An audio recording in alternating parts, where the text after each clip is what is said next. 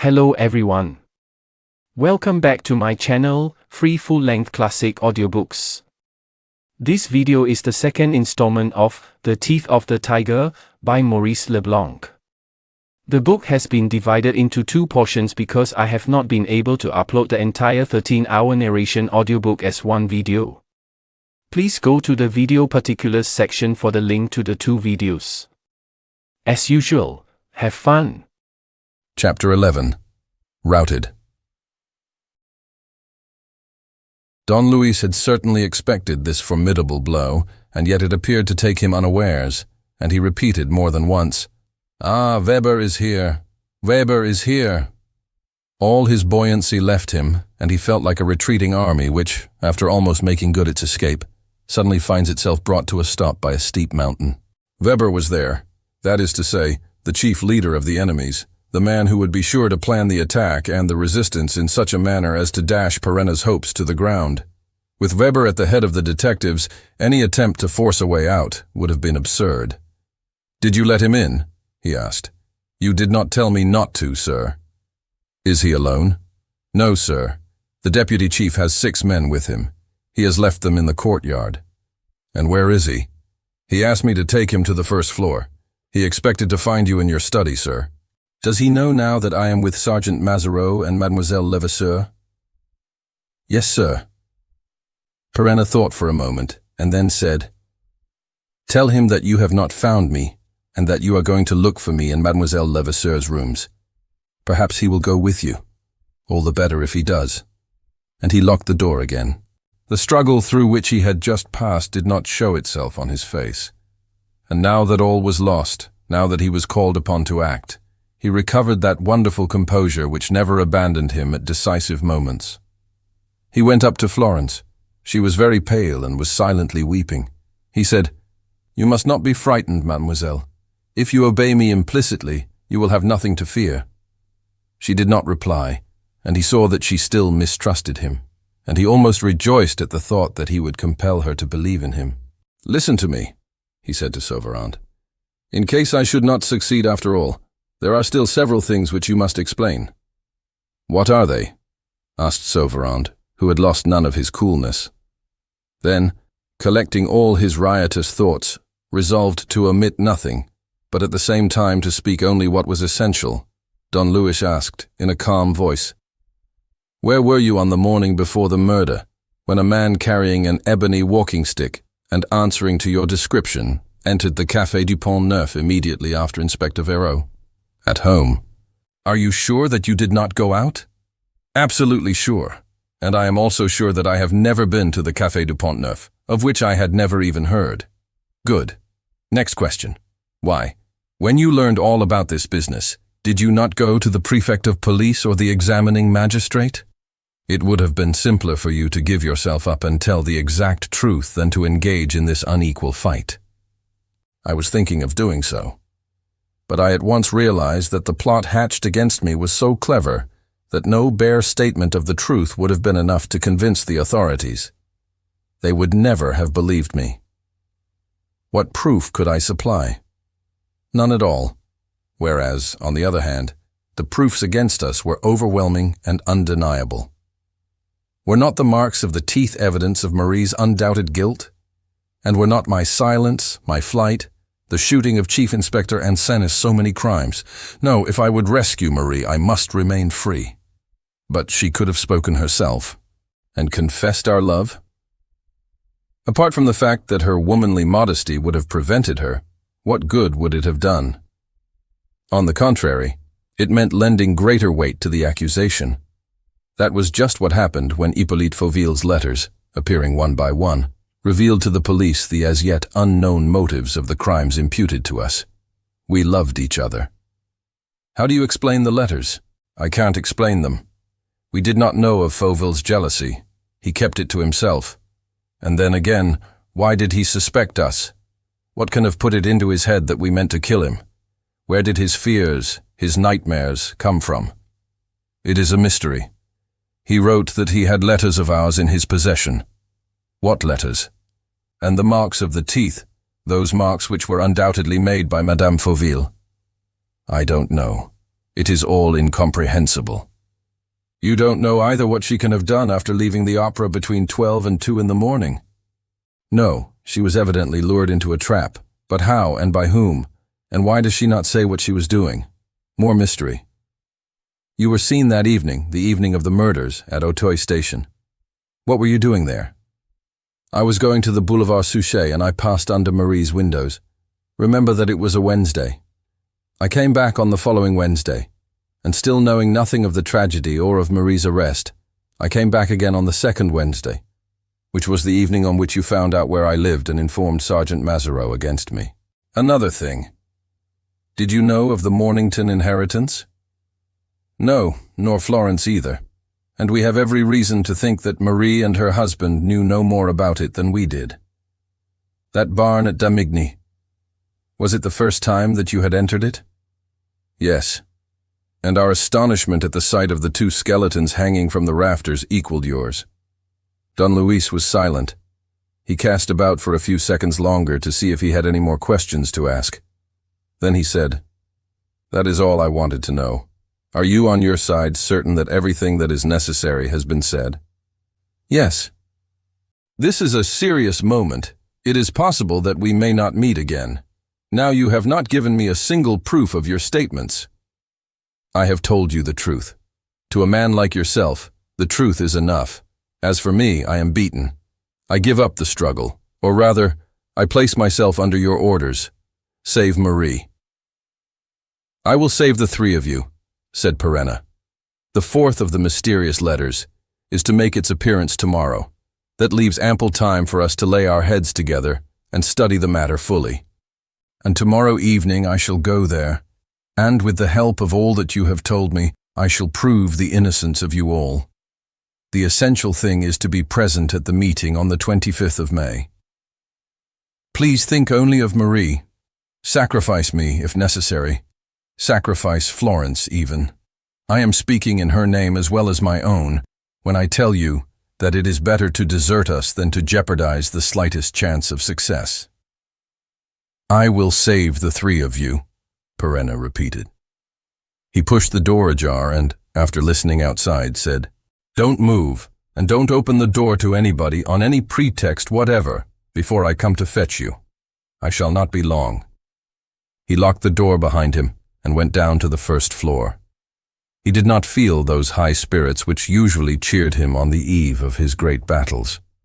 This time, Florence Levasseur's life and liberty were at stake, and the consequences of a defeat seemed to him worse than death. Through the window on the landing, he saw the detectives guarding the courtyard. He counted 6 of them, and he also saw the deputy chief at one of the windows of his study, watching the courtyard and keeping in touch with his detectives.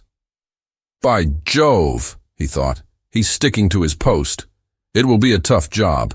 He suspects something. However, let's make a start." He went through the drawing room and entered his study. Weber saw him. The two enemies were face to face. There was a few seconds' silence before the duel opened, the duel which was bound to be swift and vigorous, without the least sign of weakness or distraction on either side. It could not last longer than 3 minutes. The deputy chief's face bore an expression of mingled joy and anxiety. For the first time, he had permission, he had orders, to fight that accursed Don Luis, against whom he had never yet been able to satisfy his hatred. And his delight was all the greater because he held every trump, whereas Don Luis had put himself in the wrong by defending Florence Levasseur and tampering with the girl's portrait. On the other hand, Weber did not forget that Don Luis was identical with Arsène Lupin, and this consideration caused him a certain uneasiness. He was obviously thinking, "The least blunder, and I'm done for." He crossed swords with a jest. "I see that you were not in Mademoiselle Levasseur's lodge as your man pretended. My man spoke in accordance with my instructions. I was in my bedroom, upstairs, but I wanted to finish the job before I came down." "And is it done?" "It's done. Florence Levasseur and Gaston Sauverand are in my room, gagged and bound. You have only to accept delivery of the goods." "Gaston Sauverand!" cried Weber. "Then it was he who was seen coming in?" "Yes, he was simply living with Florence Levasseur, whose lover he is." "Oh ho," said the deputy chief in a bantering tone. "Her lover." "Yes, and when Sergeant Mazareau brought Florence Levasseur to my room to question her out of hearing of the servants, Sauverand, foreseeing the arrest of his mistress, had the audacity to join us. He tried to rescue her from our hands." "And you checkmated him?" "Yes." It was clear that the deputy chief did not believe one word of the story. He knew through Monsieur Desmalions and Mazareau that Don Luis was in love with Florence, and Don Luis was not the man even through jealousy to hand over a woman whom he loved. He increased his attention. "Good business," he said. "Take me up to your room. Was it a hard struggle?" "Not very. I managed to disarm the scoundrel. All the same, Mazareau got stabbed in the thumb." "Nothing serious?" "Oh dear, no. But he has gone to have his wound dressed at the chemist's." The deputy chief stopped, greatly surprised. "What? Isn't Mazareau in your room with the two prisoners?" "I never told you that he was." "No, but your butler." "The butler made a mistake. Mazareau went out a few minutes before you came." "It's funny," said Weber, watching Don Luis closely, "but my men all think he's here. They haven't seen him go out." "They haven't seen him go out?" echoed Don Luis, pretending to feel anxious. "But then, where can he be? He told me he wanted to have his thumb seen to." The deputy chief was growing more and more suspicious. Evidently, Perenna was trying to get rid of him by sending him in search of the sergeant. "I will send one of my men," he said. "Is the chemist's near?" "Just around the corner in the Rue de Bourgogne. Besides, we can telephone." "Oh, we can telephone," muttered Weber. He was quite at a loss and looked like a man who does not know what is going to happen next. He moved slowly toward the instrument, while barring the way to Don Luis to prevent his escaping. Don Luis therefore retreated to the telephone box, as if forced to do so, took down the receiver with one hand, and calling, "Hello! Hello! Sax, 2409. With the other hand, which was resting against the wall, he cut one of the wires with a pair of pliers, which he had taken off the table as he passed. "Hello! Are you there? Is that 2409? Are you the chemist? Hello! Sergeant Mazareau of the detective service is with you, isn't he? Eh? What? What do you say? But it's too awful. Are you sure? Do you mean to say the wound is poisoned?" Without thinking what he was doing, the deputy chief pushed Don Luis aside and took hold of the receiver. The thought of the poisoned wound was too much for him. "Are you there?" he cried, keeping an eye on Don Luis and motioning to him not to go away. "Are you there? Eh? It's Deputy Chief Weber of the detective office speaking. Hello, are you there? I want to know about Sergeant Mazareau. Are you there? Oh, hang it. Why don't you answer?"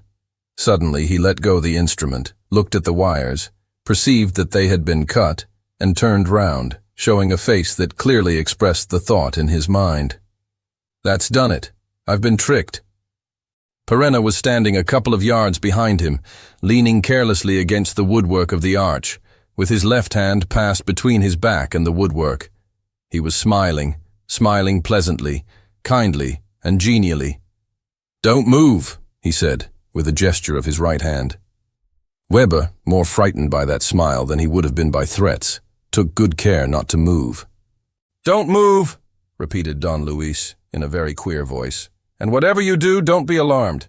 You shan't be hurt, I promise you. Just 5 minutes in a dark cell for a naughty little boy. Are you ready? 1, 2, 3, bang!"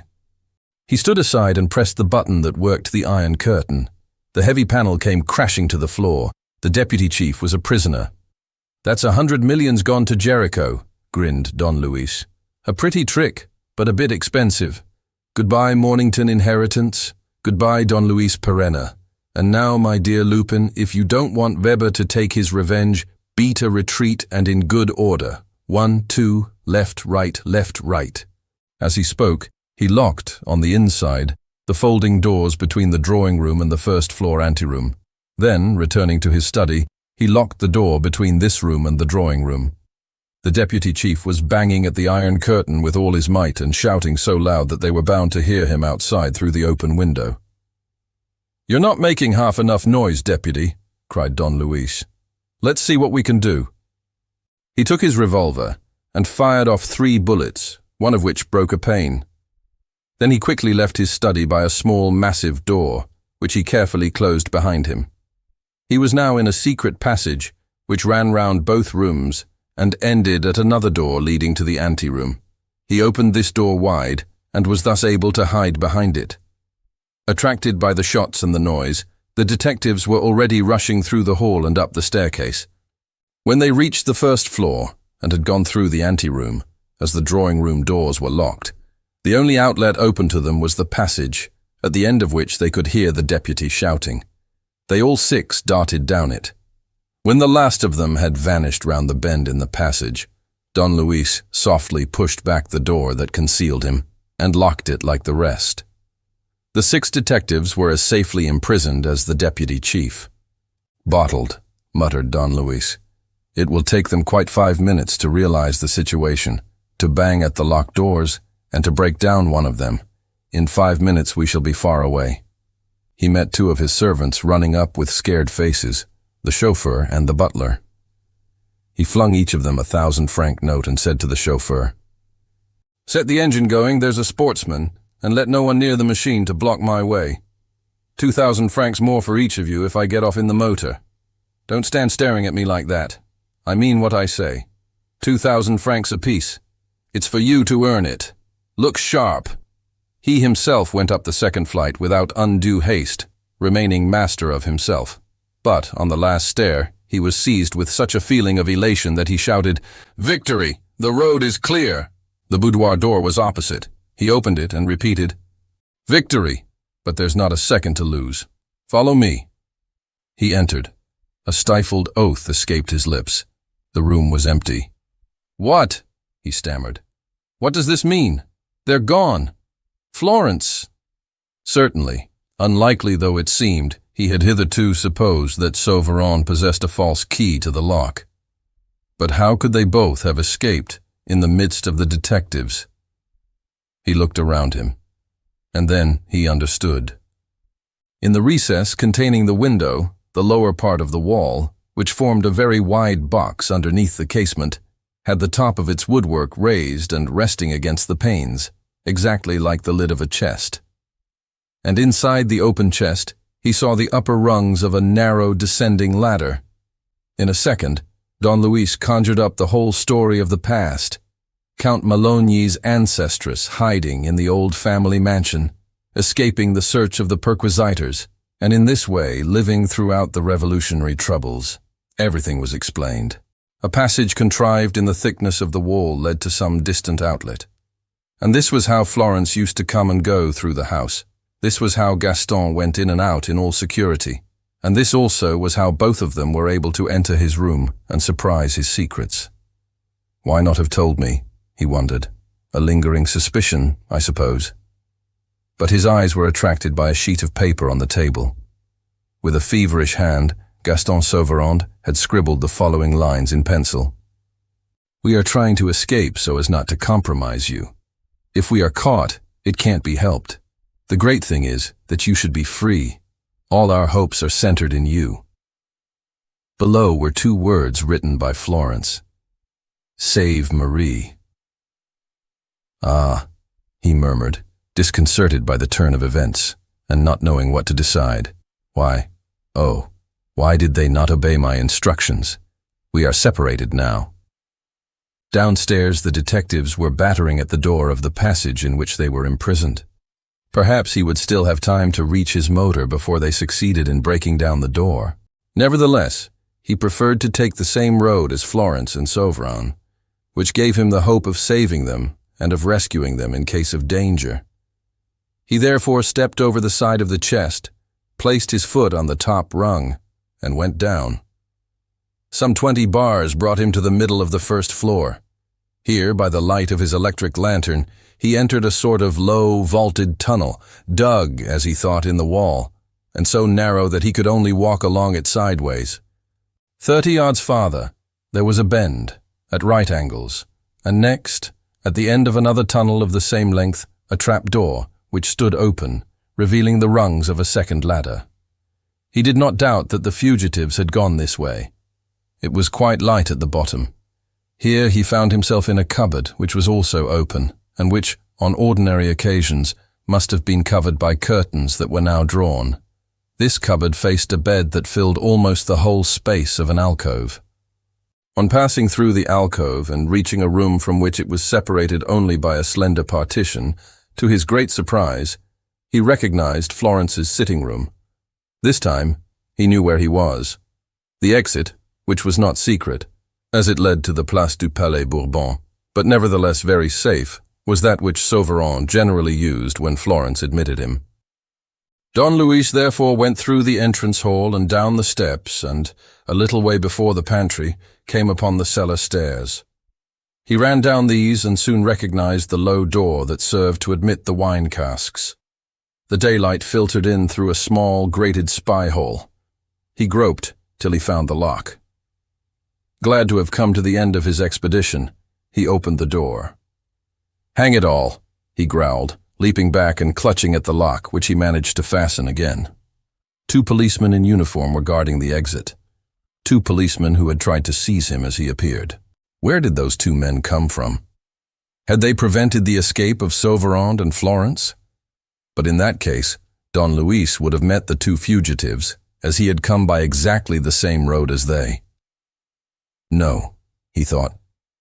They effected their flight before the exit was watched.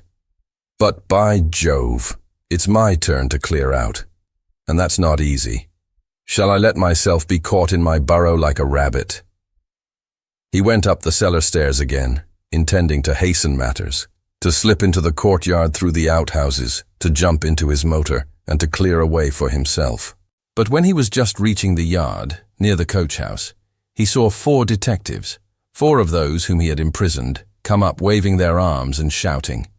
And he also became aware of a regular uproar near the main gate and the porter's lodge. A number of men were all talking together, raising their voices in violent discussion. Perhaps he might profit by this opportunity to steal outside under cover of the disorder. At the risk of being seen, he put out his head. And what he saw astounded him. Gaston Sauverand stood with his back to the wall of the lodge, surrounded by policemen and detectives who pushed and insulted him. The handcuffs were on his wrists. Gaston Sauverand, a prisoner. What had happened between the 2 fugitives and the police? His heart wrung with anguish. He leaned out still farther. But he did not see Florence. The girl had no doubt succeeded in escaping. Weber's appearance on the steps and the deputy chief's first words confirmed his hopes. Weber was mad with rage. His recent captivity and the humiliation of his defeat exasperated him. "Ah!" he roared as he saw the prisoner. "There's one of them at any rate. Gaston Sauverand. Choice game, that. Where did you catch him?" "On the Place du Palais Bourbon," said one of the inspectors. "We saw him slinking out through the cellar door. And his accomplice, the Levasseur girl. We missed her, Deputy Chief. She was the first out. And Don Luis. You haven't let him leave the house, I hope. I gave orders. He tried to get out through the cellar door 5 minutes after. Who said so? One of the men in uniform posted outside the door. Well, the beggar went back into the cellar. Weber gave a shout of delight. We've got him, and it's a nasty business for him. Charge of resisting the police. Complicity. We shall be able to unmask him at last. Tally-ho, my lads, tally-ho. 2 men to guard Sauverand. 4 men on the Place du Palais Bourbon, revolver in hand. 2 men on the roof. The rest stick to me. We'll begin with the Levasseur girl's room, and we'll take his room next. Hark, forward, my lads. Don Luis did not wait for the enemy's attack. Knowing their intentions, he beat a retreat, unseen, toward Florence's rooms. Here, as Weber did not yet know the shortcut through the outhouses, he had time to make sure that the trap door was in perfect working order, and that there was no reason why they should discover the existence of a secret cupboard at the back of the alcove, behind the curtains of the bed. Once inside the passage, he went up the first staircase, followed the long corridor contrived in the wall, climbed the ladder leading to the boudoir, and perceiving that this second trapdoor fitted the woodwork so closely that no one could suspect anything, he closed it over him. A few minutes later, he heard the noise of men making a search above his head. And so, on the 24th of May, at 5 o'clock in the afternoon, the position was as follows. Florence Levasseur with a warrant out against her, Gaston Sauveron in prison, Marie Fauville in prison and refusing all food, and Don Luis, who believed in their innocence and who alone could have saved them. Don Luis was being blockaded in his own house and hunted down by a score of detectives. As for the Mornington inheritance, there could be no more question of that, because the legatee, in his turn, had set himself in open rebellion against society. "Capital," said Don Luis with a grin. "This is life as I understand it. The question is a simple one and may be put in different ways. How can a wretched, unwashed beggar with not a penny in his pocket make a fortune in 24 hours without setting foot outside his hovel? How can a general, with no soldiers and no ammunition left, win a battle which he has lost? In short, how shall I, Arsène Lupin, manage to be present tomorrow evening at the meeting which will be held on the Boulevard Suchet, and to behave in such a way as to save Marie Fauville, Florence Levasseur, Gaston Sauveron, and my excellent friend Don Luis Perenna in the bargain?" Dull blows came from somewhere. The men must be hunting the roofs and sounding the walls. Don Luis stretched himself flat on the floor, hid his face in his folded arms, and shutting his eyes murmured, "Let's think." Chapter 12. Help. When Lupin afterward told me this episode of the tragic story, he said, not without a certain self-complacency, "What astonished me then, and what astonishes me still, as one of the most amazing victories on which I am entitled to pride myself, is that I was able to admit Sauveron and Marie Fauville's innocence on the spot, as a problem solved once and for all. It was a first-class performance, I swear, and surpassed the most famous deductions of the most famous investigators, both in psychological value and in detective merit. After all, taking everything into account, there was not the shadow of a fresh fact to enable me to alter the verdict. The charges accumulated against the two prisoners were the same, and were so grave that no examining magistrate would have hesitated for a second to commit them for trial, nor any jury to bring them in guilty. I will not speak of Marie Fauville. You had only to think of the marks of her teeth to be absolutely certain. But Gaston Sauveron, the son of Victor Sauveron, and consequently the heir of Cosmo Mornington, Gaston Sauveron, the man with the ebony walking stick, and the murderer of Chief Inspector Ancenis, was he not just as guilty as Marie Fauville, incriminated with her by the mysterious letters, incriminated by the very revelation of the husband whom they had killed? "And yet why did that sudden change take place in me?" he asked. "Why did I go against the evidence? Why did I credit an incredible fact? Why did I admit the inadmissible? Why? Well, no doubt, because truth has an accent that rings in the ears in a manner all its own. On the one side, every proof, every fact, every reality, every certainty. On the other, a story told by one of the three criminals, and therefore, presumptively, absurd and untrue from start to finish. But a story told in a frank voice, a clear, dispassionate, closely woven story, free from complications or improbabilities, a story which supplied no positive solution, but which, by its very honesty, obliged any impartial mind to reconsider the solution arrived at. I believed the story. The explanation which Lupin gave me was not complete. I asked, "And Florence Levasseur?" "Florence? Yes, you don't tell me what you thought. What was your opinion about her? Everything tended to incriminate her not only in your eyes, because, logically speaking, she had taken part in all the attempts to murder you, but also in the eyes of the police. They knew that she used to pay Sauveron clandestine visits at his house on the Boulevard Richard Wallace. They had found her photograph in Inspector Vero's memorandum book, and then all the rest. Your accusations, your certainties. Was all that modified by Sauveron's story? To your mind, was Florence innocent or guilty?" He hesitated, seemed on the point of replying directly and frankly to my question, but could not bring himself to do so, and said, "I wished to have confidence. In order to act, I must have full and entire confidence. Whatever doubts might still assail me, Whatever darkness might still enshroud this or that part of the adventure, I therefore believed, and believing, I acted according to my belief. Acting, to Don Luis Perenna, during those hours of forced inactivity, consisted solely in perpetually repeating to himself Gaston Sauvarin's account of the events. He tried to reconstitute it in all its details, to remember the very least sentences, the apparently most insignificant phrases.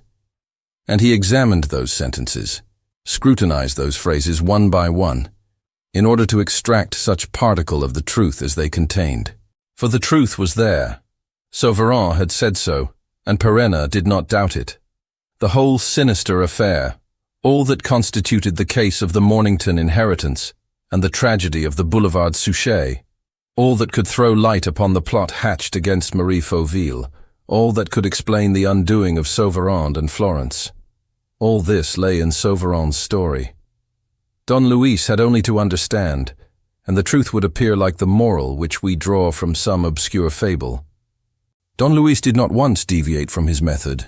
If any objection suggested itself to his mind, he at once replied, "Very well, it may be that I am wrong, and that Sauvarin's story will not enlighten me on any point capable of guiding me. It may be that the truth lies outside it. But am I in a position to get at the truth in any other way? All that I possess as an instrument of research, without attaching undue importance to certain gleams of light which the regular appearance of the mysterious letters has shed upon the case, all that I possess is Gaston Sauvarin's story. Must I not make use of it?" And once again, as when one follows a path by another person's tracks, he began to live through the adventure which Sauvarin had been through. He compared it with the picture of it which he had imagined until then. The two were in opposition, but could not the very clash of their opposition be made to produce a spark of light? Here is what he said, he thought, and there is what I believed. What does the difference mean? Here is the thing that was, and there is the thing that appeared to be. Why did the criminal wish the thing that was to appear under that particular aspect? To remove all suspicion from him. But in that case, was it necessary that suspicion should fall precisely on those on whom it did? The questions came crowding one upon the other. He sometimes answered them at random, mentioning names and uttering words in succession, as though the name mentioned might be just that of the criminal, and the words uttered those which contained the unseen reality. Then at once he would take up the story again, as schoolboys do when passing and analyzing a passage, in which each expression is carefully sifted, each period discussed, each sentence reduced to its essential value. Hours and hours passed. Suddenly, in the middle of the night, he gave a start. He took out his watch. By the light of his electric lamp, he saw that it was 17 minutes to 12. So, at 17 minutes to 12 at night, he said, I fathomed the mystery. He tried to control his emotion, but it was too great, and his nerves were so immensely staggered by the trial that he began to shed tears. He had caught sight of the appalling truth all of a sudden, as when at night one half sees a landscape under a lightning flash. There is nothing more unnerving than this sudden illumination when we have been groping and struggling in the dark. Already exhausted by his physical efforts and by the want of food, from which he was beginning to suffer, he felt the shock so intensely that without caring to think a moment longer, he managed to go to sleep, or rather, to sink into sleep, as one sinks into the healing waters of a bath. When he woke, in the small hours, alert and well despite the discomfort of his couch, he shuddered on thinking of the theory which he had accepted, and his first instinct was to doubt it. He had, so to speak, no time. All the proofs came rushing to his mind of their own accord, and at once transformed the theory into one of those certainties which it would be madness to deny. It was that, and nothing else. As he had foreseen, the truth lay recorded in Sauvarin's story, and he had not been mistaken either, in saying to Mazareau that the manner in which the mysterious letters appeared had put him on the track of the truth. And the truth was terrible. He felt at the thought of it the same fears that had maddened Inspector Vérot when, already tortured by the poison, he stammered, "Oh, I don't like this. I don't like the look of this. The whole thing has been planned in such an infernal manner." Infernal was the word. And Don Luis remained stupefied at the revelation of a crime which looked as if no human brain could have conceived it.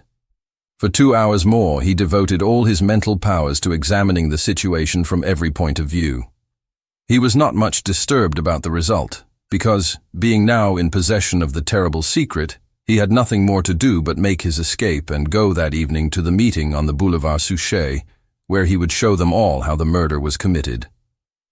But when, wishing to try his chance of escaping, he went up through the underground passage and climbed to the top of the upper ladder, that is to say, to the level of the boudoir, he heard through the trap door the voices of men in the room. "By Jove," he said to himself, "the thing is not so simple as I thought. In order to escape the minions of the law, I must first leave my prison, and here is at least one of the exits blocked. Let's look at the other." He went down to Florence's apartments and worked the mechanism, which consisted of a counterweight. The panel of the cupboard moved in the groove. Driven by horror and hoping to find some provisions which enable him to withstand a siege without being reduced to famine, he was about to pass through the alcove behind the curtains when he was stopped short by a sound of footsteps. Someone had entered the room. "Well, Mazareau, have you spent the night here? Nothing new?" Don Luis recognized the prefect of police by his voice, and the question put by the prefect told him first that Mazareau had been released from the dark closet where he had bound him up, and secondly, that the sergeant was in the next room.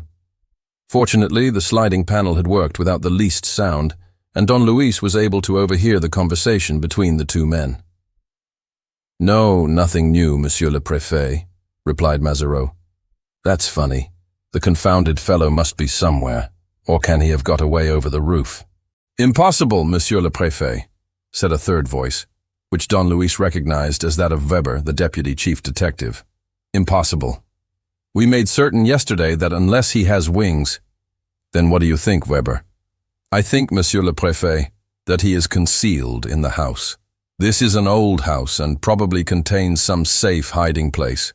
Of course, said Monsieur Desmalions, whom Don Luis, peeping through the curtains, saw walking to and fro in front of the alcove.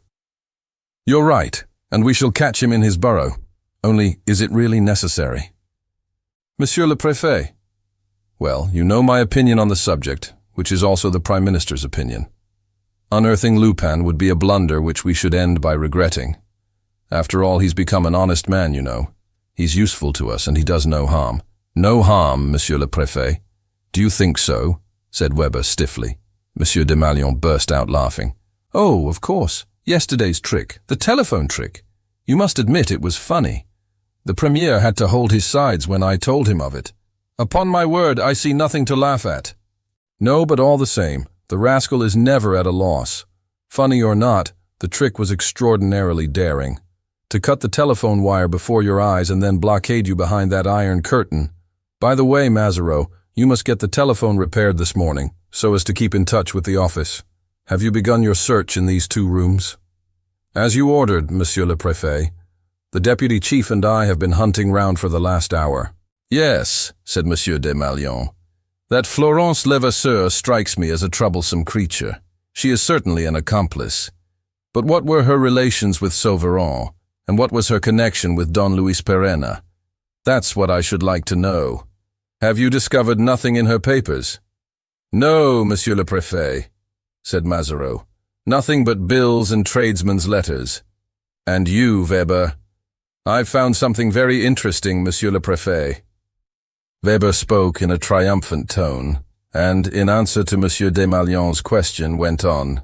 "This is a volume of Shakespeare, Monsieur le Préfet, volume 8.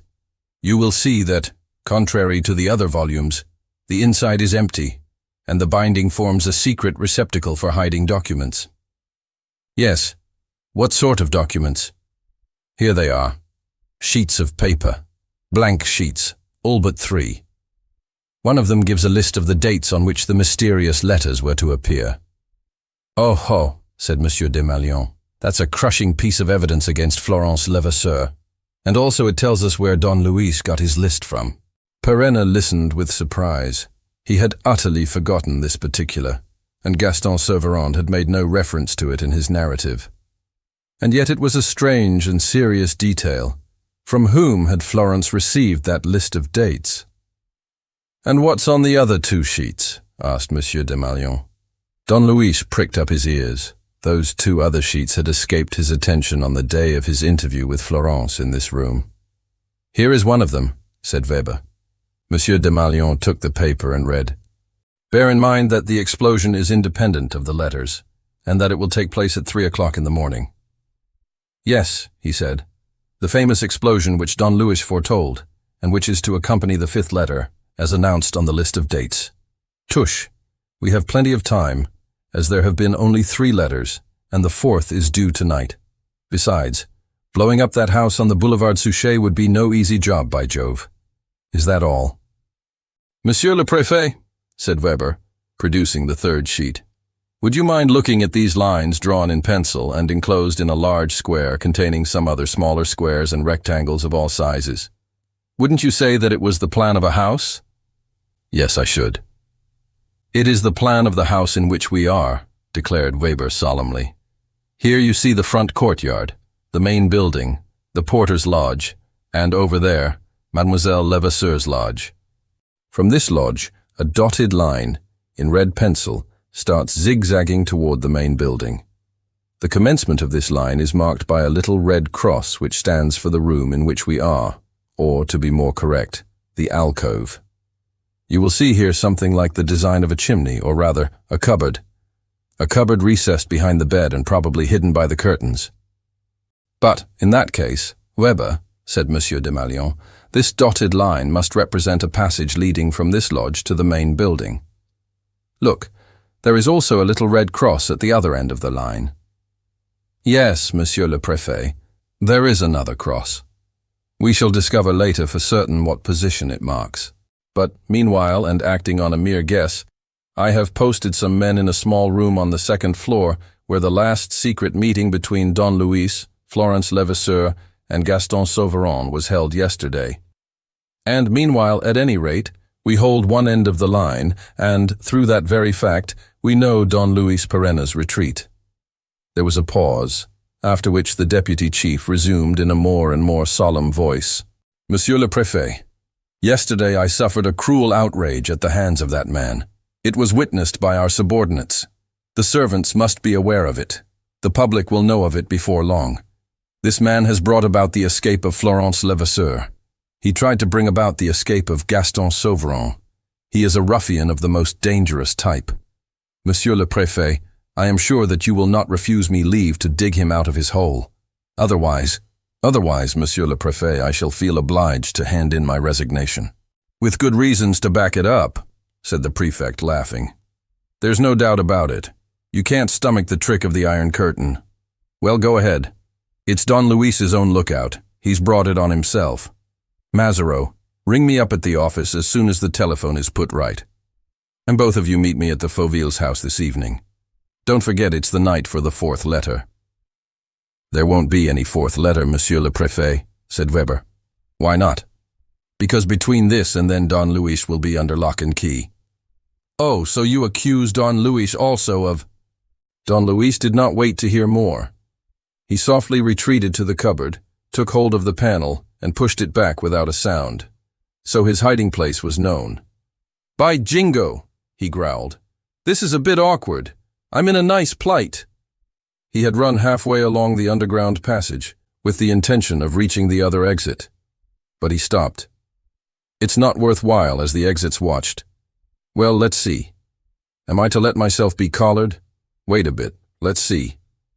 Already there came from the alcove below a noise of blows striking on the panel, the hollow sound of which had probably attracted the deputy chief's attention. And, as Weber was not compelled to take the same precautions as Don Luis, and seemed to be breaking down the panel without delaying to look for the mechanism, the danger was close at hand. Oh, hang it all, muttered Don Luis. This is too silly. What shall I do? Have a dash at them? Ah, if I had all my strength. But he was exhausted by want of food.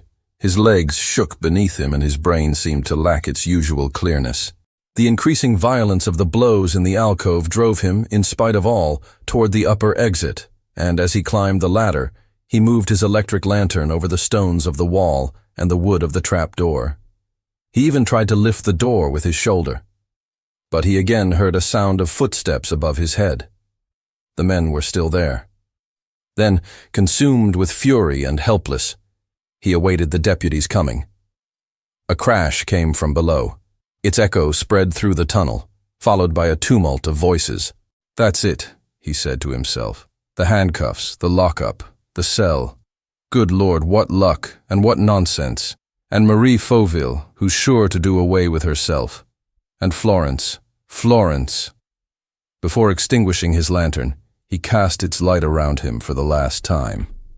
At a couple of yards' distance from the ladder, about 3/4 of the way up and set a little way back, there was a big stone missing from the inner wall, leaving a space just large enough to crouch in. Although the recess did not form much of a hiding place, it was just possible that they might omit to inspect it. Besides, Don Luis had no choice. At all events, after putting out the light, he leaned toward the edge of the hole, reached it, and managed to scramble in by bending himself in two. Weber, Mazareau, and their men were coming along.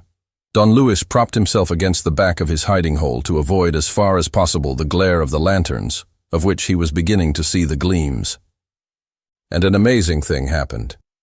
The stone against which he was pushing toppled over slowly, as though moving on a pivot, and he fell backward into a second cavity situated behind it. He quickly drew his legs after him, and the stone swung back as slowly as before, not, however, without sending down a quantity of small stones, crumbling from the wall and half covering his legs. "Well, well," he chuckled. "Can Providence be siding with virtue and righteousness?" He heard Mazareau's voice saying, "Nobody, and here's the end of the passage. Unless he ran away as we came, look, through the trap door at the top of this ladder." Weber replied, "Considering the slope by which we've come, it's certain that the trap door is on a level with the second floor. Well, the other little cross ought to mark the boudoir on the second floor, next to Don Luis's bedroom. That's what I supposed, and why I posted 3 of our men there. If he's tried to get out on that side, he's caught." "We've only got to knock," said Mazareau. "Our men will find the trap door and let us out. If not, we will break it down." More blows echoed down the passage. 15 or 20 minutes after, the trapdoor gave way, and other voices now mingled with Weber's and Mazareau's. During this time, Don Luis examined his domain and perceived how extremely small it was. The most that he could do was to sit in it. It was a gallery, or rather, a sort of gut, 1.5 yards long and ending in an orifice, narrower still, heaped up with bricks. The walls, besides, were formed of bricks, some of which were lacking, and the building stones which these should have kept in place crumbled at the least touch. The ground was strewn with them. "By Jove," thought Lupin, "I must not wriggle about too much, or I shall risk being buried alive. A pleasant prospect. Not only this, but the fear of making a noise kept him motionless. As a matter of fact, he was close to 2 rooms occupied by the detectives, first the boudoir, and then the study. For the boudoir, as he knew, was over that part of his study which included the telephone box. The thought of this suggested another. On reflection, remembering that he used sometimes to wonder how Count Maloney's ancestress had managed to keep alive behind the curtain on the days when she had to hide there, he realized that there must have been a communication between the secret passage and what was now the telephone box, a communication too narrow to admit a person's body, but serving as a ventilating shaft. As a precaution, in case the secret passage was discovered, a stone concealed the upper aperture of this shaft. Count Maloney must have closed up the lower end when he restored the wainscoting of the study. So there he was, imprisoned in the thickness of the walls, with no very definite intention beyond that of escaping from the clutches of the police. More hours passed. Gradually, tortured with hunger and thirst, he fell into a heavy sleep, disturbed by painful nightmares, which he would have given much to be able to throw off. But he slept too deeply to recover consciousness until 8 o'clock in the evening. When he woke up, feeling very tired, he saw his position in an unexpectedly hideous light, and at the same time, so accurately that, yielding to a sudden change of opinion marked by no little fear, he resolved to leave his hiding place and give himself up. Anything was better than the torture which he was enduring and the dangers to which longer waiting exposed him. But on turning round to reach the entrance to his hole, he perceived first that the stone did not swing over when merely pushed, and next, after several attempts, that he could not manage to find the mechanism which no doubt worked the stone. He persisted. His exertions were all in vain. The stone did not budge. Only, at each exertion, a few bits of stone came crumbling from the upper part of the wall, and still further narrowed the space in which he was able to move. It cost him a considerable effort to master his excitement and to say jokingly, "That's capital. I shall be reduced now to calling for help. I, Arsène Lupin. Yes, to call in the help of those gentlemen of the police. Otherwise, the odds on my being buried alive will increase every minute. They're 10 to 1 as it is." He clenched his fists. "Hang it! I'll get out of this scrape by myself. Call for help? Not if I know it." He summoned up all his energies to think, but his jaded brain gave him none but confused and disconnected ideas. He was haunted by Florence's image and by Marie Fauvil's as well. "It's tonight that I'm to save them," he said to himself, "and I certainly will save them, as they are not guilty, and as I know the real criminal. But how shall I set about it to succeed?" He thought of the prefect of police, of the meeting that was to take place at Fauvil's house on the Boulevard Suchet. The meeting had begun. The police were watching the house, and this reminded him of the sheet of paper found by Weber in the 8th volume of Shakespeare's plays, and of the sentence written on it, which the prefect had read out. "Bear in mind that the explosion is independent of the letters, and that it will take place at 3 o'clock in the morning." Yes, thought Don Luis, accepting Monsieur Desmalions's reasoning. Yes, in 10 days' time. As there have been only 3 letters, the 4th will appear tonight, and the explosion will not take place until the 5th letter appears. That is in 10 days from now. He repeated, "In 10 days, with the 5th letter, in 10 days. And suddenly he gave a start of fright. A horrible vision had flashed across his mind, a vision only too real. The explosion was to occur that very night. And all at once, knowing that he knew the truth, all at once, in a revival of his usual clear-sightedness, he accepted the theory as certain.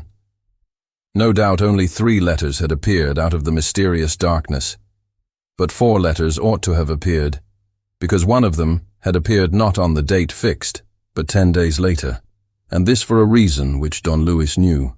Besides, it was not a question of all this. It was not a question of seeking the truth amid this confusion of dates and letters, amid this intricate tangle in which no one could lay claim to any certainty. No, one thing alone stood out above the situation. The sentence, "Bear in mind that the explosion is independent of the letters." And, as the explosion was put down for the night of the 25th of May, it would occur that very night, at 3 o'clock in the morning. "Help! Help!" he cried. This time he did not hesitate. So far he had had the courage to remain huddled in his prison, and to wait for the miracle that might come to his assistance. But he preferred to face every danger and undergo every penalty rather than abandon the prefect of police, Weber, Mazareau, and their companions to the death that threatened them. "Help! Help!" Fauvil's house would be blown up in 3 or 4 hours.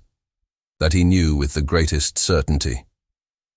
Just as punctually as the mysterious letters had reached their destination in spite of all the obstacles in the way, so the explosion would occur at the hour named. The infernal artificer of the accursed work had wished it so. At 3 o'clock in the morning there would be nothing left of the Fauvil's house. "Help! Help!" He recovered enough strength to raise desperate shouts and to make his voice carry beyond the stones and beyond the wainscoting. Then, when there seemed to be no answer to his call, he stopped and listened for a long time.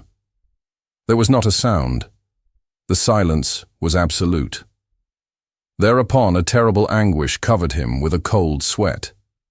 Supposing the detectives had ceased to watch the upper floors and confined themselves to spending the night in the rooms on the ground floor, He madly took a brick and struck it repeatedly against the stone that closed the entrance, hoping that the noise would spread through the house. But an avalanche of small stones, loosened by the blows, at once fell upon him, knocking him down again and fixing him where he lay. "Help! Help!" More silence.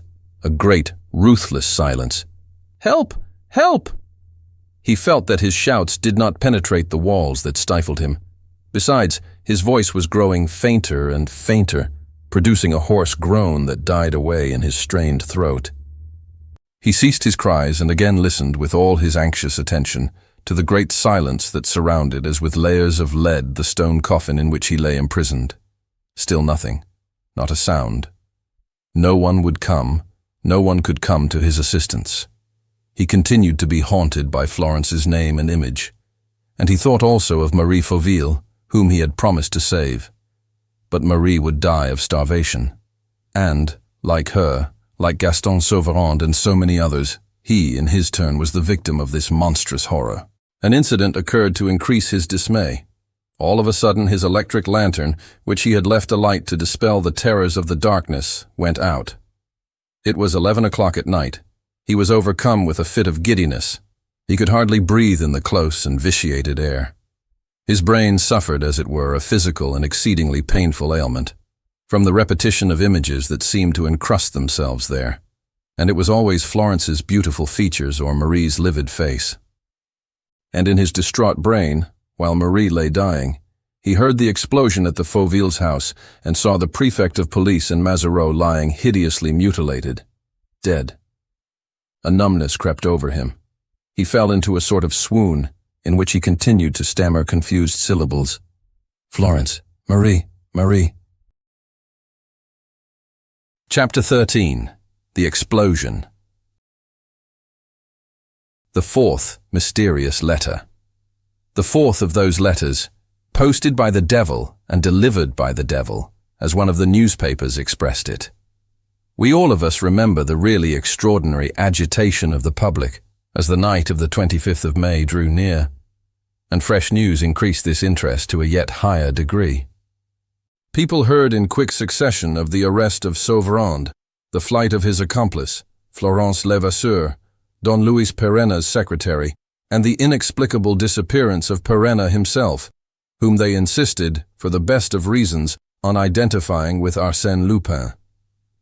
The police, assured from this moment of victory and having nearly all the actors in the tragedy in their power, had gradually given way to indiscretion, and, thanks to the particulars revealed to this or that journalist, the public knew of Don Luis's change of attitude, suspected his passion for Florence Levasseur and the real cause of his right-about face, and thrilled with excitement as they saw that astonishing figure enter upon a fresh struggle. What was he going to do? If he wanted to save the woman he loved from prosecution and to release Marie and Sauverand from prison, he would have to intervene sometime that night to take part, somehow or other, in the event at hand, and to prove the innocence of the three accomplices, either by arresting the invisible bearer of the fourth letter or by suggesting some plausible explanation. In short, he would have to be there, and that was interesting indeed. And then the news of Marie Fauville was not good. With unwavering obstinacy, she persisted in her suicidal plans. She had to be artificially fed, and the doctors in the infirmary at Saint-Lazare did not conceal their anxiety. Would Don Luis Perenna arrive in time? Lastly, there was that one other thing, the threat of an explosion, which was to blow up Hippolyte Fauville's house 10 days after the delivery of the fourth letter. A really impressive threat, when it was remembered that the enemy had never announced anything that did not take place at the stated hour. And although it was still 10 days, at least, so people thought, from the date fixed for the catastrophe, the threat made the whole business look more and more sinister. That evening, therefore, a great crowd made its way, through La Muette and Auteuil, to the Boulevard Suchet, a crowd coming not only from Paris, but also from the suburbs and the provinces. The spectacle was exciting, and people wanted to see. They saw only from a distance, for the police had barred the approaches 100 yards from either side of the house, and were driving into the ditches of the fortifications all those who managed to climb the opposite slope. The sky was stormy, with heavy clouds revealed at intervals by the light of a silver moon. There were lightning flashes and peals of distant thunder. Men sang. Street boys imitated the noises of animals. People formed themselves into groups on the benches and pavements and ate and drank while discussing the matter.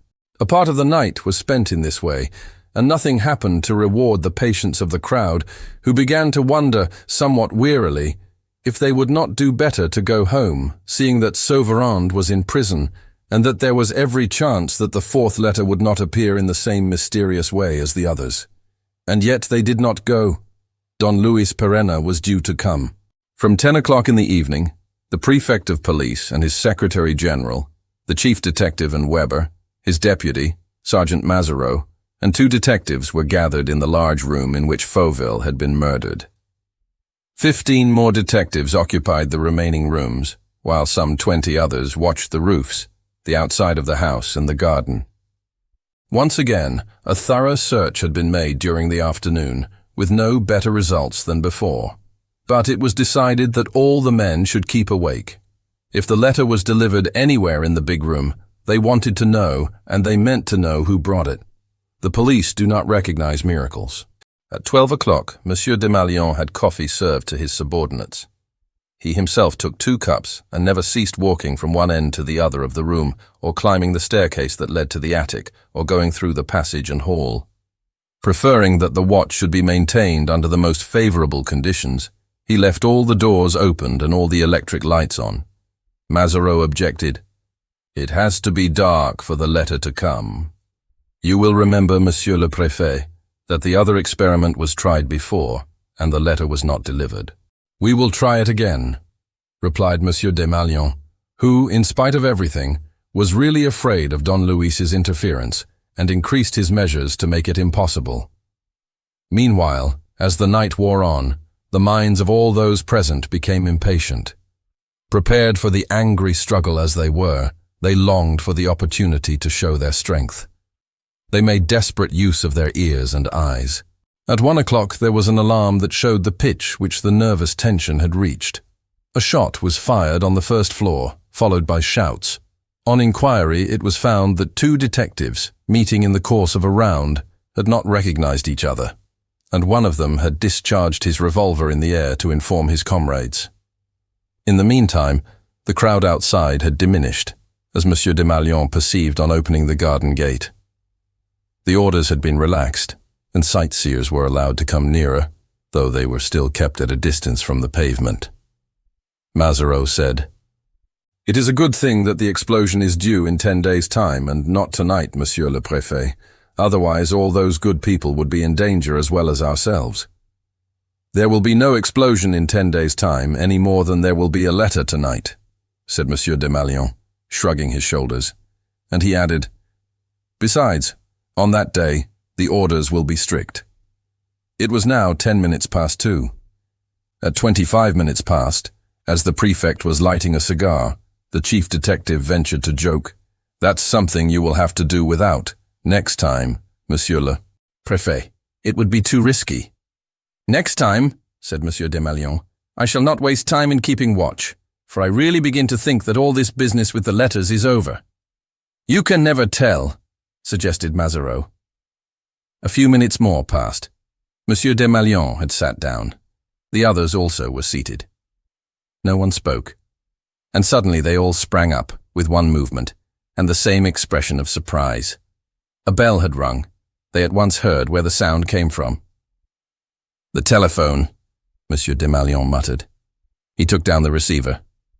"Hello, who are you?" A voice answered, but so distant and so faint that he could only catch an incoherent noise, and exclaimed, "Speak louder. What is it? Who are you?" The voice spluttered out a few syllables that seemed to astound him.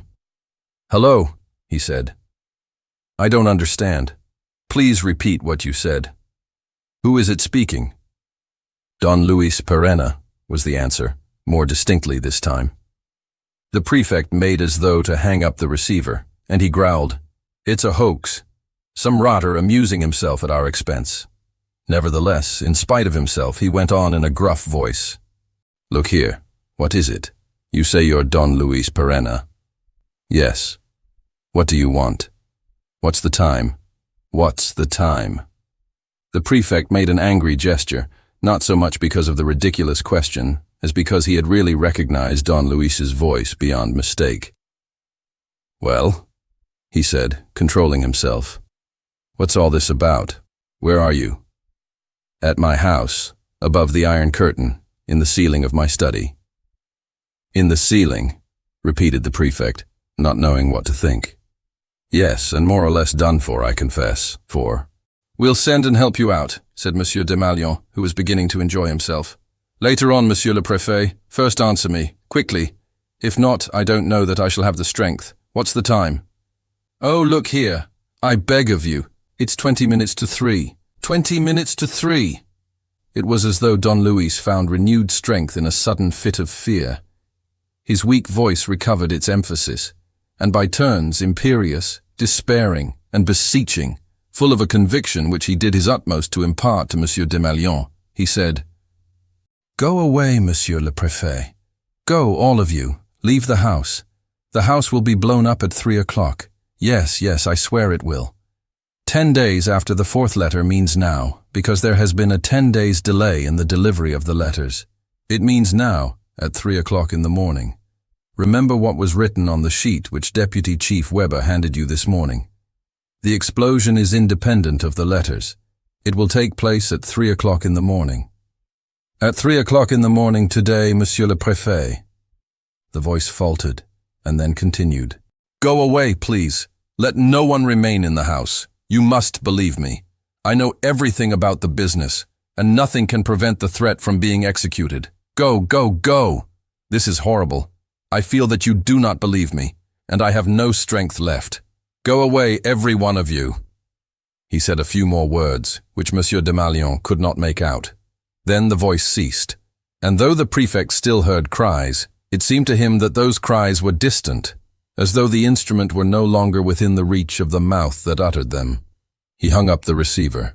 Gentlemen, he said with a smile, it is 17 to 3. In 17 minutes, we shall all be blown up together. At least, that is what our good friend Don Luis Perenna declares. In spite of the jokes with which this threat was met, there was a general feeling of uneasiness. Weber asked, Was it really Don Luis, Monsieur le Préfet? Don Luis in person. He has gone to earth in some hiding hole in his house above the study, and his fatigue and privation seem to have unsettled him a little.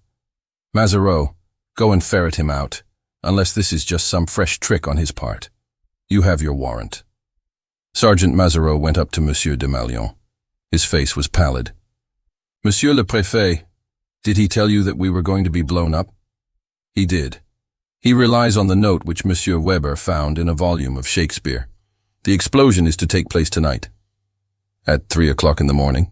At 3 o'clock in the morning, that is to say, in less than a quarter of an hour. And do you propose to remain, Monsieur le Préfet? What next, Sergeant? Do you imagine that we are going to obey that gentleman's fancies? Mazareau staggered, hesitated, and then, despite all his natural deference, unable to contain himself, exclaimed, Monsieur le Préfet, it's not a fancy. I have worked with Don Luis. I know the man. If he tells you that something is going to happen, it's because he has his reasons. Absurd reasons. Absurd. No, Monsieur le Préfet, Mazareau pleaded, growing more and more excited. I swear that you must listen to him. The house will be blown up. He said so, at 3 o'clock. We have a few minutes left. Let us go. I entreat you, Monsieur le Préfet. In other words, you want us to run away. But it's not running away, Monsieur le Préfet. It's a simple precaution. After all, we can't risk you, yourself, Monsieur le Préfet. That will do. But Monsieur le Préfet, as Don Luis said, That will do, I say, repeated the prefect harshly. If you're afraid, you can take advantage of the order which I gave you and go off after Don Luis. Mazareau clicked his heels together and, old soldier that he was, saluted. I shall stay here, Monsieur le Préfet. And he turned and went back to his place at a distance. Silence followed. Monsieur Desmalions began to walk up and down the room, with his hands behind his back. Then, addressing the chief detective and the secretary general, You are of my opinion, I hope, he said. Why, yes, Monsieur le Préfet. Well, of course. To begin with, that supposition is based on nothing serious. And besides, we are guarded, aren't we? Bombs don't come tumbling on one's head like that. It takes someone to throw them. Well, how are they to come? By what way? Same way as the letters, the Secretary General ventured to suggest. What's that? Then you admit? The Secretary General did not reply, and Monsieur Desmalions did not complete his sentence. He himself, like the others, experienced that same feeling of uneasiness, which gradually, as the seconds sped past, was becoming almost intolerably painful. 3 o'clock in the morning. The words kept on recurring to his mind. Twice he looked at his watch. There was 12 minutes left. There was 10 minutes. Was the house really going to be blown up by the mere effect of an infernal and all-powerful will? "It's senseless, absolutely senseless," he cried, stamping his foot. But on looking at his companions, he was amazed to see how drawn their faces were, and he felt his courage sink in a strange way. He was certainly not afraid, and the others were no more afraid than he. But all of them, from the chiefs to the simple detectives, were under the influence of that Don Luis Perenna, whom they had seen accomplishing such extraordinary feats, and who had shown such wonderful ability throughout this mysterious adventure. Consciously or unconsciously, whether they wished it or no, they looked upon him as an exceptional being endowed with special faculties, a being of whom they could not think without conjuring up the image of the amazing Arsène Lupin, with his legend of daring, genius, and superhuman insight. And Lupin was telling them to fly. Pursued and hunted as he was, he voluntarily gave himself up to warn them of their danger. And the danger was immediate. 7 minutes more, 6 minutes more, and the house would be blown up. With great simplicity, Mazareau went on his knees, made the sign of the cross, and said his prayers in a low voice.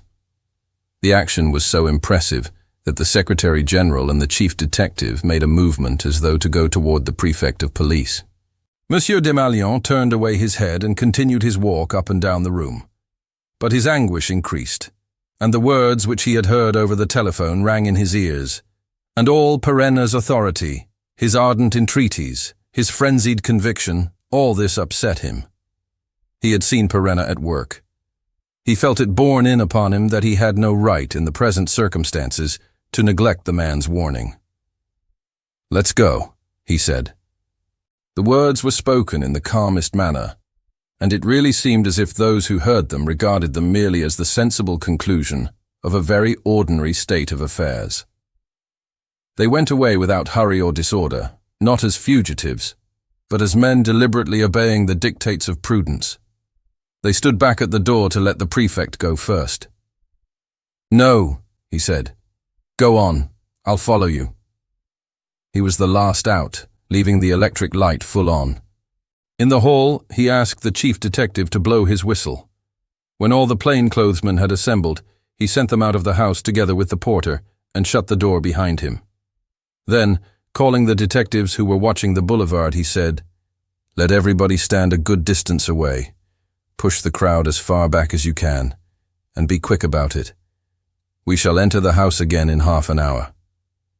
"And you, Monsieur le Préfet?" whispered Mazareau. "You won't remain here, I hope." "No, that I shan't," he said, laughing. "If I take our friend Perenna's advice at all, I may as well take it thoroughly. There is only 2 minutes left." Our friend Perenna spoke of 3 o'clock, not of 2 minutes to 3. So, he crossed the boulevard, accompanied by his Secretary General, the Chief Detective, and Mazareau, and clambered up the slope of the fortifications opposite the house. "Perhaps we ought to stoop down," suggested Mazareau. "Let's stoop, by all means," said the prefect, still in a good humor. "But honestly, if there's no explosion, I shall send a bullet through my head. I could not go on living after making myself look so ridiculous." "There will be an explosion, Monsieur le Préfet," declared Mazareau. "What confidence you must have in our friend Don Luis." "You have just the same confidence, Monsieur le Préfet." They were silent, irritated by the weight, and struggling with the absurd anxiety that oppressed them. They counted the seconds singly, by the beating of their hearts. It was interminable, 3 o'clock sounded from somewhere. "You see," grinned Monsieur Desmalions in an altered voice. "You see, there's nothing, thank goodness." And he growled, "It's idiotic, perfectly idiotic. How could anyone imagine such nonsense?" Another clock struck farther away. Then the hour also rang from the roof of a neighboring building. Before the third stroke had sounded, they heard a kind of cracking, and the next moment came the terrible blast, complete, but so brief that they had only, so to speak, a vision of an immense sheaf of flames and smoke shooting forth enormous stones and pieces of wall, something like the grand finale of a fireworks display. And it was all over. The volcano had erupted. "Look sharp!" shouted the prefect of police, darting forward. "Telephone for the engines, quick, in case of fire." He caught Mazareau by the arm. "Run to my motor. You'll see her 100 yards down the boulevard. Tell the man to drive you to Don Luis and, if you find him, release him and bring him here." "Under arrest, Monsieur le Préfet." "Under arrest? You're mad." "But if the deputy chief will keep his mouth shut. I'll see to that. Be off." Mazareau fulfilled his mission, not with greater speed than if he had been sent to arrest Don Luis, for Mazareau was a conscientious man, but with extraordinary pleasure. The fight which he had been obliged to wage against the man whom he still called the chief had often distressed him to the point of tears. This time he was coming to help him, perhaps to save his life. That afternoon the deputy chief had ceased his search of the house by Monsieur Desmalions' orders, as Don Luis's escape seemed certain, and left only 3 men on duty. Mazareau found them in a room on the ground floor, where they were sitting up in turns. In reply to his questions, they declared that they had not heard a sound. He went upstairs alone, so as to have no witnesses to his interview with the governor, passed through the drawing room, and entered the study. Here he was overcome with anxiety, for after turning on the light, the first glance revealed nothing to his eyes. "Chief!" he cried, repeatedly. "Where are you, Chief?" No answer. And yet, thought Mazareau, as he telephoned, he can't be far away. In fact, he saw from where he stood that the receiver was hanging from its cord, and, going onto the telephone box, he stumbled over bits of brick and plaster that strewed the carpet. He then switched on the light in the box as well and saw a hand and arm hanging from the ceiling above him. The ceiling was broken up all around that arm, but the shoulder had not been able to pass through, and Mazareau could not see the captive's head. He sprang onto a chair and reached the hand. He felt it and was reassured by the warmth of its touch. "Is that you, Mazareau?" asked a voice that seemed to the sergeant to come from very far away. "Yes, it's I. You're not wounded, are you? Nothing serious?" "No, only stunned and a bit faint from hunger. Listen to me." "I'm listening." "Open the second drawer on the left in my writing desk. You'll find—" "Yes, Chief." "An old stick of chocolate." "But—" "Do as I tell you, Alexandra, I'm famished." Indeed, Don Luis recovered after a moment or two and said in a gayer voice, "That's better. I can wait now. Go to the kitchen and fetch me some bread and some water." "I'll be back at once, Chief." "Not this way. Come back by Florence Levasseur's room and the secret passage to the ladder which leads to the trapdoor at the top." And he told him how to make the stone swing out and how to enter the hollow in which he had expected to meet with such a tragic end. The thing was done in 10 minutes. Mazareau cleared the opening, caught hold of Don Luis by the legs, and pulled him out of his hole. Oh dear," he moaned in a voice full of pity. "What a position, Chief. How did you manage it all?" "Yes, I see. You must have dug down where you lay and gone on digging for more than a yard, and it took some pluck, I expect, on an empty stomach." When Don Luis was seated in his bedroom and had swallowed a few bits of bread and drunk what he wanted, he told his story. "Yes, it took the devil's own pluck, old man. By jingo. When a chap's ideas are whirling in his head and he can't use his brain, upon my word, all he asks is to die. And then there was no air, you see. I couldn't breathe.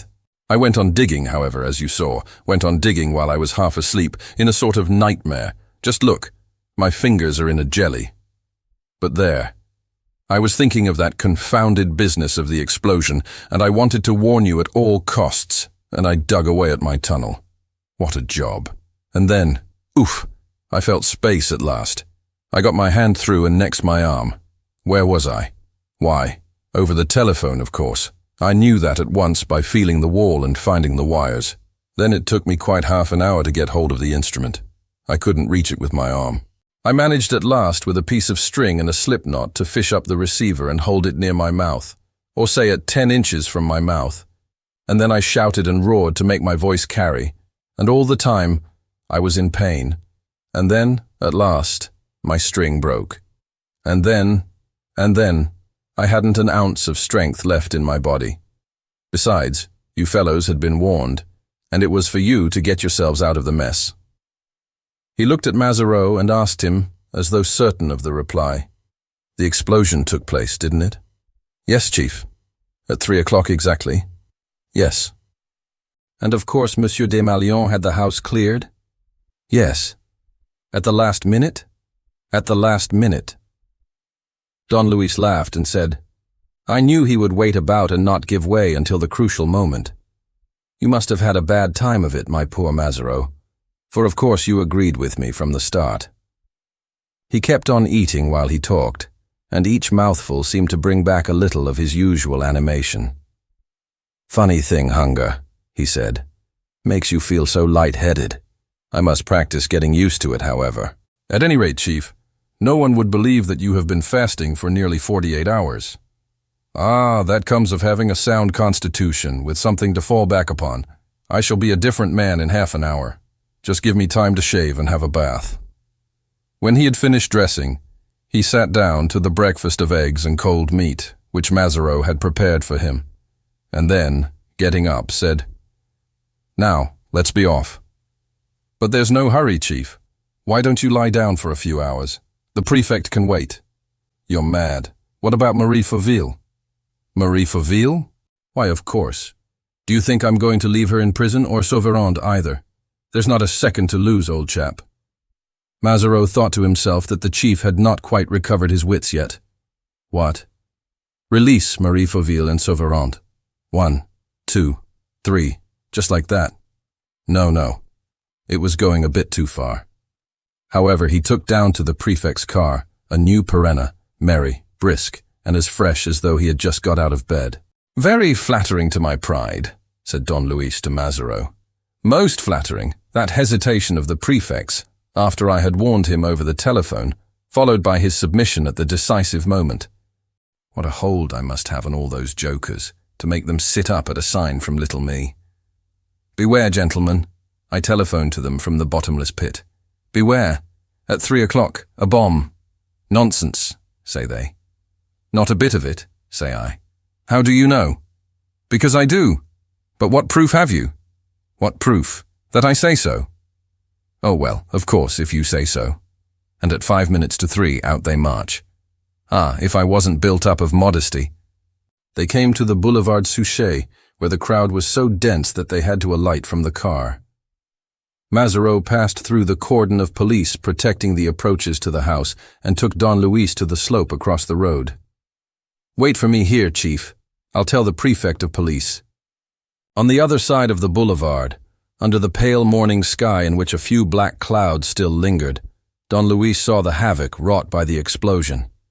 It was apparently not so great as he had expected. Some of the ceilings had fallen in and their rubbish showed through the yawning cavities of the windows, but the house remained standing. Even Fauville's built-out annex had not suffered overmuch, and, strange to say, the electric light, which the prefect had left burning on his departure, had not gone out.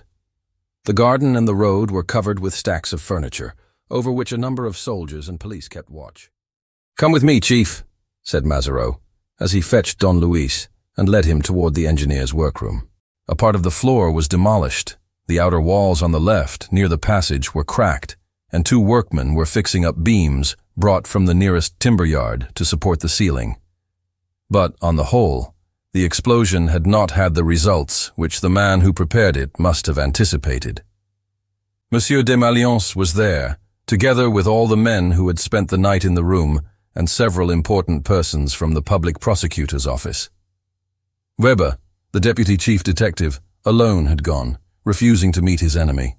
Don Luis's arrival caused great excitement. The prefect at once came up to him and said, "All our thanks, monsieur. Your insight is above praise. You have saved our lives, and these gentlemen and I wish to tell you so most emphatically.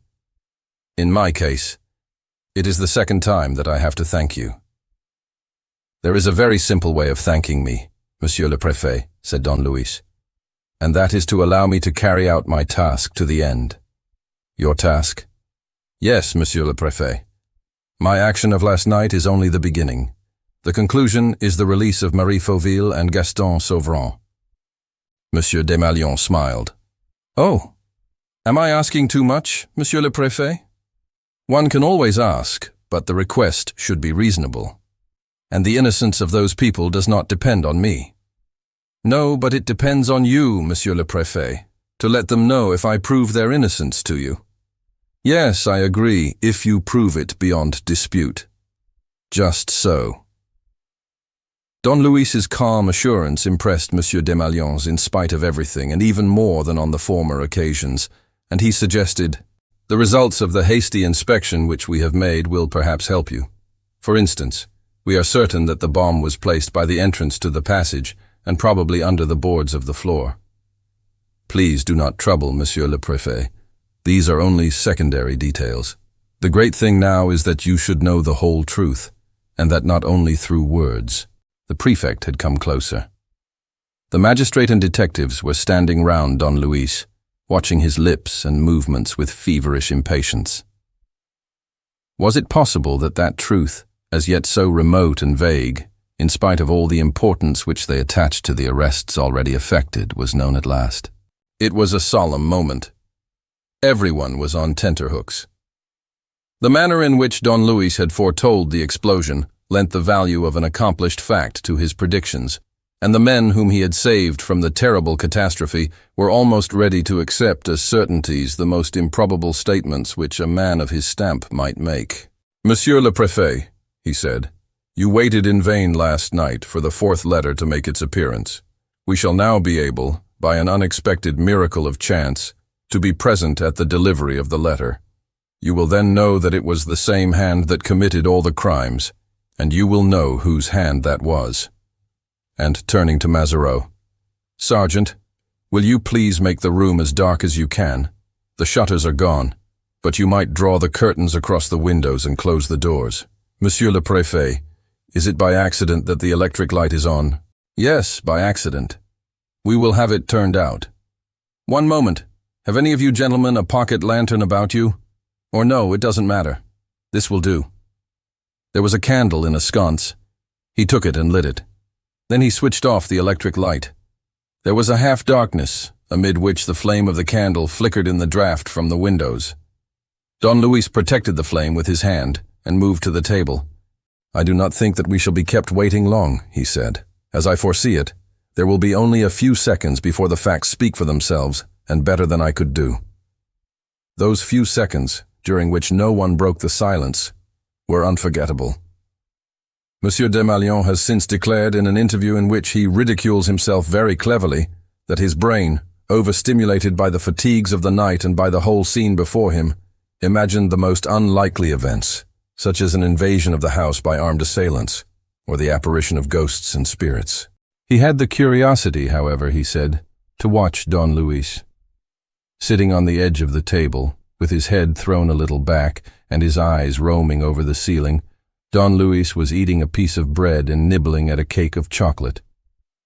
He seemed very hungry, but quite at his ease.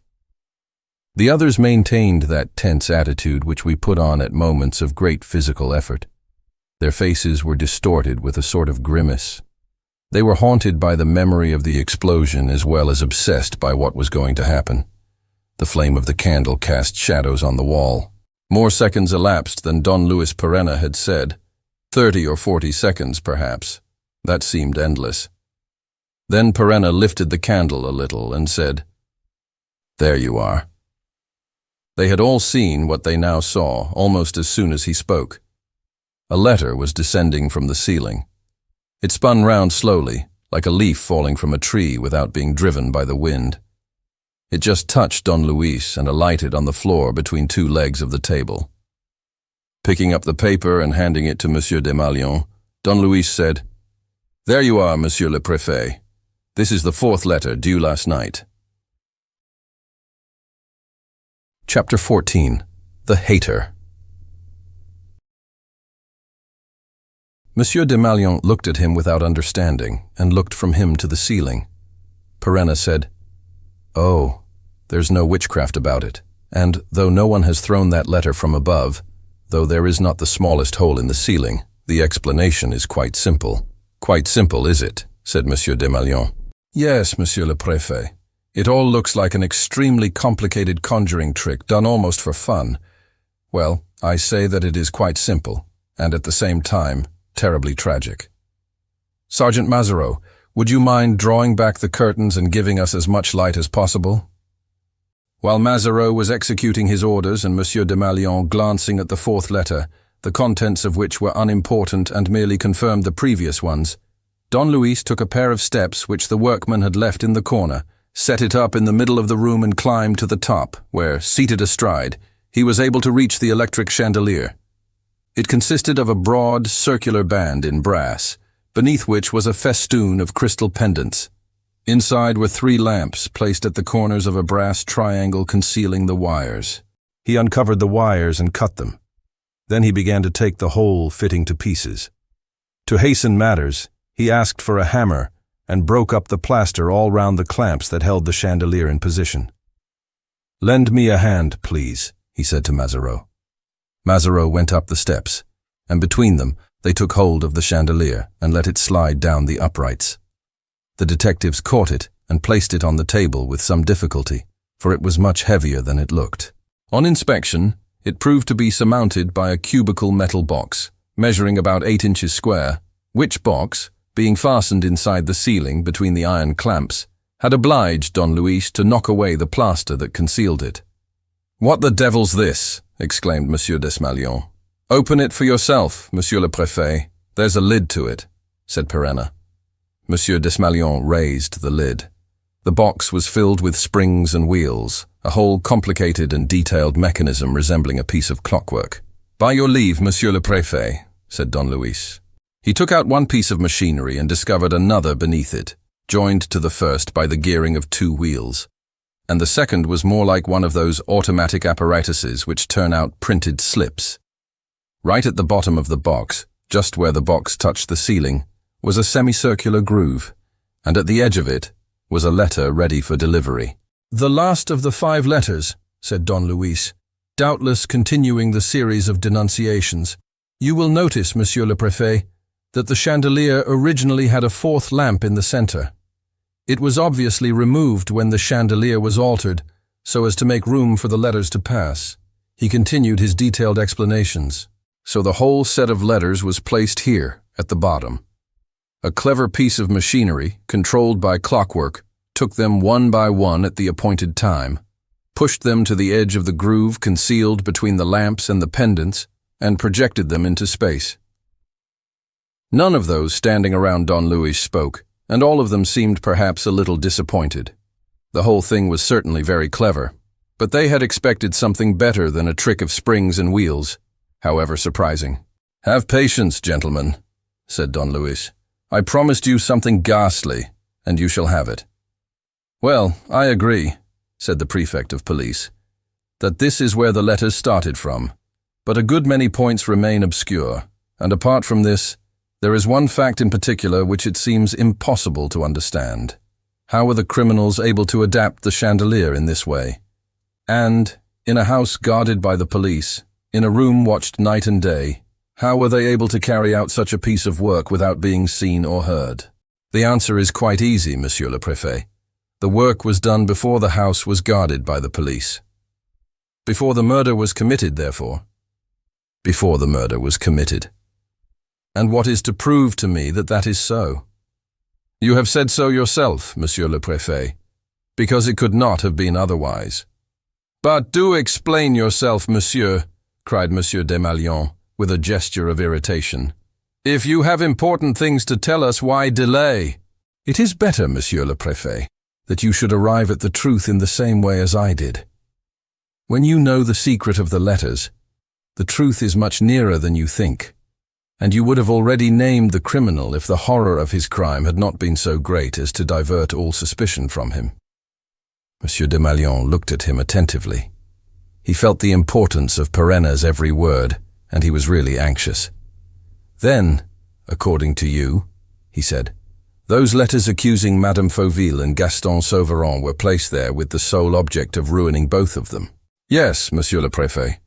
And, as they were placed there before the crime, the plot must have been schemed before the murder? Yes, Monsieur le Préfet, before the murder. From the moment that we admit the innocence of Madame Fauville and Gaston Sauveron, we are obliged to conclude that, as everything accuses them, this is due to a series of deliberate acts. Madame Fauville was out on the night of the murder. A plot. She was unable to say how she spent her time while the murder was being committed. A plot.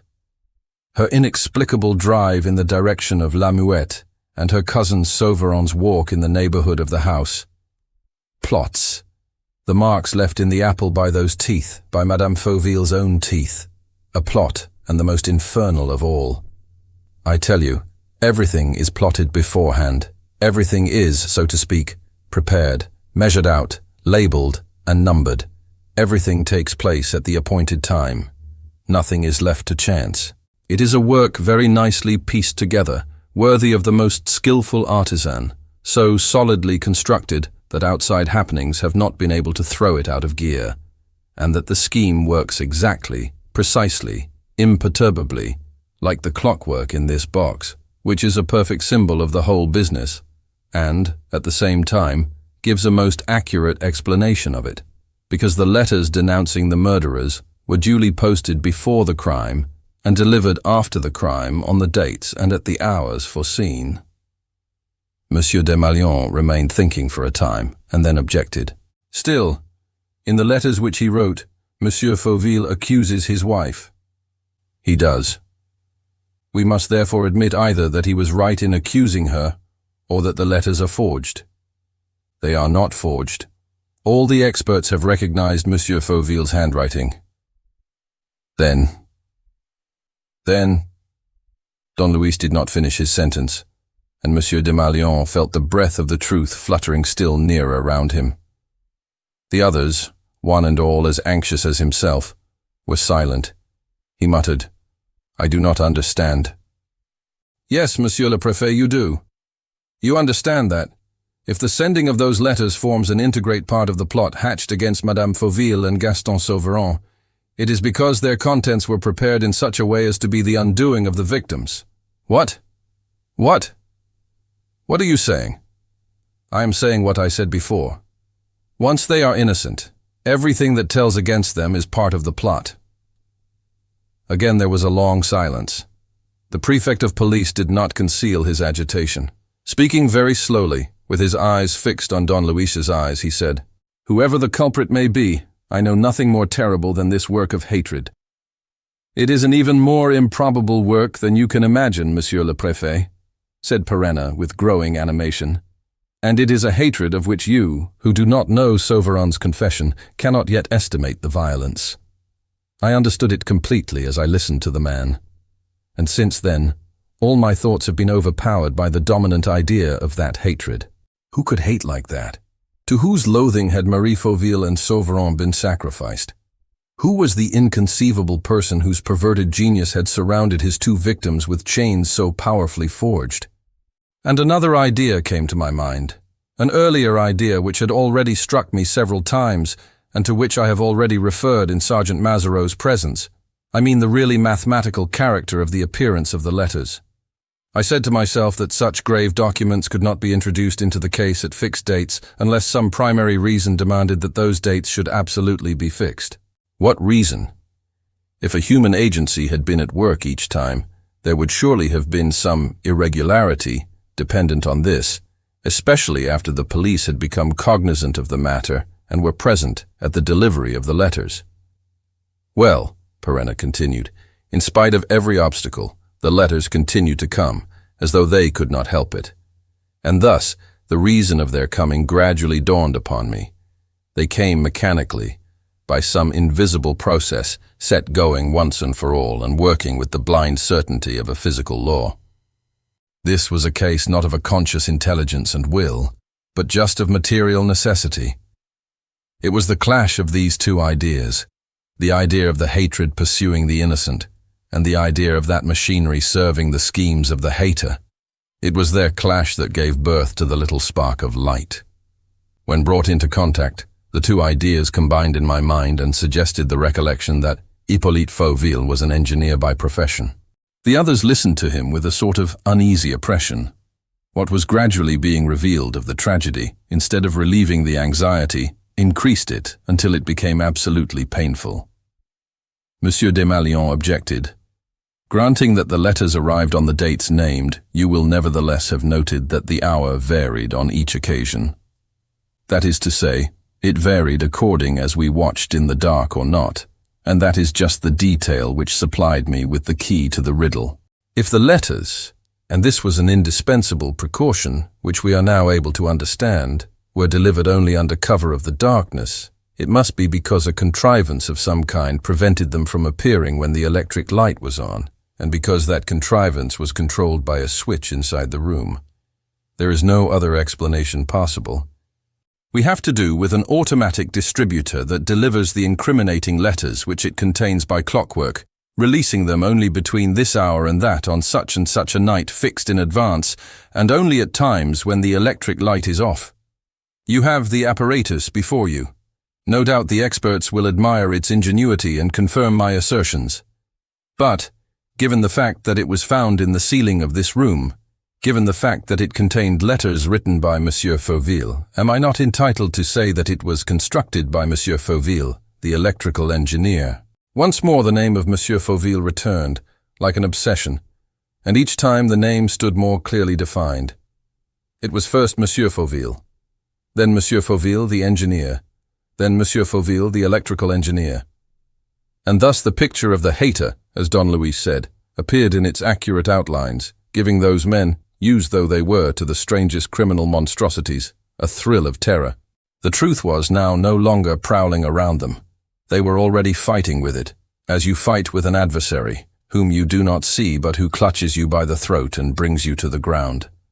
And the prefect of police, summing up all his impressions, said in a strained voice, "So Monsieur Fauville wrote those letters in order to ruin his wife and the man who was in love with her?" "Yes." "In that case." "What?"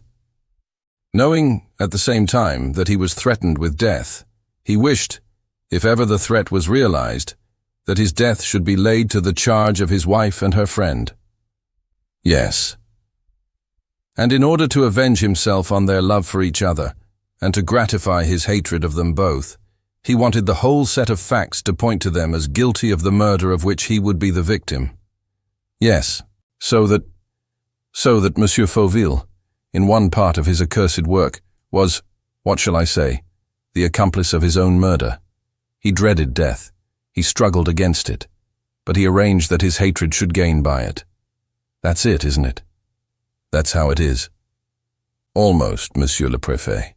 You are following the same stages by which I traveled and, like myself, you are hesitating before the last truth. Before the truth which gives the tragedy its sinister character and deprives it of all human proportions." The prefect struck the table with his two fists, and in a sudden fit of revolt cried, "It's ridiculous! It's a perfectly preposterous theory. Monsieur Fauville threatened with death and contriving his wife's ruin with that Machiavellian perseverance? Absurd! The man who came to my office, the man whom you saw, was thinking of only one thing: how to escape dying. He was obsessed by one dread alone, the dread of death. It is not at such moments," the prefect emphasized, "that a man fits up clockwork and lays traps, especially when those traps cannot take effect unless he dies by foul play. Can you see Monsieur Fauville working at his automatic machine, putting in with his own hands letters which he has taken the pains to write to a friend 3 months before and intercept, arranging events so that his wife shall appear guilty and saying, 'There, if I die murdered, I'm easy in my mind. The person to be arrested will be Marie. No, you must confess, men don't take these gruesome precautions. Or if they do, it means that they're sure of being murdered. It means that they agree to be murdered. It means that they are at one with the murderer, so to speak, and meet him halfway. In short, it means— He interrupted himself, as if the sentences which he had spoken had surprised him, and the others seemed equally disconcerted. And all of them unconsciously drew from those sentences the conclusions which they implied, and which they themselves did not yet fully perceive. Don Luis did not remove his eyes from the prefect, and awaited the inevitable words. Monsieur Desmalions muttered, "Come, come, you are not going to suggest that he had agreed." "I suggest nothing, Monsieur le Préfet," said Don Luis. "So far you have followed the logical and natural trend of your thoughts, and that brings you to your present position." Yes, I know, but I am showing you the absurdity of your theory. It can't be correct, and we can't believe in Marie Fauville's innocence unless we are prepared to suppose an unheard-of thing, that Monsieur Fauville took part in his own murder. Why, it's laughable." And he gave a laugh, but it was a forced laugh and did not ring true. "For, after all," he added, "you can't deny that that is where we stand." "I don't deny it." Well, Monsieur Fauville, as you say, took part in his own murder." This was said in the quietest possible fashion, but with an air of such certainty that no one dreamed of protesting. After the work of deduction and supposition which Don Luis had compelled his hearers to undertake, they found themselves in a corner which it was impossible for them to leave without stumbling against unanswerable objections. There was no longer any doubt about Monsieur Fauville's share in his own death. But of what did that share consist? What part had he played in the tragedy of hatred and murder? Had he played that part, which ended in the sacrifice of his life, voluntarily or under compulsion? Who, when all was said and done, had served as his accomplice or his executioner? All these questions came crowding upon the minds of Monsieur Desmalions and the others. They thought of nothing but of how to solve them, and Don Luis could feel certain that his solution was accepted beforehand. From that moment he had but to tell his story of what had happened without fear of contradiction. He did so briefly, after the manner of a succinct report limited to essentials. 3 months before the crime, Monsieur Fauville wrote a series of letters to one of his friends, Monsieur Langenot, who, as Sergeant Mazereau will have told you, Monsieur le Préfet, had been dead for several years, a fact of which Monsieur Fauville cannot have been ignorant. These letters were posted, but were intercepted by some means which it is not necessary that we should know for the moment. Monsieur Fauville erased the postmarks and the addresses and inserted the letters in a machine constructed for the purpose, of which he regulated the works so that the first letter should be delivered a fortnight after his death and the others at intervals of 10 days. At this moment it is certain that his plan was concerted down to the smallest detail. Knowing that Sauverand was in love with his wife, watching Sauverand's movements, he must obviously have noticed that his detested rival used to pass under the windows of the house every Wednesday, and that Marie Fauville would go to her window. This is a fact of the first importance, one which was exceedingly valuable to me, and it will impress you as being equal to a material proof. Every Wednesday evening, I repeat, Sauverand used to wander round the house. Now note this. First, the crime prepared by Monsieur Fauville was committed on a Wednesday evening. Secondly, it was at her husband's express request that Madame Fauville went out that evening to go to the opera and to Madame d'Ersinger's. Don Luis stopped for a few seconds and then continued. Consequently, on the morning of that Wednesday, everything was ready, the fatal clock was wound up, the incriminating machinery was working to perfection, and the proofs to come would confirm the immediate proofs which Monsieur Fauville held in reserve. Better still, Monsieur le Préfet, you had received from him a letter in which he told you of the plot hatched against him, and he implored your assistance for the morning of the next day, that is to say, after his death. Everything, in short, led him to think that things would go according to the hater's wishes when something occurred that nearly upset his schemes. The appearance of Inspector Véraud, who had been sent by you, Monsieur le Préfet, to collect particulars about the Mornington heirs. What happened between the two men? Probably no one will ever know. Both are dead, and their secret will not come to life again. But we can at least say for certain that Inspector Verot was here, and took away with him the cake of chocolate on which the teeth of the tiger were seen for the first time, and also that Inspector Verot succeeded, thanks to circumstances with which we are unacquainted, in discovering Monsieur Fauville's projects. "This we know," explained Don Luis, "because Inspector Verot said so in his own agonizing words, because it was through him that we learned that the crime was to take place on the following night, and because he had set down his discoveries in a letter which was stolen from him. And Fauville knew it also, because, to get rid of the formidable enemy who was thwarting his designs, he poisoned him. Because, when the poison was slow in acting, he had the audacity, under a disguise which made him look like Sauverand, and which was one day to turn suspicion against Sauverand, he had the audacity and the presence of mind to follow Inspector Verot to the Café du Pont Neuf, to purloin the letter of explanation which Inspector Verot wrote you, to substitute a blank sheet of paper for it, and then to ask a passer-by, who might become a witness against Sauverand, the way to the nearest underground station for Neuilly, where Sauverand lived. There's your man, Monsieur le Préfet." Don Luis spoke with increasing force, with the ardor that springs from conviction, and his logical and closely argued speech seemed to conjure up the actual truth. "There's your man, Monsieur le Préfet," he repeated. "There's your scoundrel." And the situation in which he found himself was such, the fear inspired by Inspector Verot's possible revelations was such, that before putting into execution the horrible deed which he had planned, he came to the police office to make sure that his victim was no longer alive and had not been able to denounce him. "You remember the scene, Monsieur le Préfet, the fellow's agitation and fright. Tomorrow evening," he said. Yes, it was for the morrow that he asked for your help, because he knew that everything would be over that same evening, and that next day the police would be confronted with a murder, with the two culprits against whom he himself had heaped up the charges, with Marie Fauville, whom he had, so to speak, accused in advance. That was why Sergeant Mazareau's visit and mine to his house at 9 o'clock in the evening embarrassed him so obviously. Who were those intruders? Would they not succeed in shattering his plan?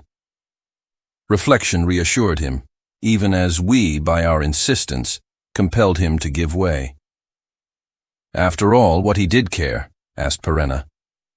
"His measures were so well taken that no amount of watching could destroy them, or even make the watchers aware of them. What was to happen would happen in our presence and unknown to us. Death, summoned by him, would do its work. And the tragedy rather, ran its course. Madame Fauville, whom he was sending to the opera, came to say good night. Then his servant brought him something to eat, including a dish of apples. Then followed a fit of rage, the agony of the man who is about to die and who fears death, and a whole scene of deceit, in which he showed us his safe and the drab cloth diary which was supposed to contain the story of the plot. That ended matters. Mazareau and I retired to the hall passage, closing the door after us, and Monsieur Fauville remained alone and free to act. Nothing now could prevent the fulfillment of his wishes. At 11 o'clock in the evening, Madame Fauville, to whom no doubt, in the course of the day, imitating Sauverand's handwriting, he had sent a letter. One of those letters which are always torn up at once, in which Sauverand entreated the poor woman to grant him an interview at the Ranelagh. Madame Fauville would leave the opera, and before going to Madame Dersinger's party, would spend an hour not far from the house. On the other hand, Sauverand would be performing his usual Wednesday pilgrimage less than half a mile away, in the opposite direction. During this time the crime would be committed. Both of them would come under the notice of the police, either by Monsieur Fauville's allusions or by the incident at the Café du Pont Neuf. Both of them, moreover, would be incapable either of providing an alibi or of explaining their presence so near the house. Were not both of them bound to be accused and convicted of the crime? In the most unlikely event that some chance should protect them, there was an undeniable proof lying ready to hand in the shape of the apple containing the very marks of Marie Fauville's teeth. And then, a few weeks later, the last and decisive trick, the mysterious arrival at intervals of 10 days, of the letters denouncing the pair. So everything was settled. The smallest details were foreseen with infernal clearness. You remember, Monsieur le Préfet, that turquoise which dropped out of my ring and was found in the safe? There were only 4 persons who could have seen it and picked it up. Monsieur Fauville was one of them. Well, he was just the one whom we all accepted, and yet it was he who, to cast suspicion upon me and to forestall an interference which he felt would be dangerous, seized the opportunity and placed the turquoise in the safe. This time the work was completed. Fate was about to be fulfilled. Between the hater and his victims, there was but the distance of 1 act. The act was performed. Monsieur Fauville died. Don Luis ceased. His words were followed by a long silence, and he felt certain that the extraordinary story which he had just finished telling met with the absolute approval of his hearers. They did not discuss, they believed. And yet it was the most incredible truth that he was asking them to believe. Monsieur Desmalions asked one last question. You were in that passage with Sergeant Mazereau. There were detectives outside the house, admitting that Monsieur Fauville knew that he was to be killed that night and at that very hour of the night. Who can have killed him, and who can have killed his son? There was no one within these 4 walls. There was Monsieur Fauville. A sudden clamor of protests arose. The veil was promptly torn, and the spectacle revealed by Don Luis provoked, in addition to horror, an unforeseen outburst of incredulity, and a sort of revolt against the too kindly attention which had been accorded to those explanations. The prefect of police expressed the general feeling by exclaiming, "Enough of words, enough of theories. However logical they may seem, they lead to absurd conclusions." Absurd in appearance, Monsieur le Préfet. But how do we know that Monsieur Fauville's unheard-of conduct is not explained by very natural reasons? Of course, no one dies with a light heart for the mere pleasure of revenge. But how do we know that Monsieur Fauville, whose extreme emaciation and pallor you must have noted as I did, was not stricken by some mortal illness, and that, knowing himself doomed? I repeat, enough of words, cried the prefect. You go only by suppositions. What I want is proofs. A proof, only one, and we are still waiting for it. Here it is, Monsieur le Préfet. Eh? What's that you say? Monsieur le Préfet, when I removed the chandelier from the plaster that supported it, I found, outside the upper surface of the metal box, a sealed envelope. As the chandelier was placed under the attic occupied by Monsieur Fauville's son, it is evident that Monsieur Fauville was able, by lifting the boards of the floor in his son's room, to reach the top of the machine which he had contrived. This was how, during that last night, he placed this sealed envelope in position, after writing on it the date of the murder, 31st March, 11 p.m., and his signature, Hippolyte Fauville. Monsieur Desmalions opened the envelope with an eager hand. His first glance at the pages of writing which it contained made him give a start. "Oh, the villain, he said. "How was it possible for such a monster to exist? What a loathsome brute!" In a jerky voice, which became almost inaudible at times owing to his amazement, he read, "The end is reached. My hour is striking. Put to sleep by me, Edmund is dead without having been roused from his unconsciousness by the fire of the poison. My own death agony is beginning. I am suffering all the tortures of hell. My hand can hardly write these last lines. I suffer, how I suffer. And yet my happiness is unspeakable. This happiness dates back to my visit to London, with Edmund, 4 months ago. Until then, I was dragging on the most hideous existence, hiding my hatred of the woman who detested me and who loved another, broken down in health, feeling myself already eaten up with an unrelenting disease, and seeing my son grow daily more weak and languid. In the afternoon, I consulted a great physician, and I no longer had the least doubt left. The malady that was eating into me was cancer. And I knew besides that, like myself, my son Edmund was on the road to the grave, incurably stricken with consumption. That same evening I conceived the magnificent idea of revenge. And such a revenge! The most dreadful of accusations made against a man and a woman in love with each other. Prison, the assizes, penal servitude, the scaffold, and no assistance possible, not a struggle, not a hope. Accumulated proofs so formidable as to make the innocent themselves doubt their own innocence and remain hopelessly and helplessly dumb. What a revenge! And what a punishment! To be innocent and to struggle vainly against the very facts that accuse you, the very certainty that proclaims you guilty. And I prepared everything with a glad heart. Each happy thought, each invention made me shout with laughter. Lord, how merry I was. You would think that cancer hurts. Not a bit of it.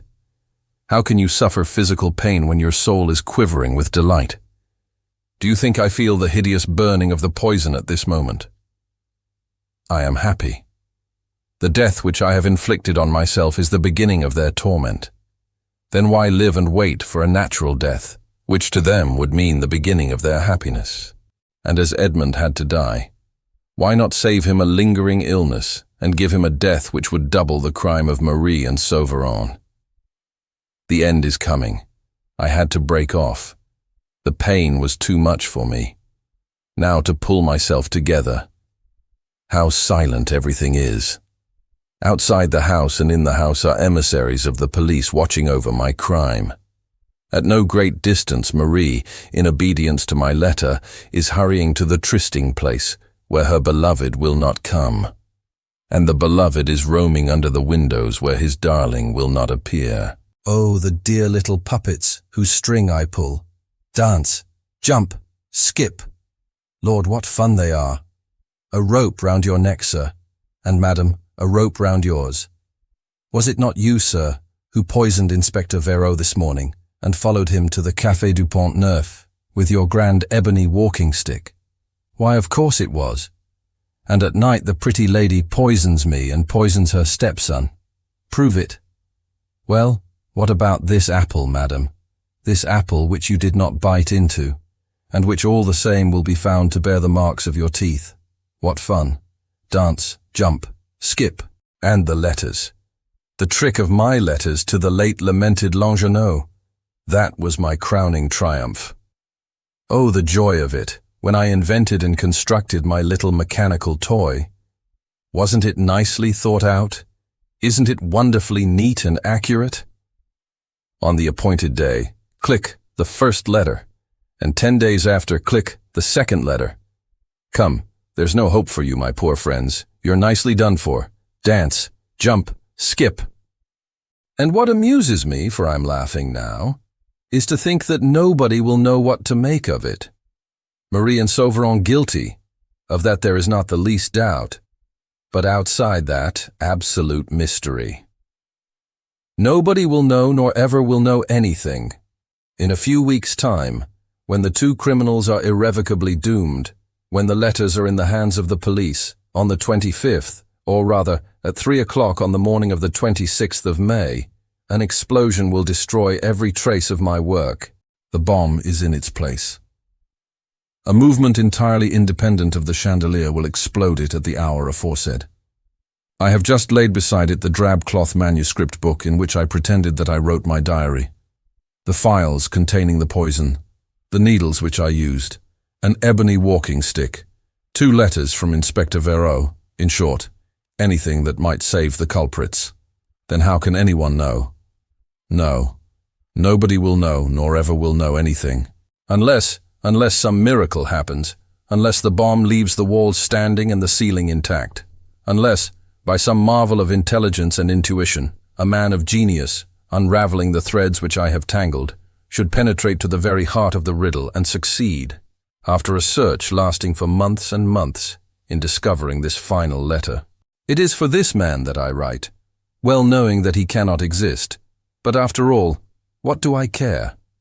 Marie and Sauveron will be at the bottom of the abyss by then, dead no doubt, or in any case separated forever. And I risk nothing by leaving this evidence of my hatred in the hands of chance. There, that's finished. I have only to sign. My hand shakes more and more. The sweat is pouring from my forehead in great drops. I am suffering the tortures of the damned, and I am divinely happy. Aha, my friends, you were waiting for my death. You, Marie, imprudently let me read in your eyes, which watched me stealthily, all your delight at seeing me so ill.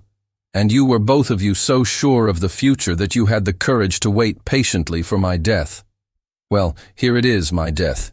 Here it is, and there are you, united above my grave, linked together with the handcuffs. Marie, be the wife of my friend Sauverand. Sauverand, I bestow my spouse upon you. Be joined together in holy matrimony. Bless you, my children. The examining magistrate will draw up the contract, and the executioner will read the marriage service. Oh, the delight of it! I suffer agonies, but oh, the delight! What a fine thing is hatred when it makes death a joy. I am happy in dying. Marie is in prison. Sauverand is weeping in the condemned man's cell. The door opens. Oh, horror! The men in black. They walk up to the bed. Gaston Sauverand, your appeal is rejected. Courage. Be a man. Oh, the cold, dark morning, the scaffold. It's your turn, Marie, your turn. Would you survive your lover? Sauverand is dead. It's your turn. See, here's a rope for you. Or would you rather have poison? Die, will you, you hussy? Die with your veins on fire, as I am doing, I who hate you, hate you, hate you. Monsieur Desmalions ceased, amid the silent astonishment of all those present. He had great difficulty in reading the concluding lines, the writing having become almost wholly shapeless and illegible. He said in a low voice, as he stared at the paper, Hippolyte Fauville. The signature is there. The scoundrel found a last remnant of strength to sign his name clearly. He feared that a doubt might be entertained of his villainy, and indeed, how could anyone have suspected it? And looking at Don Luis, he added, it needed, to solve the mystery, a really exceptional power of insight and gifts to which we must all do homage, to which I do homage. All the explanations which that madman gave have been anticipated in the most accurate and bewildering fashion. Don Luis bowed, and without replying to the praise bestowed upon him, said, You are right, Monsieur le Préfet. He was a madman, and one of the most dangerous kind, the lucid madman who pursues an idea from which nothing will make him turn aside. He pursued it with superhuman tenacity, and with all the resources of his fastidious mind, enslaved by the laws of mechanics. Another would have killed his victims frankly and brutally. He set his wits to work to kill at a long date, like an experimenter who leaves to time the duty of proving the excellence of his invention. And he succeeded only too well, because the police fell into the trap, and because Madame Fauville is perhaps going to die. Monsieur Desmalions made a gesture of decision. The whole business, in fact, was past history, on which the police proceedings would throw the necessary light. One fact alone was of importance to the present, the saving of Marie Fauville's life. It's true, he said. We have not a minute to lose. Madame Fauville must be told without delay. At the same time, I will send for the examining magistrate, and the case against her is sure to be dismissed at once. He swiftly gave orders for continuing the investigations and verifying Don Luis's theories. Then, turning to Perenna, Come, monsieur, he said. It is right that Madame Fauville should thank her rescuer. Mazareau, you come too. The meeting was over, that meeting in the course of which Don Luis had given the most striking proofs of his genius. Waging war, so to speak, upon the powers beyond the grave, he had forced the dead man to reveal his secret. He disclosed, as though he had been present throughout, the hateful vengeance conceived in the darkness and carried out in the tomb. Monsieur Desmalions showed all his admiration by his silence and by certain movements of his head, and Perenna took a keen enjoyment in the strange fact that he, who was being hunted down by the police a few hours ago, should now be sitting in a motor car beside the head of that same force. Nothing threw into greater relief the masterly manner in which he had conducted the business, and the importance which the police attached to the results obtained. The value of his collaboration was such that they were willing to forget the incidents of the last 2 days. The grudge which Weber bore him was now of no avail against Don Luis Perenna. Monsieur Desmalions, meanwhile, began briefly to review the new solutions, and he concluded by still discussing certain points. Yes, that's it. There is not the least shadow of a doubt. We agree. It's that and nothing else. Still, 1 or 2 things remain obscure. First of all, the mark of the teeth. This, notwithstanding the husband's admission, is a fact which we cannot neglect. I believe that the explanation is a very simple one, Monsieur le Préfet. I will give it to you as soon as I am able to support it with the necessary proofs. Very well. But another question. How is it that Weber yesterday morning found that sheet of paper relating to the explosion in Mademoiselle Levasseur's room? And how was it, added Don Luis, laughing, that I found there the list of the 5 dates corresponding with the delivery of the letters? So you are of my opinion, said Monsieur Desmalions. The part played by Mademoiselle Levasseur is at least suspicious. I believe that everything will be cleared up, Monsieur le Préfet, and that you need now only question Madame Fauville and Gaston Sauvron in order to dispel these last obscurities and remove all suspicion from Mademoiselle Levasseur. And then, insisted Monsieur Desmalions, there is one more fact that strikes me as odd. Hippolyte Fauville does not once mention the Mornington inheritance in his confession. Why? Did he not know of it? Are we to suppose that there is no connection beyond a mere casual coincidence between the series of crimes and that bequest? There, I am entirely of your opinion, Monsieur le Préfet. Hippolyte Fauville's silence as to that bequest perplexes me a little, I confess.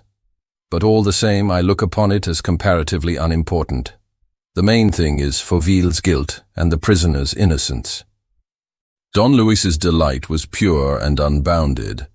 From his point of view, the sinister tragedy was at an end with the discovery of the confession written by Hippolyte Fauville. Anything not explained in those lines would be explained by the details to be supplied by Madame Fauville, Florence Levasseur, and Gaston Sauvron. He himself had lost all interest in the matter. The car drew up at Saint-Lazare, the wretched, sordid old prison, which is still waiting to be pulled down. The prefect jumped out. The door was opened at once. "Is the prison governor there?" he asked. "Quick, send for him. It's urgent." Then, unable to wait, he at once hastened toward the corridors leading to the infirmary and, as he reached the first-floor landing, came up against the governor himself. "Madame Fauville," he said, without waste of time. "I want to see her."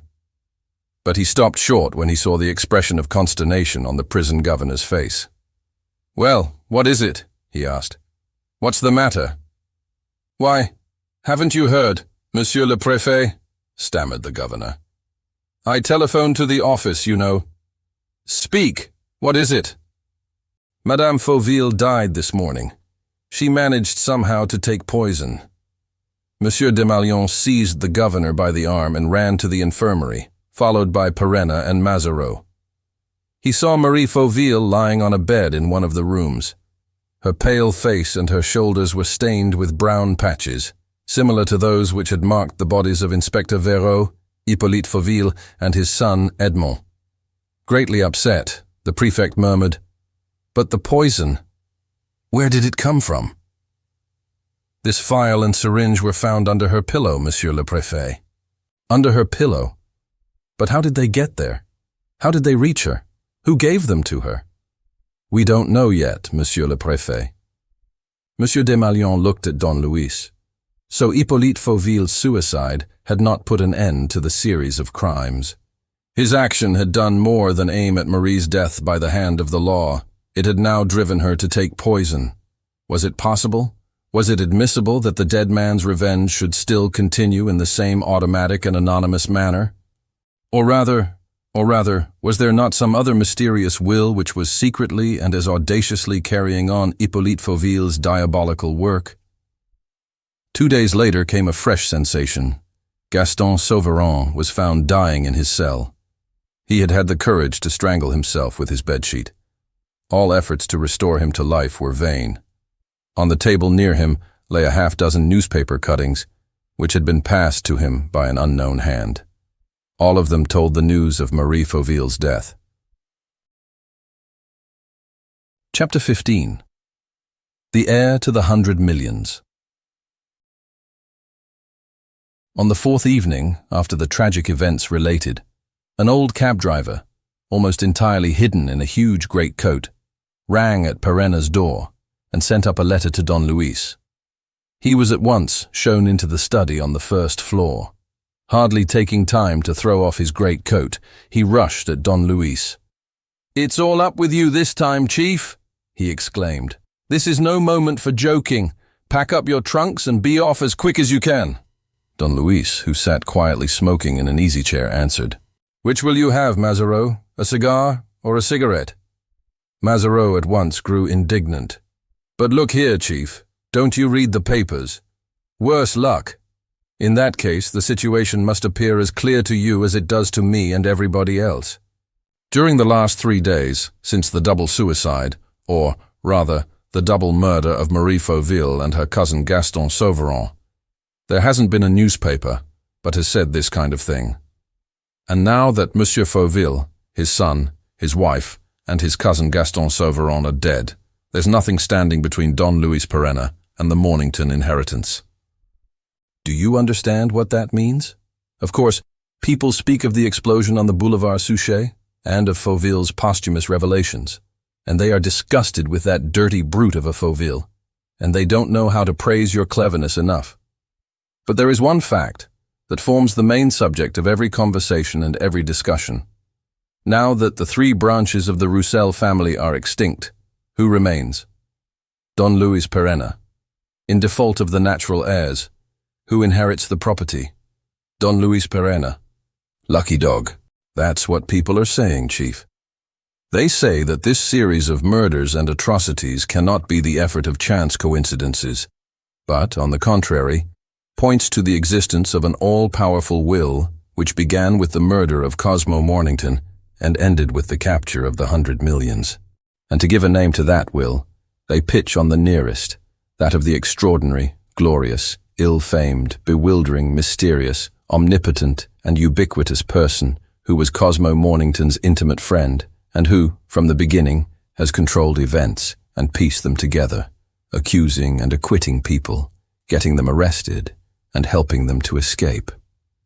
They say, he went on hurriedly, that he manages the whole business, and that if he works it in accordance with his interests, there are 100 millions waiting for him at the finish. And this person is Don Luis Perenna, in other words, Arsène Lupin, the man with the unsavory reputation whom it would be madness not to think of in connection with so colossal a job. Thank you. That's what they say, Chief. I'm only telling you. As long as Madame Fauville and Gaston Sauveron were alive, people did not give much thought to your claims as residuary legatee. But both of them died. Then, you see, people can't help remarking the really surprising persistence with which luck looks after Don Luis Perenna's interests. You know the legal maxim, facit qui prodest. Who benefits by the disappearance of all the Roussel heirs? Don Luis Perenna. The scoundrel. The scoundrel. That's the word which Weber goes roaring out all along the passages of the police office and the criminal investigation department. You are the scoundrel and Florence Levasseur is your accomplice. And hardly anyone dares protest. The prefect of police? What is the use of his defending you, of his remembering that you have saved his life twice over and rendered invaluable services to the police which he is the first to appreciate? What is the use of his going to the Prime Minister, though we all know that Valenglay protects you? There are others besides the prefect of police.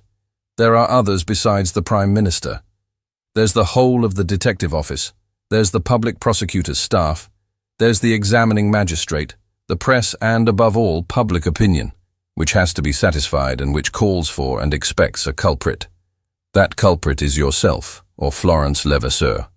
Or rather, it's you and Florence Levasseur.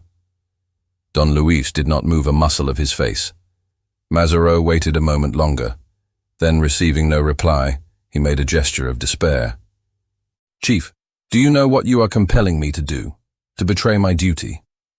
Well, let me tell you this.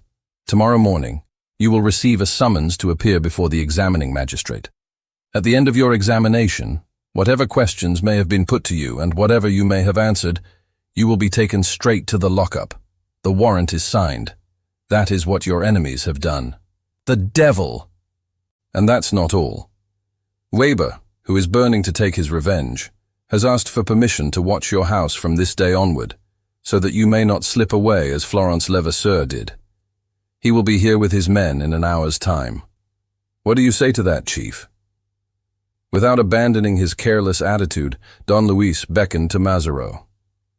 "Sergeant, just look under that sofa between the windows." Don Luis was serious. Mazzaro instinctively obeyed. Under the sofa was a portmanteau.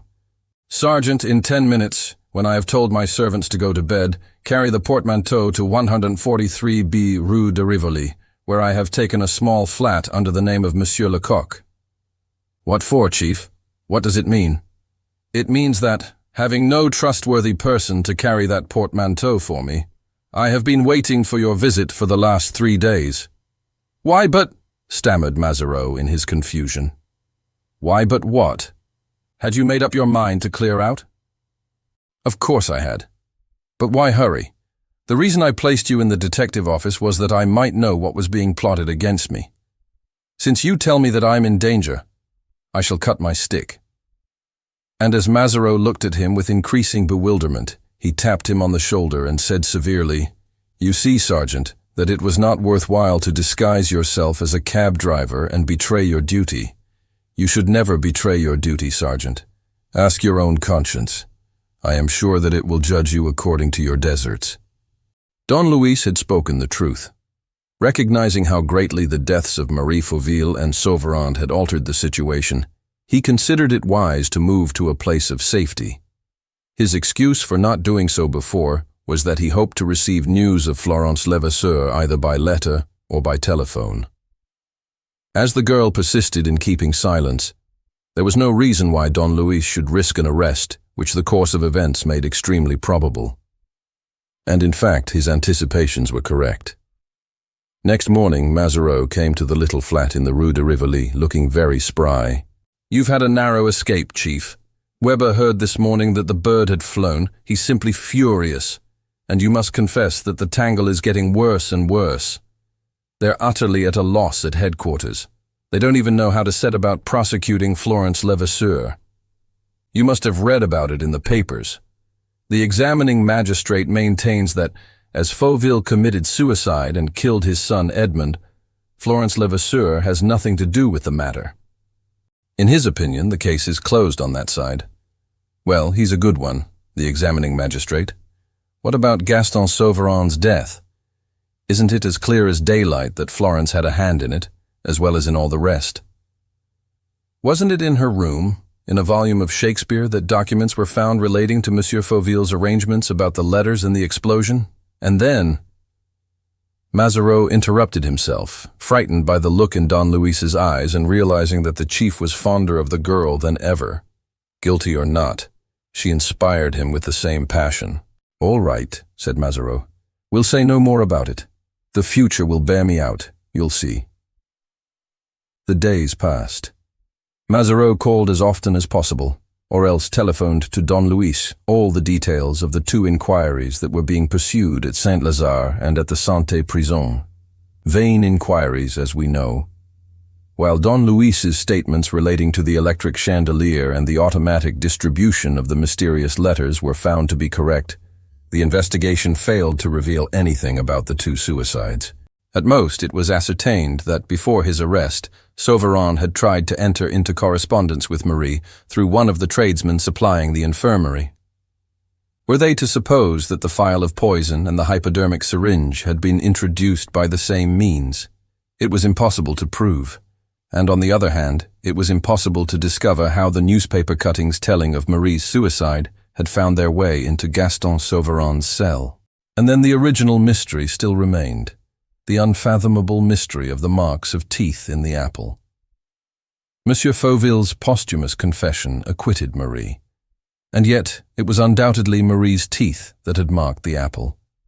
The teeth that had been called the teeth of the tiger were certainly hers. Well then, in short, as Mazzaro said, everybody was groping in the dark. So much so that the prefect, who was called upon by the will to assemble the Mornington heirs at a date not less than 3 nor more than 4 months after the testator's decease, suddenly decided that the meeting should take place in the course of the following week and fixed it for the 9th of June. He hoped in this way to put an end to an exasperating case in which the police displayed nothing but uncertainty and confusion. They would decide about the inheritance according to circumstances, and then close the proceedings. And gradually, people would cease to talk about the wholesale slaughter of the Mornington heirs, and the mystery of the teeth of the tiger would be gradually forgotten.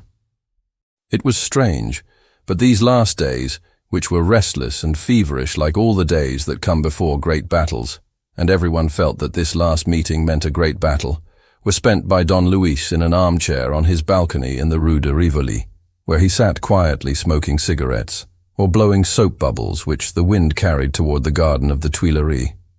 Mazareau could not get over it. "Chief, you astound me. How calm and careless you look." "I am calm and careless, Alexandre." "But what do you mean? Doesn't the case interest you?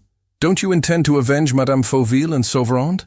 You are openly accused and you sit here blowing soap bubbles." "There's no more delightful pastime, Alexandre. Shall I tell you what I think, Chief? You've discovered the solution of the mystery." "Perhaps I have, Alexandre, and perhaps I haven't." Nothing seemed to excite Don Luis. Hours and hours passed, and he did not stir from his balcony. The sparrows now came and ate the crumbs which he threw to them. It really seemed as if the case was coming to an end for him, and as if everything was turning out perfectly. But on the day of the meeting, Mazareau entered with a letter in his hand and a scared look on his face. "This is for you, Chief. It was addressed to me, but with an envelope inside it in your name. How do you explain that?" "Quite easily, Alexandre. The enemy is aware of our cordial relations, and as he does not know where I am staying—" "What enemy?" "I'll tell you tomorrow evening." Don Luis opened the envelope and read the following words, written in red ink. "There's still time, Lupin. Retire from the contest. If not, it means your death too. When you think that your object is attained, when your hand is raised against me and you utter words of triumph, at that same moment the ground will open beneath your feet. The place of your death is chosen. The snare is laid. Beware, Lupin." Don Luis smiled. Chapter 16. Weber takes his revenge. Don Luis was for one moment amazed. Florence Levasseur here. Florence, whom he had left in the train under Mazareau's supervision and for whom it was physically impossible to be back in Paris before 8 o'clock in the evening. Then, despite his bewilderment, he at once understood. Florence, knowing that she was being followed, had drawn them after her to the Gare Saint-Lazare and simply walked through the railway carriage, getting out on the other platform, while the worthy Mazareau went on in the train to keep his eye on the traveller who was not there.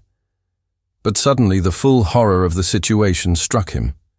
Florence was here to claim the inheritance, and her claim, as he himself had said, was a proof of the most terrible guilt. Acting on an irresistible impulse, Don Luis leaped to the girl's side, seized her by the arm and said, with almost malevolent force, "What are you doing here? What have you come for? Why did you not let me know?" Monsieur Desmalions stepped between them. But Don Luis, without letting go of the girl's arm, exclaimed, "Oh, Monsieur le Préfet, don't you see that this is all a mistake? The person whom we are expecting, about whom I told you, is not this one. The other is keeping in the background as usual. Why, it's impossible that Florence Levasseur—" "I have no preconceived opinion on the subject of this young lady," said the prefect of police, in an authoritative voice. "But it is my duty to question her about the circumstances that brought her here, and I shall certainly do so." He released the girl from Don Luis's grasp and made her take a seat. He himself sat down at his desk, and it was easy to see how great an impression the girl's presence made upon him. It afforded, so to speak, an illustration of Don Luis's argument. The appearance on the scene of a new person, laying claim to the inheritance, was undeniably, to any logical mind, the appearance on the scene of a criminal who herself brought with her the proofs of her crimes. Don Luis felt this clearly, and, from that moment, did not take his eyes off the prefect of police. Florence looked at them by turns, as though the whole thing was the most insoluble mystery to her. Her beautiful dark eyes retained their customary serenity. She no longer wore her nurse's uniform, and her grey gown, very simply cut and devoid of ornaments, showed her graceful figure. She was grave and unemotional as usual. Monsieur Desmalions said, "Explain yourself, mademoiselle." She answered, "I have nothing to explain, Monsieur le Préfet. I have come to you on an errand, which I am fulfilling without knowing exactly what it is about." "What do you mean, without knowing what it is about?" "I will tell you, Monsieur le Préfet. Someone in whom I have every confidence, and for whom I entertain the greatest respect, asked me to hand you certain papers. They appear to concern the question which is the object of your meeting today." "The question of awarding the Mornington inheritance?" "Yes. You know that, if this claim had not been made in the course of the present sitting, it would have had no effect. I came as soon as the papers were handed to me." "Why were they not handed to you an hour or two earlier?" "I was not there. I had to leave the house where I am staying, in a hurry." Perenna did not doubt that it was his intervention that upset the enemy's plans by causing Florence to take to flight. The prefect continued, "So you are ignorant of the reasons why you received the papers?" "Yes, Monsieur le Préfet. And evidently you are also ignorant of how far they concern you." "They do not concern me, Monsieur le Préfet." Monsieur Desmalions smiled, and looking into Florence's eyes, said plainly, "According to the letter that accompanies them, they concern you intimately. It seems that they prove in the most positive manner that you are descended from the Roussel family, and that you consequently have every right to the Mornington inheritance." "I?" The cry was a spontaneous exclamation of astonishment and protest, and she at once went on, insistently, "I, a right to the inheritance? I have none at all, Monsieur le Préfet, none at all. I never knew Mr. Mornington. What is this story? There is some mistake." She spoke with great animation and with an apparent frankness that would have impressed any other man than the prefect of police. But how could he forget Don Luis's arguments and the accusation made beforehand against the person who would arrive at the meeting? "Give me the papers," he said. She took from her handbag a blue envelope which was not fastened down, and which he found to contain a number of faded documents, damaged at the folds and torn in different places. He examined them amid perfect silence, read them through, studied them thoroughly, inspected the signatures and the seals through a magnifying glass, and said, "They bear every sign of being genuine. The seals are official." "Then, Monsieur le Préfet," said Florence in a trembling voice, "then, mademoiselle, let me tell you that your ignorance strikes me as most incredible." And turning to the solicitor, he said, "Listen briefly to what these documents contain and prove. Gaston Sauverand, Cosmo Mornington's heir in the 4th line, had, as you know, an elder brother called Raoul, who lived in the Argentine Republic. This brother, before his death, sent to Europe, in the charge of an old nurse, a child of 5 who was none other than his daughter, a natural but legally recognized daughter whom he had had by Mademoiselle Levasseur, a French teacher at Buenos Aires. Here is the birth certificate. Here is the signed declaration written entirely in the father's hand. Here is the affidavit signed by the old nurse. Here are the depositions of 3 friends, merchants or solicitors at Buenos Aires. And here are the death certificates of the father and mother. All these documents have been legalized and bear the seals of the French consulate. For the present, I have no reason to doubt them, and I am bound to look upon Florence Levasseur as Raoul Sauverand's daughter and Gaston Sauverand's niece." "Gaston Sauverand's niece? His niece?" stammered Florence. The mention of a father whom she had, so to speak, never known, left her unmoved. But she began to weep at the recollection of Gaston Sauverand, whom she loved so fondly and to whom she found herself linked by such a close relationship. Were her tears sincere? Or were they the tears of an actress able to play her part down to the slightest details? Were those facts really revealed to her for the first time? Or was she acting the emotions which the revelation of those facts would produce in her under natural conditions? Don Luis observed Monsieur Desmalions even more narrowly than he did the girl, and tried to read the secret thoughts of the man with whom the decision lay. And suddenly he became certain that Florence's arrest was a matter resolved upon as definitely as the arrest of the most monstrous criminal. Then he went up to her and said, "Florence." She looked at him with her tear-dimmed eyes and made no reply. Slowly he said, "To defend yourself, Florence. For though I am sure you do not know it, you are under that obligation. You must understand the terrible position in which events have placed you. Florence, the prefect of police has been led by the logical outcome of those events to come to the final conclusion that the person entering this room with an evident claim to the inheritance is the person who killed the Mornington heirs. You entered the room, Florence, and you are undoubtedly Cosmo Mornington's heir." He saw her shake from head to foot and turn as pale as death. Nevertheless, she uttered no word and made no gesture of protest. He went on, "It is a formal accusation. Do you say nothing in reply?" She waited some time and then declared, "I have nothing to say. The whole thing is a mystery. What would you have me reply? I do not understand." Don Luis stood quivering with anguish in front of her. He stammered, "Is that all? Do you accept?" After a second, she said in an undertone, "Explain yourself, I beg of you. What you mean, I suppose, is that, if I do not reply, I accept the accusation." "Yes." And then, "Arrest. Prison. Prison." She seemed to be suffering hideously. Her beautiful features were distorted with fear. To her mind, prison evidently represented the torments undergone by Marie and Sauverand. It must mean despair, shame, death, all those horrors which Marie and Sauverand had been unable to avoid, and of which she in her turn would become the victim. An awful sense of hopelessness overcame her, and she moaned, "How tired I am. I feel that there is nothing to be done. I am stifled by the mystery around me. Oh, if I could only see and understand." There was another long pause. Leaning over her, Monsieur Desmalions studied her face with concentrated attention. Then, as she did not speak, he put his hand to the bell on his table and struck it 3 times. Don Luis did not stir from where he stood, with his eyes despairingly fixed on Florence. A battle was raging within him between his love and generosity, which led him to believe the girl, and his reason, which obliged him to suspect her. Was she innocent or guilty? He did not know. Everything was against her. And yet why had he never ceased to love her? Weber entered, followed by his men. Monsieur Desmalions spoke to him and pointed to Florence. Weber went up to her. "Florence," said Don Luis.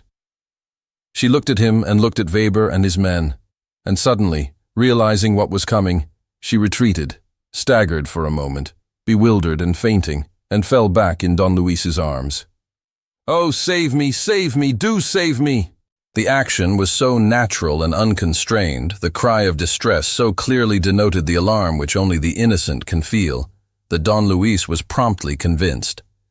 A fervent belief in her lightened his heart. His doubts, his caution, his hesitation, his anguish, all these vanished before a certainty that dashed upon him like an irresistible wave. And he cried, "No, no, that must not be, Monsieur le Préfet. There are things that cannot be permitted." He stooped over Florence, whom he was holding so firmly in his arms that nobody could have taken her from him. Their eyes met. His face was close to the girl's. He quivered with emotion at feeling her throbbing, so weak, so utterly helpless. And he said to her passionately, in a voice too low for any but her to hear, "I love you. I love you. Ah, Florence, if you only knew what I feel, how I suffer, and how happy I am. Oh, Florence, I love you. I love you." Weber had stood aside at a sign from the prefect, who wanted to witness the unexpected conflict between those two mysterious beings, Don Luis Perenna and Florence Levasseur. Don Luis unloosed his arms and placed the girl in a chair. Then, putting his 2 hands on her shoulders, face to face with her, he said, "Though you do not understand, Florence, I am beginning to understand a good deal, and I can already almost see my way in the mystery that terrifies you. Florence, listen to me. It is not you who are doing all this, is it? There is somebody else behind you, above you, somebody who gives you your instructions, isn't there, while you yourself don't know where he is leading you. Nobody is instructing me. What do you mean? Explain. Yes, you are not alone in your life. There are many things which you do because you are told to do them, and because you think them right, and because you do not know their consequences, or even that they can have any consequences. Answer my question. Are you absolutely free? Are you not yielding to some influence? The girl seemed to have come to herself, and her face recovered some of its usual calmness. Nevertheless, it seemed as if Don Luis's question made an impression on her. No, she said. There is no influence, none at all, I'm sure of it. He insisted with growing eagerness. No, you are not sure. Don't say that. Someone is dominating you without your knowing it. Think for a moment. You are Cosmo Mornington's heir to a fortune which you don't care about, I know, I swear. Well, if you don't want that fortune, to whom will it belong? Answer me. Is there anyone who is interested or believes himself interested in seeing you rich? The whole question lies in that. Is your life linked with that of someone else? Is he a friend of yours? Are you engaged to him? She gave a start of revolt. Oh, never. The man of whom you speak is incapable. Ah, he cried, overcome with jealousy. You confess it. So the man of whom I speak exists. I swear that the villain. He turned toward Monsieur Desmalions, his face convulsed with hatred. He made no further effort to contain himself. Monsieur le Préfet, we are in sight of the goal. I know the road that will lead us to it. The wild beast shall be hunted down tonight, or tomorrow at least. Monsieur le Préfet, the letter that accompanied those documents, the unsigned letter which this young lady handed you, was written by the Mother Superior who manages a nursing home in the Avenue des Ternes. By making immediate inquiries at that nursing home, by questioning the Superior and confronting her with Mademoiselle Levasseur, we shall discover the identity of the criminal himself. But we must not lose a minute, or we shall be too late, and the wild beast will have fled. His outburst was irresistible. There was no fighting against the violence of his conviction. Still, Monsieur Desmalions objected. Mademoiselle Levasseur could tell us. She will not speak, or at least not till later, when the man has been unmasked in her presence. Monsieur le Préfet, I entreat you to have the same confidence in me as before. Have not all my promises been fulfilled? Have confidence, Monsieur le Préfet. Cast aside your doubts. Remember how Marie Fauville and Gaston Sauveran were overwhelmed with charges, the most serious charges, and how they succumbed in spite of their innocence. Does the law wish to see Florence Levasseur sacrificed as the two others were? And besides, what I ask for is not her release, but the means to defend her. That is to say, an hour or two's delay. Let Deputy Chief Weber be responsible for her safe custody. Let your detectives go with us. These and more as well, for we cannot have too many to capture the loathsome brute in his lair. Monsieur Desmalions did not reply. After a brief moment, he took Weber aside and talked to him for some minutes. Monsieur Desmalions did not seem very favorably disposed toward Don Luis's request, but Weber was heard to say, "You need have no fear, Monsieur le Préfet. We run no risk." And Monsieur Desmalions yielded. A few moments later, Don Luis Perenna and Florence Levasseur took their seats in a motor car with Weber and two inspectors. Another car, filled with detectives, followed. The hospital was literally invested by the police force, and Weber neglected none of the precautions of a regular siege. The prefect of police, who arrived in his own car, was shown by the manservant into the waiting room and then into the parlor, where the Mother Superior came to him at once. Without delay or preamble of any sort, he put his questions to her in the presence of Don Luis, Weber, and Florence. "Reverend Mother," he said, "I have a letter here which was brought to me at headquarters, and which tells me of the existence of certain documents concerning a legacy. According to my information, this letter, which is unsigned and which is in a disguised hand, was written by you. Is that so?" The Mother Superior, a woman with a powerful face and a determined air, replied, without embarrassment, "That is so, Monsieur le Préfet. As I had the honor to tell you in my letter, I would have preferred, for obvious reasons, that my name should not be mentioned. Besides, the delivery of the documents was all that mattered. However, since you know that I am the writer, I am prepared to answer your questions. Monsieur de Malian continued, with a glance at Florence. I will first ask you, Reverend Mother, if you know this young lady. Yes, Monsieur le Préfet. Florence was with us for 6 months as a nurse a few years ago. She gave such satisfaction that I was glad to take her back this day fortnight. As I had read her story in the papers, I simply asked her to change her name. We had a new staff at the hospital, and it was therefore a safe refuge for her. But, as you have read the papers, you must be aware of the accusations against her. Those accusations have no weight, Monsieur le Préfet, with anyone who knows Florence. She has one of the noblest characters and one of the strictest consciences that I have ever met with. The prefect continued, Let us speak of the documents, Reverend Mother. Where do they come from? Yesterday, Monsieur le Préfet, I found in my room a communication in which the writer proposed to send me some papers that interested Florence Levasseur. How did anyone know that she was here? Asked Monsieur de Malian, interrupting her. I can't tell you. The letter simply said that the papers would be at Versailles, at the Poste Restante, in my name, on a certain day, that is to say, this morning. I was also asked not to mention them to anybody and to hand them at 3 o'clock this afternoon to Florence Levasseur, with instructions to take them to the prefect of police at once. I was also requested to have a letter conveyed to Sergeant Mazereau. To Sergeant Mazereau? That's odd. That letter appeared to have to do with the same business. Now I am very fond of Florence. So I sent the letter, and this morning went to Versailles, and found the papers there as stated. When I got back, Florence was out. I was not able to hand them to her until her return, at about 4 o'clock. Where were the papers posted? In Paris. The postmark on the envelope was that of the Avenue Neil, which happens to be the nearest office to this. And did not the fact of finding that letter in your room strike you as strange? Certainly, Monsieur le Préfet, but no stranger than all the other incidents in the matter. Nevertheless, continued Monsieur de Malian, who was watching Florence's pale face, nevertheless, when you saw that the instructions which you received came from this house, and that they concerned a person living in this house, did you not entertain the idea that that person, the idea that Florence had entered the room, unknown to me, for such a purpose? Cried the superior. Oh, Monsieur le Préfet, Florence is incapable of doing such a thing.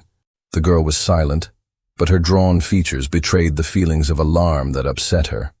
Don Luis went up to her and said, The mystery is clearing, Florence, isn't it? And you are suffering in consequence. Who put the letter in Mother Superior's room? You know, don't you? And you know who is conducting all this plot. She did not answer.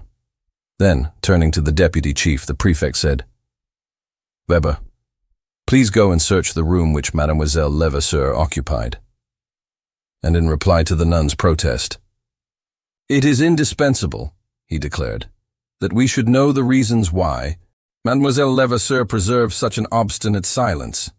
Florence herself led the way, but as Weber was leaving the room, Don Luis exclaimed, Take care, deputy chief. Take care? Why?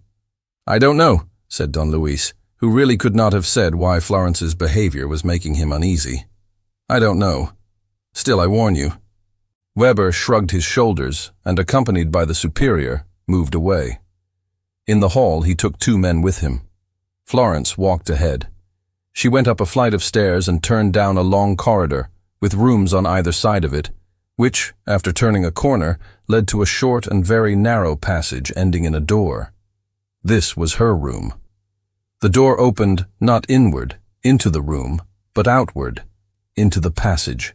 Florence therefore drew it to her, stepping back as she did so, which obliged Weber to do likewise. She took advantage of this to rush in and close the door behind her so quickly that the deputy chief, when he tried to grasp the handle, merely struck the air. He made an angry gesture. The baggage. She means to burn some papers. And turning to the superior, Is there another exit to the room? No, monsieur. He tried to open the door, but she had locked and bolted it. Then he stood aside to make way for one of his men, a giant, who, with one blow of his fist, smashed a panel. Weber pushed by him, put his arm through the opening, drew the bolt, turned the key, pulled open the door and entered. Florence was no longer in her room. A little open window opposite showed the way she had taken. "Oh, curse my luck!" he shouted. "She's cut off!" And hurrying back to the staircase, he roared over the balusters. "Watch all the doors! She's got away! Collar her!" Monsieur Desmalions came hurrying up. Meeting the deputy, he received his explanations and then went on to Florence's room. The open window looked out on a small inner yard, a sort of well which served to ventilate a part of the house. Some rain pipes ran down the wall. Florence must have let herself down by them. But what coolness and what an indomitable will she must have displayed to make her escape in this manner. The detectives had already distributed themselves on every side to bar the fugitive's road. It soon became manifest that Florence, for whom they were hunting on the ground floor and in the basement, had gone from the yard into the room underneath her own, which happened to be the Mother Superior's, that she had put on a nun's habit, and that, thus disguised, she had passed unnoticed through the very men who were pursuing her. They rushed outside, but it was now dark, and every search was bound to be vain in so populous a quarter. The prefect of police made no effort to conceal his displeasure. Don Luis was also greatly disappointed at this flight, which thwarted his plans and enlarged openly upon Weber's lack of skill. "I told you so, Deputy Chief. You should have taken your precautions. Mademoiselle Levasseur's attitude ought to have warned you. She evidently knows the criminal and wanted to go to him, ask him for explanations and, for all we can tell, save him if he managed to convince her. And what will happen between them? When the villain sees that he is discovered, he will be capable of anything." Monsieur Desmalions again questioned the Mother Superior and soon learned that Florence, before taking refuge in the nursing home, had spent 48 hours in some furnished apartments on the Île Saint-Louis. The clue was not worth much, but they could not neglect it. The prefect of police, who retained all his doubts with regard to Florence and attached extreme importance to the girl's capture, ordered Weber and his men to follow up this trail without delay. Don Luis accompanied the deputy chief. Events at once showed that the prefect of police was right. Florence had taken refuge in the lodging house on the Île Saint-Louis, where she had engaged a room under an assumed name. But she had no sooner arrived than a small boy called at the house, asked for her, and went away with her. They went up to her room and found a parcel done up in a newspaper, containing a nun's habit. The thing was obvious. Later, in the course of the evening, Weber succeeded in discovering the small boy. He was the son of the porter of one of the houses in the neighborhood. Where could he have taken Florence? When questioned, he definitely refused to betray the lady who had trusted him and who had cried when she kissed him. His mother entreated him. His father boxed his ears. He was inflexible. In any case, it was not unreasonable to conclude that Florence had not left the Île Saint-Louis or its immediate vicinity. The detectives persisted in their search all the evening. Weber established his headquarters in a tap room where every scrap of information was brought to him, and where his men returned from time to time to receive his orders. He also remained in constant communication with the prefect's office. At 10:30, a squad of detectives sent by the prefect placed themselves at the deputy chief's disposal. Mazereau, newly arrived from Rouen and furious with Florence, joined them. The search continued. Don Luis had gradually assumed its management, and it was he who, so to speak, inspired Weber to ring at this or that door and to question this or that person. At 11 o'clock, the hunt still remained fruitless, and Don Luis was the victim of an increasing and irritating restlessness. But shortly after midnight, a shrill whistle drew all the men to the eastern extremity of the island, at the end of the Quai d'Anjou. 2 detectives stood waiting for them, surrounded by a small crowd of onlookers. They had just learned that, some distance farther away, on the Quai Henri IV, which does not form part of the island, a motor car had pulled up outside a house, that there was the noise of a dispute, and that the cab had subsequently driven off in the direction of Vincennes. They hastened to the Quai Henri IV and at once found the house. There was a door on the ground floor opening straight on the pavement. The taxi had stopped for a few minutes in front of this door. 2 persons, a woman and a man leading her along, had left the ground floor flat. When the door of the taxi was shut, A man's voice had shouted from the inside. "Drive down the Boulevard Saint-Germain and along the quays. Then take the Versailles Road." But the porter's wife was able to furnish more precise particulars. Puzzled by the tenant of the ground floor, whom she had only seen once in the evening, who paid his rent by cheques signed in the name of Charles, and who but very seldom came to his apartment, she had taken advantage of the fact that her lodge was next to the flat to listen to the sound of voices. The man and the woman were arguing. At one moment the man cried, in a louder tone, "Come with me, Florence. I insist upon it. And I will give you every proof of my innocence tomorrow morning. And if you nevertheless refuse to become my wife, I shall leave the country. All my preparations are made." A little later he began to laugh, and again raising his voice said, "Afraid of what, Florence? That I shall kill you, perhaps? No, no, have no fear." The portress had heard nothing more. But was this not enough to justify every alarm? Don Luis caught hold of the deputy chief. "Come along. I knew it. The man is capable of anything. It's the tiger. He means to kill her." He rushed outside, dragging the deputy toward the two police motors, waiting 500 yards down. Meanwhile, Mazareau was trying to protest. It would be better to search the house, to pick up some clues. "Oh," shouted Don Luis, increasing his pace, "the house and the clues will keep. But he's gaining ground, the ruffian, and he has Florence with him, and he's going to kill her. It's a trap. I'm sure of it." He was shouting in the dark, dragging the two men along with irresistible force. They neared the motors. "Get ready," he ordered as soon as he was in sight. "I'll drive myself." He tried to get into the driver's seat, but Weber objected and pushed him inside, saying, "Don't trouble. The chauffeur knows his business. He'll drive faster than you would." Don Luis, the deputy chief, and two detectives crowded into the cab. Mazareau took his seat beside the chauffeur. "Versailles Road," roared Don Luis. The car started, and he continued, "We've got him! You see, it's a magnificent opportunity. He must be going pretty fast, but without forcing the pace, because he doesn't think we're after him. Oh, the villain, we'll make him sit up. Quicker, driver! But what the devil are we loaded up like this for? You and I, deputy chief, would have been enough. Hi, Mazareau. Get down and jump into the other car. That'll be better, won't it, deputy? It's absurd." He interrupted himself, and as he was sitting on the back seat, between the deputy chief and a detective, he rose toward the window and muttered, "Why, look here, what's the idiot doing? That's not the road. I say, what does this mean?" A roar of laughter was the only answer. It came from Weber, who was shaking with delight. Don Luis stifled an oath, and making a tremendous effort, tried to leap from the car. 6 hands fell upon him and held him motionless. The deputy chief had him by the throat. The detectives clutched his arms. There was no room for him to struggle within the restricted space of the small car, and he felt the cold iron of a revolver on his temple. "None of your nonsense," growled Weber, "or I'll blow out your brains, my boy.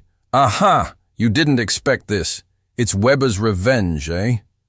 And when Perenna continued to wriggle, he went on in a threatening tone, "You'll have only yourself to blame, mind. I'm going to count 3. 1, 2. "But what's it all about?" bellowed Don Luis. "Prefect's orders, received just now." "What orders?" "To take you to the lockup if the Florence girl escaped us again." "Have you a warrant?" "I have." "And what next?"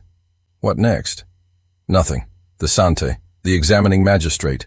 "But hang it all, the tiger's making tracks meanwhile. Oh, rot! Is it possible to be so dense? What mugs those fellows are! Oh, dash it!"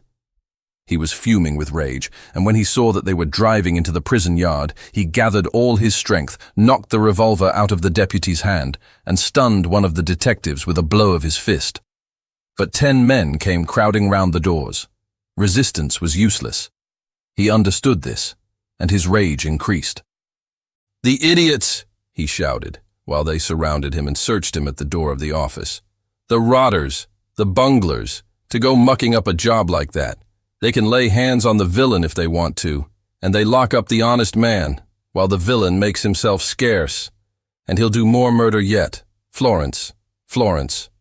Under the lamplight, in the midst of the detectives holding him, He was magnificent in his helpless violence. They dragged him away. With an unparalleled display of strength, he drew himself up, shook off the men who were hanging onto him like a pack of hounds worrying some animal at bay, got rid of Weber, and accosted Mazareau in familiar tones. He was gloriously masterful, almost calm, so wholly did he appear to control his seething rage. He gave his orders in breathless little sentences, curt as words of command. Mazareau, run around to the prefects. Ask him to ring up Valenglay. Yes, the Prime Minister. I want to see him. Have him informed. Ask the prefect to say it's I, the man who made the German Emperor play his game. My name, he knows. Or if he forgets, the prefect can tell him my name. He paused for a second or two, and then, calmer still, he declared, Arsène Lupin. Telephone those 2 words to him and just say this. Arsène Lupin wishes to speak to the Prime Minister on very important business. Get that through to him at once. The Prime Minister would be very angry if he heard afterward that they had neglected to communicate my request. Go, Mazareau, and then find the villain's tracks again. The governor of the prison had opened the jail book. You can enter my name, Monsieur le Directeur, said Don Luis. Put down Arsène Lupin. The governor smiled and said, I should find a difficulty in putting down any other. It's on the warrant. Arsène Lupin, alias Don Luis Perenna. Don Luis felt a little shudder pass through him at the sound of those words. The fact that he was arrested under the name of Arsène Lupin made his position doubly dangerous. Ah, he said, so they've resolved. I should think so, said Weber in a tone of triumph. We've resolved to take the bull by the horns and to go straight for Lupin. Plucky of us, eh? Never fear, we'll show you something better than that. Don Luis did not flinch. Turning to Mazareau again, he said, Don't forget my instructions, Mazareau. But there was a fresh blow in store for him. The sergeant did not answer his remark. Don Luis watched him closely and once more gave a start. He had just perceived that Mazareau also was surrounded by men who were holding him tight, and the poor sergeant stood silently shedding tears. Weber's liveliness increased. You'll have to excuse him, Lupin. Sergeant Mazareau accompanies you to prison, though not in the same cell. Ah, said Don Luis, drawing himself up. Is Mazareau put into jail? Prefect's orders, warrant duly executed. And on what charge? Accomplice of Arsène Lupin. Mazareau, my accomplice. Get out. Mazareau, the most honest man that ever lived. The most honest man that ever lived, as you say. That didn't prevent people from going to him when they wanted to write to you or prevent him from bringing you the letters, which proves that he knew where you were hanging out. And there's a good deal more which we'll explain to you, Lupin, in good time. You'll have plenty of fun, I assure you. Don Luis murmured, My poor Mazareau. Then, raising his voice, he said, Don't cry, old chap. It's just a matter of the remainder of the night. Yes, I'll share my cards with you, and we'll turn the king and mark game in a very few hours. Don't cry. I've got a much finer berth waiting for you, a more honourable and above all a more lucrative position. I have just what you want. You don't imagine, surely, that I wasn't prepared for this. Why, you know me. Take it from me.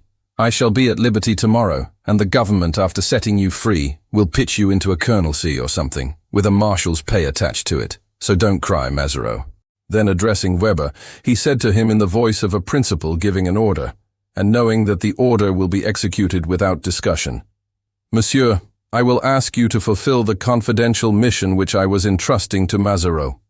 First, inform the prefect of police that I have a communication of the very highest importance to make to the Prime Minister. Next, discover the tiger's tracks at Versailles before the night is over. I know your merit, monsieur, and I rely entirely upon your diligence and your zeal. Meet me at 12 o'clock tomorrow. And still maintaining his attitude of a principal who has given his instructions, he allowed himself to be taken to his cell. It was 10-1. For the last 50 minutes the enemy had been bowling along the high road, carrying off Florence like a prey which it now seemed impossible to snatch from him. The door was locked and bolted. Don Luis reflected, Even presuming that Monsieur le Préfect consents to ring up Valanglais, he won't do so before the morning. So they've given the villain 8 hours start before I'm free. 8 hours. Curse it. He thought a little longer, then shrugged his shoulders with the air of one who for the moment has nothing better to do than wait, and flung himself on his mattress, murmuring, "Hushaby, Lupin." Chapter 17. Open Sesame. In spite of his usual facility for sleep, Don Luis slept for 3 hours at most. He was racked with too much anxiety, and though his plan of conduct was worked out mathematically, he could not help foreseeing all the obstacles which were likely to frustrate that plan. Of course, Weber would speak to Monsieur de Malliance. But would Monsieur de Malliance telephone to Valanglais? "He is sure to telephone," Don Luis declared, stamping his foot. "It doesn't let him in for anything. And at the same time, he would be running a big risk if he refused, especially as Valanglais must have been consulted about my arrest and is obviously kept informed of all that happens." He next asked himself what exactly Valanglais could do once he was told, for after all, was it not too much to expect that the head of the government, that the Prime Minister, should put himself out to obey the injunctions and assist the schemes of Monsieur Arsène Lupin? "He will come," he cried, with the same persistent confidence. "Valanglais doesn't care a hang for form and ceremony and all that nonsense. He will come even if it is only out of curiosity to learn what the Kaiser's friend can have to say to him. Besides, he knows me. I am not one of those beggars who inconvenience people for nothing. There's always something to be gained by meeting me. He'll come." But another question at once presented itself to his mind. Valanglais' coming in no way implied his consent to the bargain which Perenna meant to propose to him. And even if Don Luis succeeded in convincing him, what risks remained? How many doubtful points to overcome? And then the possibilities of failure. Would Weber pursue the fugitive's motor car with the necessary decision and boldness? Would he get on the track again? And having got on the track, would he be certain not to lose it? And then, even supposing that all the chances were favorable, was it not too late?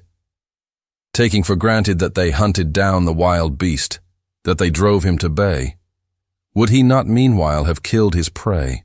Knowing himself beaten, would a monster of that kind hesitate to add one more murder to the long list of his crimes? And this, to Don Luis, was the crowning terror. After all the difficulties which, in his stubbornly confident imagination, he had managed to surmount, he was brought face to face with the horrible vision of Florence being sacrificed, of Florence dead. "Oh, the torture of it," he stammered. "I alone could have succeeded, and they shut me up." He hardly put himself out to inquire into the reasons for which Monsieur de Malliance, suddenly changing his mind, had consented to his arrest, thus bringing back to life that troublesome Arsène Lupin, with whom the police had not hitherto cared to hamper themselves. No, that did not interest him. Florence alone mattered. And the minutes passed, and each minute wasted brought Florence nearer to her doom. He remembered a similar occasion when, some years before, he waited in the same way for the door of his cell to open and the German emperor to appear. But how much greater was the solemnity of the present moment. Before, it was at the very most his liberty that was at stake. This time it was Florence's life which fate was about to offer or refuse him. "Florence! Florence!" he kept repeating in his despair. He no longer had a doubt of her innocence, nor did he doubt that the other loved her and had carried her off not so much for the hostage of a coveted fortune as for a love spoil, which a man destroys if he cannot keep it. Florence! Florence! He was suffering from an extraordinary fit of depression. His defeat seemed irretrievable. There was no question of hastening after Florence, of catching the murderer. Don Luis was in prison under his own name of Arsène Lupin, and the whole problem lay in knowing how long he would remain there, for months or for years. It was then that he fully realized what his love for Florence meant. He perceived that it took the place in his life of his former passions, his craving for luxury, his desire for mastery, his pleasure in fighting, his ambition, his revenge. For 2 months he had been struggling to win her, and for nothing else. The search after the truth and the punishment of the criminal were to him no more than means of saving Florence from the dangers that threatened her. If Florence had to die, if it was too late to snatch her from the enemy, in that case he might as well remain in prison. Arsène Lupin spending the rest of his days in a convict settlement was a fitting end to the spoilt life of a man who had not even been able to win the love of the only woman he had really loved. It was a passing mood, and being totally opposed to Don Luis's nature, finished abruptly in a state of utter confidence which no longer admitted the least particle of anxiety or doubt. The sun had risen. The cell gradually became filled with daylight.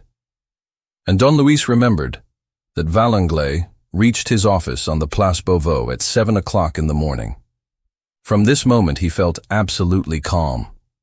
Coming events presented an entirely different aspect to him, as though they had, so to speak, turned right round. The contest seemed to him easy, the facts free from complications. He understood as clearly as if the actions had been performed that his will could not but be obeyed. The deputy chief must inevitably have made a faithful report to the prefect of police. The prefect of police must inevitably that morning have transmitted Arsène Lupin's request to Valenglay. Valenglay would inevitably give himself the pleasure of an interview with Arsène Lupin. Arsène Lupin would inevitably, in the course of that interview, obtain Valenglay's consent. These were not suppositions, but certainties. Not problems awaiting solution, but problems already solved. Starting from A and continuing along B and C, you arrive, whether you wish it or not, at D. Don Luis began to laugh. Come, Arsène, old chap. Remember that you brought Mr. Hohenzollern all the way from his Brandenburg marches. Valenglay does not live as far as that, by Jove, and if necessary, you can put yourself out a little. That's it. I'll consent to take the first step. I will go and call on Monsieur de Beauvau. Monsieur Valenglay, it is a pleasure to see you. He went gaily to the door, pretending that it was open, and that he had only to walk through to be received when his turn came. He repeated this child's play 3 times, bowing low and long, as though holding a plumed hat in his hand, and murmuring, "Open sesame." At the 4th time the door opened and a warder appeared. Don Luis said in a ceremonious tone, "I hope I have not kept the Prime Minister waiting." There were 4 inspectors in the corridor. "Are these gentlemen my escort?" he asked. "That's right. Announce Arsène Lupin, Grandee of Spain, His Most Catholic Majesty's cousin. My lords, I follow you. Turnkey, here are 20 crowns for your pains, my friend." He stopped in the corridor. "By Jupiter, no gloves, and I haven't shaved since yesterday." The inspectors had surrounded him and were pushing him a little roughly. He seized 2 of them by the arm. They groaned. "That'll teach you," he said. "You've no orders to thrash me, have you? Nor even to handcuff me? That being so, young fellows, behave." The prison governor was standing in the hall. "I've had a capital night, my dear governor," said Don. "Your CTC rooms are the very acme of comfort. I'll see that the Lock-Up Arms receives a star in the Baedeker. Would you like me to write you a testimonial in your jail book? You wouldn't? Perhaps you hope to see me again. Sorry, my dear governor, but it's impossible. I have other things to do." A motorcar was waiting in the yard. Don Luis stepped in with the 4 detectives. "Place Beauvau," he said to the driver. "No, Rue Vineuse," said one of the detectives, correcting him. "Oh ho," said Don Luis. "His Excellency's private residence. His Excellency prefers that my visit should be kept secret. That's a good sign. By the way, dear friends, what's the time?" His question remained unanswered, and as the detectives had drawn the blinds, he was unable to consult the clocks in the street. It was not until he was at Valenglay's, in the Prime Minister's little ground-floor flat near the Trocadero, that he saw a clock on the mantelpiece. "A 7:15, he exclaimed. "Good. There's not been much time lost." Valenglay's study opened on a flight of steps that ran down to a garden filled with aviaries. The room itself was crammed with books and pictures. A bell rang, and the detectives went out, following the old maidservant who had shown them in. Don Luis was left alone. He was still calm, but nevertheless felt a certain uneasiness, a longing to be up and doing, to throw himself into the fray, and his eyes kept on involuntarily returning to the face of the clock. The minute hand seemed endowed with extraordinary speed. At last, someone entered, ushering in a second person. Don Luis recognized Valenglay and the prefect of police. "That's it," he thought. "I've got him." He saw this by the sort of vague sympathy perceptible on the old premier's lean and bony face. There was not a sign of arrogance, nothing to raise a barrier between the minister and the suspicious individual whom he was receiving. Just a manifest, playful curiosity and sympathy. It was a sympathy which Valenglay had never concealed, and of which he even boasted when, after Arsène Lupin's sham death, he spoke of the adventurer and the strange relations between them. "You have not changed," he said, after looking at him for some time. "Complexion a little darker, a trifle grayer over the temples, that's all." And putting on a blunt tone, he asked, "And what is it you want?" "An answer first of all, Monsieur le Président du Conseil. Has Deputy Chief Weber, who took me to the lockup last night, traced the motor cab in which Florence Levasseur was carried off?" "Yes. The motor stopped at Versailles. The persons inside it hired another cab which is to take them to Nantes. What else do you ask for besides that answer?" "My liberty, Monsieur le Président." "At once, of course," said Valenglay, beginning to laugh. "In 30 or 35 minutes at most. At 7:30, eh? 7:30 at latest, Monsieur le Président. And why your liberty?" "To catch the murderer of Cosmo Mornington, of Inspector Véraud, and of the Roussel family." "Are you the only one that can catch him?" "Yes." "Still, the police are moving. The wires are at work. The murderer will not leave France. He shan't escape us." "You can't find him." "Yes, we can. In that case, he will kill Florence Levasseur. She will be the scoundrel's 7th victim, and it will be your doing." Valenglay paused for a moment and then resumed. "According to you, contrary to all appearances, and contrary to the well-grounded suspicions of Monsieur le Préfet de Police, Florence Levasseur is innocent?" "Oh, absolutely, Monsieur le Président." "And you believe her to be in danger of death?" "She is in danger of death. Are you in love with her?" "I am." Valenglay experienced a little thrill of enjoyment. Lupin in love. Lupin acting through love and confessing his love. But how exciting. He said, "I have followed the Mornington case from day to day, and I know every detail of it."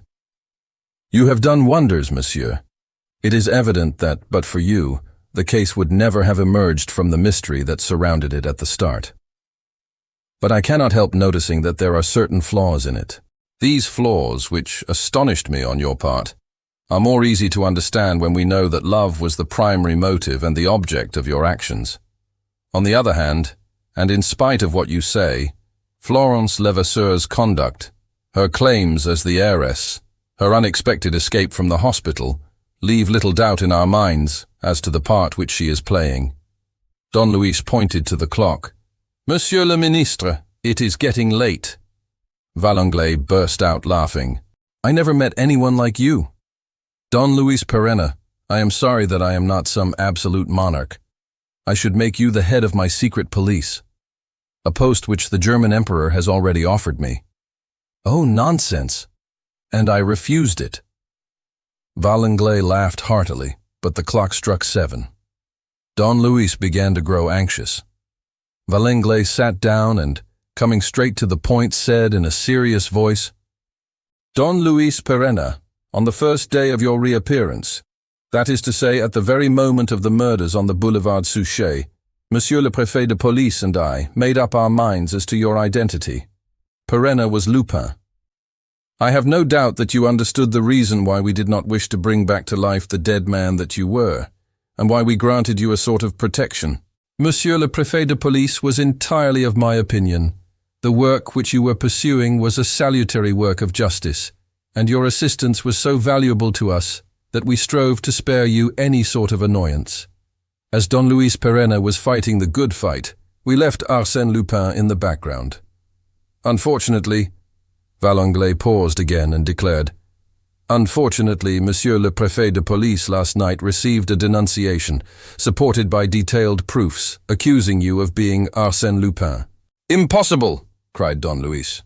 That is a statement which no one is able to prove by material evidence. Arsène Lupin is dead. If you like, Valanglais agreed. But that does not show that Don Luis Perenna is alive. Don Luis Perenna has a duly legalized existence, Monsieur le Président. Perhaps, but it is disputed. By whom? There is only one man who would have the right, and to accuse me would be his own undoing. I cannot believe him to be stupid enough. Stupid enough, no, but crafty enough, yes. You mean XIII, the Peruvian attaché? Yes. But he is abroad. More than that, he is a fugitive from justice after embezzling the funds of his legation.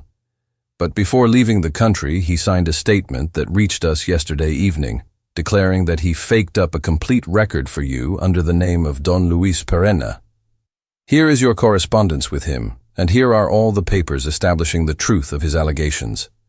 Anyone will be convinced, on examining them, first, that you are not Don Luis Perenna, and secondly, that you are Arsène Lupin. Don Luis made an angry gesture. That blackguard of a XIII is a mere tool, he snarled. The other man's behind him, has paid him, and is controlling his actions.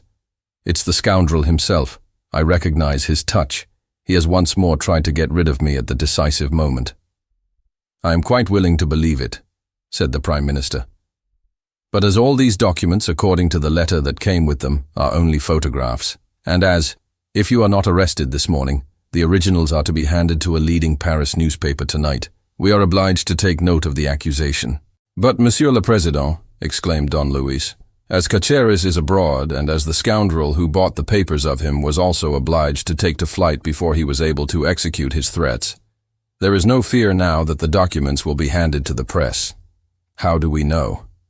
The enemy must have taken his precautions. He may have accomplices. He has none. How do we know? Don Luis looked at Valanglais and said, What is it that you really wish to say, Monsieur le Président? I will tell you. Although pressure was brought to bear upon us by XIII's threats, Monsieur le Préfet de Police, anxious to see all possible light shed on the plot played by Florence Levasseur, did not interfere with your last night's expedition. As that expedition led to nothing, he determined, at any rate, to profit by the fact that Don Luis had placed himself at our disposal, and to arrest Arsène Lupin. If we now let him go, the documents will certainly be published, and you can see the absurd and ridiculous position in which that will place us in the eyes of the public. Well, at this very moment, you ask for the release of Arsène Lupin, a release which would be illegal, uncalled for, and inexcusable. I am obliged, therefore, to refuse it, and I do refuse it. He ceased, and then, after a few seconds, he added, Unless, asked Don Luis. Unless, and this is what I wanted to say, unless you offer me in exchange something so extraordinary and so tremendous that I could consent to risk the annoyance which the absurd release of Arsène Lupin would bring down upon my head. But, Monsieur le Président, surely if I bring you the real criminal, the murderer of... I don't need your assistance for that. And if I give you my word of honor, Monsieur le Président, to return the moment my task is done and give myself up. Valanglais struck the table with his fist and, raising his voice, addressed Don Luis with a certain genial familiarity. Come, Arsène Lupin, he said. Play the game. If you really want to have your way, pay for it. Hang it all. Remember that after all this business, and especially after the incidents of last night, you and Florence Levasseur will be to the public what you already are. The responsible actors in the tragedy, nay, more the real and only criminals. And it is now, when Florence Levasseur has taken to her heels, that you come and ask me for your liberty. Very well, but damn it, set a price to it and don't haggle with me. I am not haggling, Monsieur le Président, declared Don Luis, in a very straightforward manner and tone. What I have to offer you is certainly much more extraordinary and tremendous than you imagine. But if it were twice as extraordinary and twice as tremendous, it would not count once Florence Levasseur's life is in danger. Nevertheless, I was entitled to try for a less expensive transaction. Of this, your words remove all hope. I will therefore lay my cards upon the table, as you demand, and as I had made up my mind to do. He sat down opposite Valanglais, in the attitude of a man treating with another on equal terms. I shall not be long. A single sentence, Monsieur le Président, will express the bargain which I am proposing to the Prime Minister of my country. And looking Valanglais straight in the eyes, he said slowly, syllable by syllable, in exchange for 24 hours liberty and no more, undertaking on my honor to return here tomorrow morning, and to return here either with Florence, to give you every proof of her innocence, or without her, to constitute myself a prisoner, I offer you. He took his time and, in a serious voice, concluded, I offer you a kingdom, Monsieur le Président du Conseil. The sentence sounded bombastic and ludicrous, sounded silly enough to provoke a shrug of the shoulders, sounded like one of those sentences which only an imbecile or a lunatic could utter. And yet Valanglais remained impassive.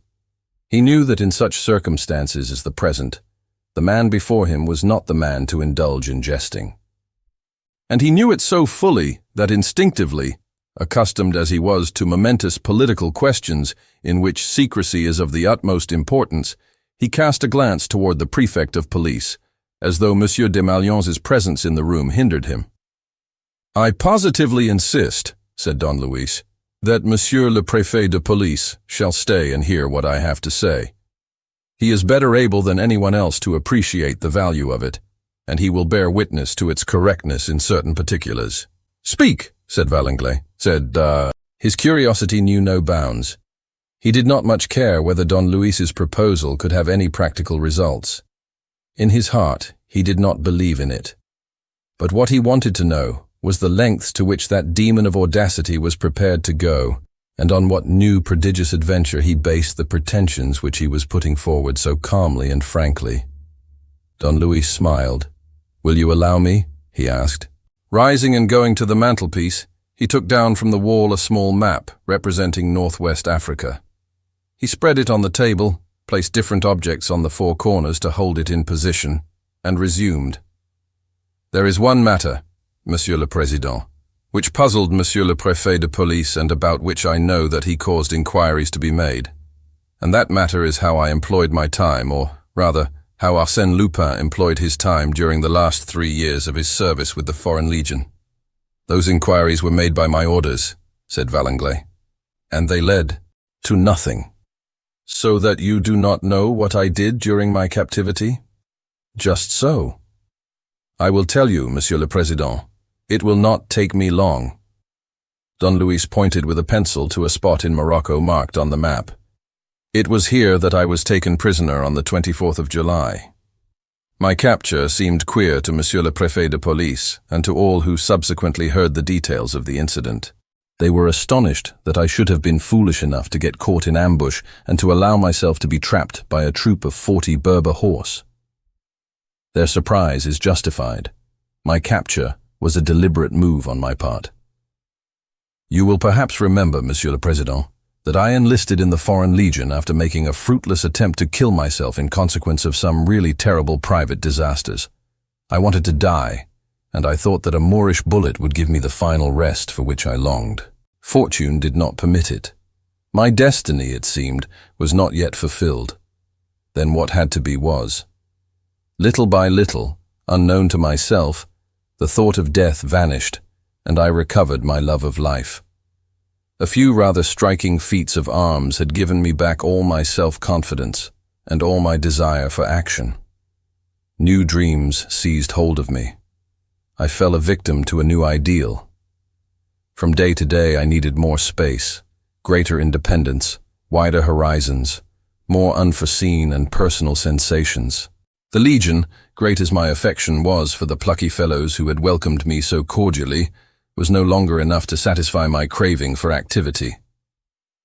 One day, without thinking much about it, in a blind prompting of my whole being toward a great adventure which I did not clearly see but which attracted me in a mysterious fashion, one day, finding myself surrounded by a band of the enemy, though still in a position to fight, I allowed myself to be captured.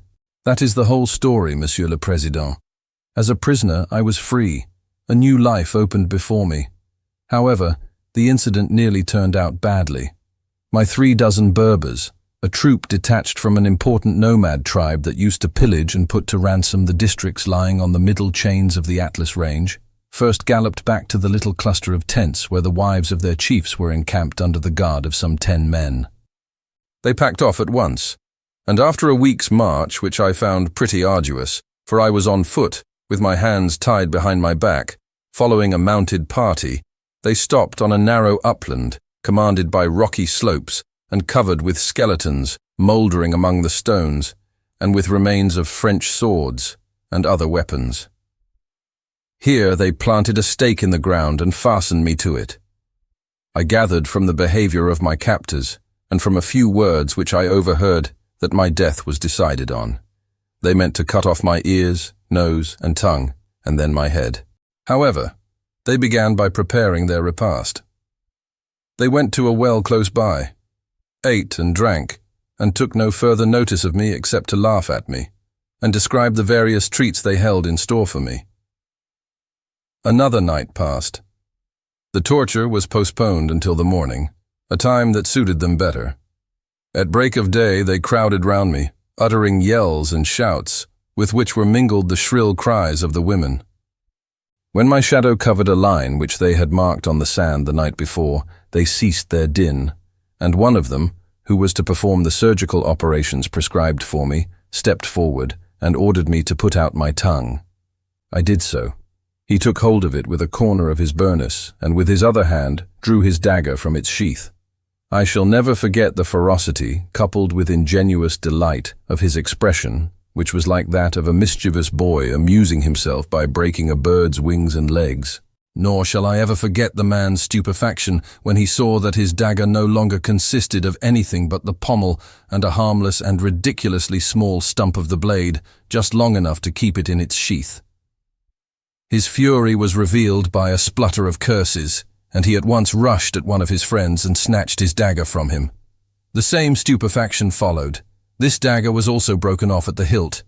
The next thing was a general tumult, in which one and all brandished their knives. But all of them uttered howls of rage. There were 45 men there, and their 45 knives were smashed. The chief flew at me as if holding me responsible for this incomprehensible phenomenon. He was a tall, lean old man, slightly hunchbacked, blind of one eye, hideous to look upon. He aimed a huge pistol point blank at my head, and he struck me as so ugly that I burst out laughing in his face. He pulled the trigger. The pistol missed fire. He pulled it again. The pistol again missed fire. All of them at once began to dance around the stake to which I was fastened. Gesticulating wildly, hustling one another, and roaring like thunder, they leveled their various firearms at me, muskets, pistols, carbines, old Spanish blunderbusses. The hammers clicked, but the muskets, pistols, carbines, and blunderbusses did not go off. It was a regular miracle. You should have seen their faces. I never laughed so much in my life, and this completed their bewilderment. Some ran to the tents for more powder. Others hurriedly reloaded their arms, only to meet with fresh failure, while I did nothing but laugh and laugh. The thing could not go on indefinitely. There were plenty of other means of doing away with me. They had their hands to strangle me with, the butt ends of their muskets to smash my head with, pebbles to stone me with, and there were over 40 of them. The old chief picked up a bulky stone and stepped toward me, his features distorted with hatred. He raised himself to his full height, lifted the huge block, with the assistance of 2 of his men, above my head, and dropped it, in front of me, on the stake. It was a staggering sight for the poor old man. I had in 1 second unfastened my bonds and sprung backward, and I was standing at 3 paces from him, with my hands outstretched before me, and holding in those outstretched hands the 2 revolvers which had been taken from me on the day of my capture. What followed was the business of a few seconds. The chief now began to laugh, as I had laughed, sarcastically. To his mind, in the disorder of his brain, those 2 revolvers with which I threatened him could have no more effect than the useless weapons which had spared my life. He took up a large pebble and raised his hand to hurl it at my face.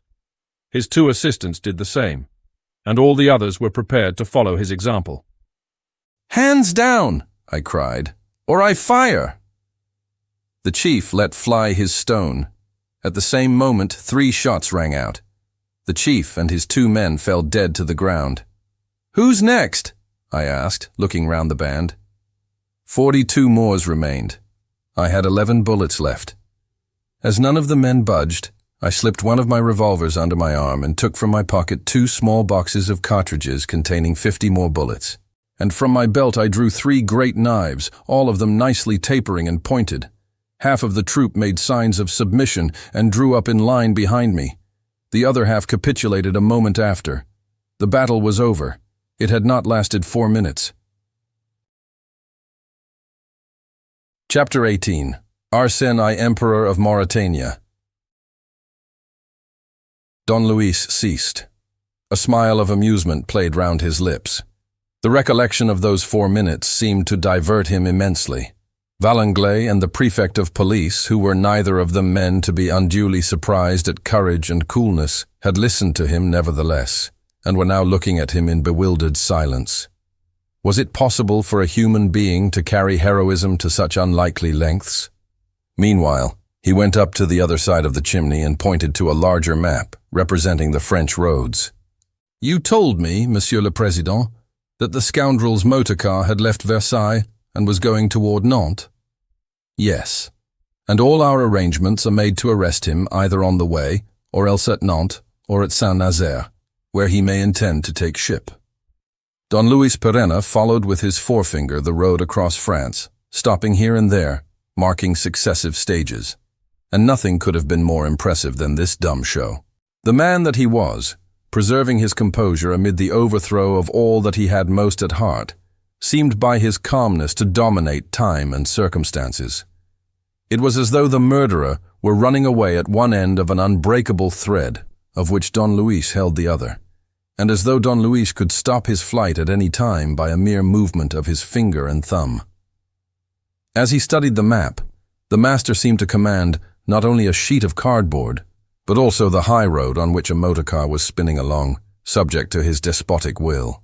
He went back to the table and continued. The battle was over, and there was no question of its being resumed. My 42 worthies found themselves face to face with a conqueror, against whom revenge is always possible, by fair means or foul, but with one who had subjugated them in a supernatural manner. There was no other explanation of the inexplicable facts which they had witnessed. I was a sorcerer, a kind of marabout, a direct emissary of the prophet. Valanglais laughed and said, "Their interpretation was not so very unreasonable, for after all, you must have performed a sleight-of-hand trick, which strikes me also as being little less than miraculous. Monsieur le Président, do you know a curious short story of Balzac's called A Passion in the Desert? Yes. Well, the key to the riddle lies in that. Does it? I don't quite see. You were not under the claws of a tigress. There was no tigress to tame in this instance. No, but there were women. Eh? How do you mean? Upon my word, Monsieur le Président, said Don Luis gaily, I should not like to shock you, but I repeat that the troop which carried me off on that week's march included women, and women are a little like Balzac's tigress, creatures whom it is not impossible to tame, to charm, to break in, until you make friends of them. Yes, yes, muttered the Premier, madly puzzled, but that needs time. I had a week, and complete liberty of action. No, Monsieur le Président, the eyes are enough to start with. The eyes give rise to sympathy, interest, affection, curiosity, a wish to know you better. After that, the merest opportunity. And did an opportunity offer? Yes, one night. I was fastened up, or at least they thought I was. I knew that the chief's favorite was alone in her tent close by. I went there. I left her an hour afterward. And the tigress was tamed? Yes, as thoroughly as Balzac's, tamed and blindly submissive. But there were several of them. I know, Monsieur le Président, and that was the difficulty. I was afraid of rivalry. But all went well. The favorite was not jealous, far from it. And then, as I have told you, her submission was absolute. In short, I had 5 staunch, invisible friends, resolved to do anything I wanted and suspected by nobody. My plan was being carried out before we reached the last halting place. My 5 secret agents collected all the arms during the night. They dashed the daggers to the ground and broke them. They removed the bullets from the pistols. They damped the powder. Everything was ready for ringing up the curtain. Valanglais bowed. My compliments. You are a man of resource, and your scheme was not lacking in charm. For I take it that your 5 ladies were pretty. Don Luis put on a bantering expression. He closed his eyes, as if to recall his bliss, and let fall the one word. Hags. The epithet gave rise to a burst of merriment. But Don Luis, as though in a hurry to finish his story, at once went on. In any case, they saved my life, the hussies, and their aid never failed me. My 42 watchdogs, deprived of their arms and shaking with fear in those solitudes where everything is a trap and where death lies in wait for you at any minute, gathered round me as their real protector. When we joined the great tribe to which they belonged, I was their actual chief.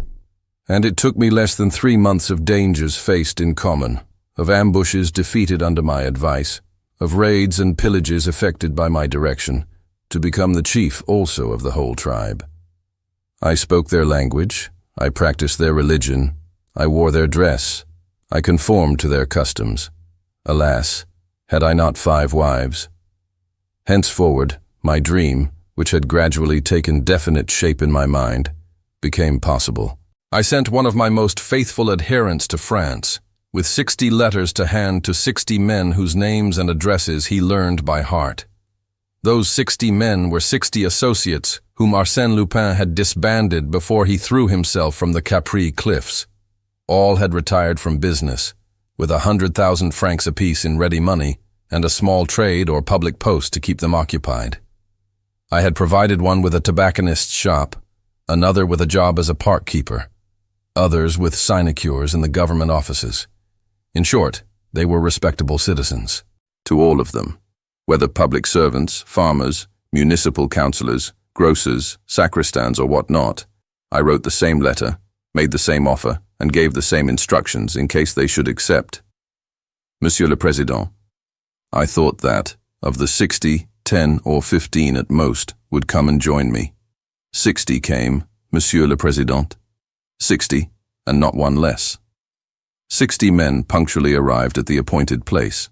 On the day fixed, at the hour named, my old armed cruiser, the Ascendam, which they had brought back, anchored in the mouth of the Wadi Dra on the Atlantic coast, between Cape Nun and Cape Juby.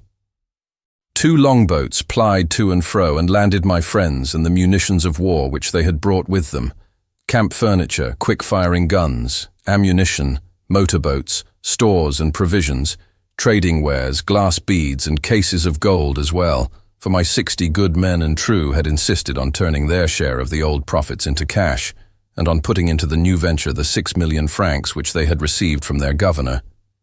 Need I say more, Monsieur le Président? Must I tell you what a chief like Arsène Lupin was able to attempt, seconded by 60 fine fellows of that stamp, and backed by an army of 10,000 well-armed and well-trained Moorish fanatics? He attempted it, and his success was unparalleled. I do not think that there has ever been an idyll like that through which we lived during those 15 months, first on the heights of the Atlas Range, and then in the infernal plains of the Sahara, an idyll of heroism, of privation, of superhuman torture and superhuman joy, an idyll of hunger and thirst, of total defeat and dazzling victory. My 60 trusty followers threw themselves into their work with might and main. Oh, what men! You know them, Monsieur le Président du Conseil. You've had them to deal with, Monsieur le Préfet de Police, the beggars. Tears come to my eyes when I think of some of them. There were Charolais and his son, who distinguished themselves in the case of the Princesse de Lamballe's tiara. There were Marco, who owed his fame to the Kesselbach case, and Auguste, who was your chief messenger, Monsieur le Président. There were the Growler and the Macher, who achieved such glory in the hunt for the crystal stopper. There were the brothers Beuzeville, whom I used to call the 2 Ajaxes. There were Philippe d'Antrac, who was better born than any Bourbon, and Pierre le Grand, and Tristan Leroux, and Joseph le Jeune. And there was Arsène Lupin, said Valanglais, roused to enthusiasm by this list of Homeric heroes. And there was Arsène Lupin, repeated Don Luis. He nodded his head, smiled, and continued in a very quiet voice. I will not speak of him, Monsieur le Président. I will not speak of him, for the simple reason that you would not believe my story. What they tell about him when he was with the Foreign Legion is mere child's play beside what was to come later. Lupin was only a private soldier. In South Morocco, he was a general. Not till then did Arsène Lupin really show what he could do. And I say it without pride, not even I foresaw what that was. The Achilles of the legend performed no greater feats. Hannibal and Caesar achieved no more striking results. All I need tell you is that in 15 months, Arsène Lupin conquered a kingdom twice the size of France, from the Berbers of Morocco, from the indomitable Tuaregs, from the Arabs of the extreme south of Algeria, from the Negroes who overrun Senegal, from the Moors along the Atlantic coast, under the blazing sun, in the flames of hell. He conquered half the Sahara and what we may call ancient Mauretania, a kingdom of deserts and swamps. Partly, but a kingdom all the same, with oases, wells, rivers, forests, and incalculable riches. A kingdom with 10 million men and 100,000 warriors. This is the kingdom which I offer to France, Monsieur le Président du Conseil. Valanglais did not conceal his amazement. Greatly excited and even perturbed by what he had learned, looking over his extraordinary visitor, with his hands clutching at the map of Africa, he whispered, "Explain yourself. Be more precise." Don Luis answered, "Monsieur le Président du Conseil, I will not remind you of the events of the last few years. France, resolving to pursue a splendid dream of dominion over North Africa, has had to part with a portion of the Congo. I propose to heal the painful wound by giving her 30 times as much as she has lost, and I turn the magnificent and distant dream into an immediate certainty by joining the small slice of Morocco which you have conquered to Senegal at one blow. Today, Greater France in Africa exists. Thanks to me, it is a solid and compact expanse.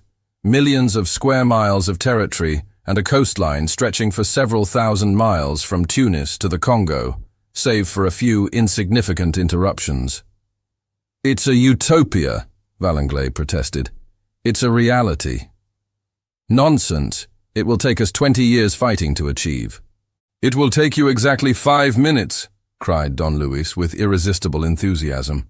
"What I offer you is not the conquest of an empire, but a conquered empire, duly pacified and administered, in full working order and full of life. My gift is a present, not a future gift. I, too, Monsieur le Président du Conseil, I, Arsène Lupin, had cherished a splendid dream. After toiling and moiling all my life, after knowing all the ups and downs of existence, richer than Croesus, because all the wealth of the world was mine, and poorer than Job. Because I had distributed all my treasures, surfeited with everything, tired of unhappiness, and more tired still of happiness, sick of pleasure, of passion, of excitement.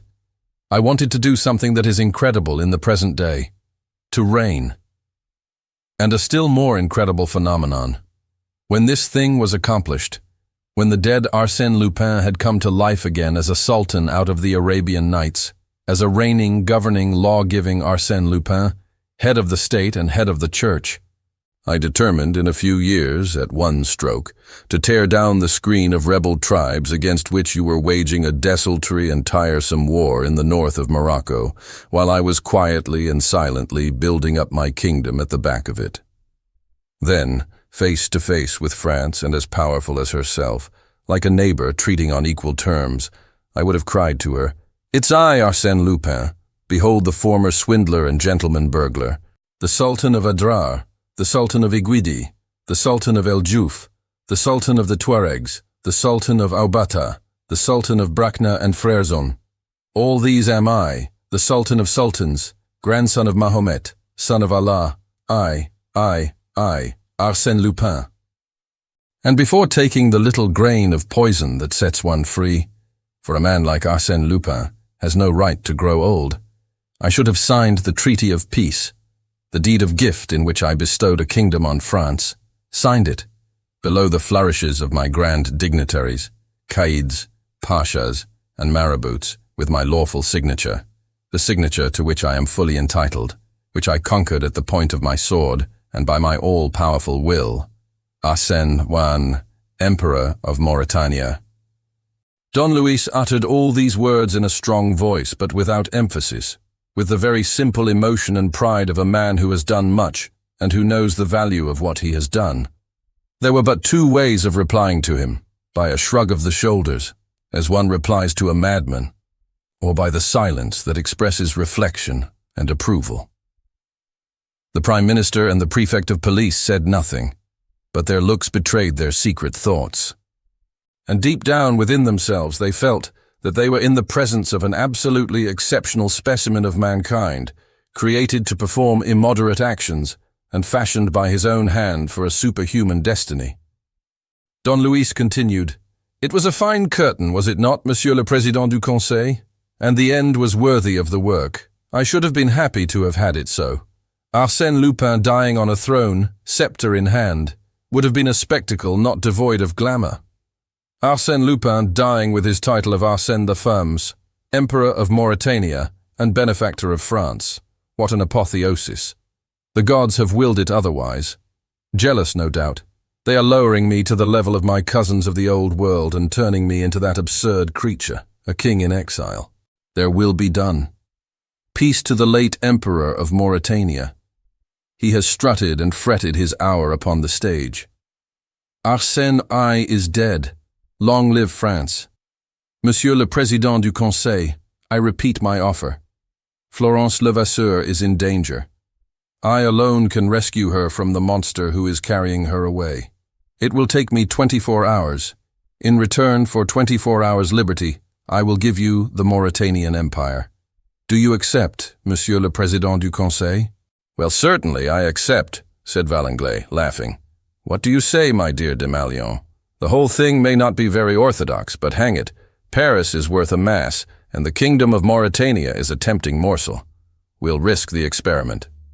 Don Luis's face expressed so sincere a joy that one might have thought that he had just achieved the most brilliant victory, instead of sacrificing a crown and flinging into the gutter the most fantastic dream that mortal man had ever conceived and realized. He asked, "What guarantees do you require, Monsieur le Président?" "None. I can show you treaties, documents to prove. Don't trouble. We'll talk about all that tomorrow.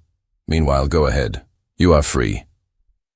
The essential word, the incredible word, was spoken. Don Luis took a few steps toward the door. "One word more, Monsieur le Président," he said, stopping. "Among my former companions is one for whom I procured a post suited to his inclinations and his deserts. This man I did not send for to come to Africa, thinking that some day or other he might be of use to me through the position which he occupied. I am speaking of Mazereau, a sergeant in the detective service. Sergeant Mazereau, whom Caceres denounced, with corroborating evidence, as an accomplice of Arsène Lupin, is in prison. Sergeant Mazereau is a model of professional honor, Monsieur le Président. I owed his assistance only to the fact that I was helping the police. I was accepted as an auxiliary and more or less patronized by Monsieur le Préfet. Mazereau thwarted me in anything I tried to do that was at all illegal, and he would have been the first to take me by the collar if he had been so instructed. I ask for his release." "Oh ho! Monsieur le Président, your consent will be an act of justice, and I beg you to grant it. Sergeant Mazereau shall leave France. He can be charged by the government with a secret mission in the south of Morocco, with the rank of colonial inspector." "Agreed," said Valanglais, laughing heartily. And he added, "My dear Prefect, once we depart from the strictly lawful path, there's no saying where we come to. But the end justifies the means, and the end which we have in view is to have done with this loathsome Mornington case." "This evening everything will be settled," said Don Luis. "I hope so. Our men are on the track." "They are on the track, but they have to check that track at every town, at every village, by inquiries made of every peasant they meet. They have to find out if the motor has not branched off somewhere, and they are wasting time. I shall go straight for the scoundrel. By what miracle? That must be my secret for the present, Monsieur le Président. Very well. Is there anything you want? This map of France. Take it. And a couple of revolvers. Monsieur le Préfet will be good enough to ask his inspectors for 2 revolvers and to give them to you. Is that all? Any money? No, thank you, Monsieur le Président. I always carry a useful 50,000 francs in my pocketbook in case of need. In that case, said the prefect of police, I shall have to send someone with you to the lockup. I presume your pocketbook was among the things taken from you. Don Luis smiled. Monsieur le Préfet, the things that people can take from me are never of the least importance. My pocketbook is at the lockup, as you say, but the money... He raised his left leg, took his boot in his hands and gave a slight twist to the heel. There was a little click, and a sort of double drawer shot out of the front of the sole. It contained 2 sheafs of banknotes and a number of diminutive articles, such as a gimlet, a watch spring, and some pills. The wherewithal to escape, he said, to live and to die. Goodbye, Monsieur le Président. In the hall, Monsieur Desmalions told the inspectors to let their prisoner go free. Don Luis asked, Monsieur le Préfet, did Deputy Chief Weber give you any particulars about the brute's car? Yes, he telephoned from Versailles. It's a deep yellow car, belonging to the Compagnie des Comètes. The driver's seat is on the left. He's wearing a grey cloth cap with a black leather peak. Thank you, Monsieur le Préfet. And he left the house. An inconceivable thing had happened. Don Luis was free. Half an hour's conversation had given him the power of acting and of fighting the decisive battle. He went off at a run. At the Trocadero, he jumped into a taxi. Go to Issy-les-Moulineaux, he cried. Full speed, 40 francs. The cab flew through Passy, crossed the Seine, and reached the Issy-les-Moulineaux aviation ground in 10 minutes. None of the aeroplanes was out, for there was a stiff breeze blowing. Don Luis ran to the sheds. The owners' names were written over the doors. Davan, he muttered, that's the man I want. The door of the shed was open. A short, stoutish man, with a long red face, was smoking a cigarette and watching some mechanics working at a monoplane. The little man was Davan himself, the famous airman. Don Luis took him aside, and knowing from the papers the sort of man that he was, opened the conversation so as to surprise him from the start. Monsieur, he said, unfolding his map of France, I want to catch up someone who has carried off the woman I love and is making for Nantes by motor. The abduction took place at midnight. It is now about 8 o'clock. Suppose that the motor, which is just a hired taxi with a driver who has no inducement to break his neck, does an average of 20 miles an hour, including stoppages, in 12 hours' time, that is to say, at 12 o'clock. Our man will have covered 240 miles and reached a spot between Angers and Nantes at this point on the map. Les Ponts de Drive, agreed Davan, who was quietly listening. Very well. Suppose, on the other hand, that an aeroplane were to start from Issy-les-Moulineaux at 8 o'clock in the morning and travel at the rate of 60 miles an hour, without stopping, in 4 hours' time, that is to say, at 12 o'clock. It would reach Les Ponts de Drive at the exact same moment as the motor. Am I right? Perfectly. In that case, if we agree, all is well. Does your machine carry a passenger? Sometimes she does. We'll start at once. What are your terms? It depends. Who are you? Arsène Lupin. The devil you are, exclaimed Davan, a little taken aback. I am Arsène Lupin. You must know the best part of what has happened from reading about it in the papers. Well, Florence Levasseur was kidnapped last night. I want to save her. What's your price? Nothing. That's too much. Perhaps, but the adventure amuses me. It will be an advertisement. Very well, but your silence is necessary until tomorrow. I'll buy it. Here's 20,000 francs. 10 minutes later, Don Luis was dressed in an airman's suit, cap and goggles. and an aeroplane rose to a height of 2,500 feet to avoid the air currents, flew above the Seine, and darted due west across France. Versailles, Maintenon, Chartres. Don Luis had never been up in an aeroplane. France had achieved the conquest of the air while he was fighting with the Legion and in the plains of the Sahara. Nevertheless, sensitive though he was to new impressions, and what more exciting impression could he have than this? He did not experience the heavenly delight of the man who for the first time soars above the earth. What monopolized his thoughts, strained his nerves, and excited his whole being? To an exquisite degree was the as yet impossible but inevitable sight of the motor which they were pursuing. Amid the tremendous swarm of things beneath them, amid the unexpected din of the wings and the engine, in the immensity of the sky, in the infinity of the horizon, his eyes sought nothing but that, and his ears admitted no other sound than the hum of the invisible car. His were the mighty and brutal sensations of the hunter chasing his game. He was the bird of prey whom the distraught quarry has no chance of escaping. Nogent-le-Rotrou, La Ferté-Bernard, Le Mans. The two companions did not exchange a single word. Before him, Perenna saw Davan's broad back and powerful neck and shoulders.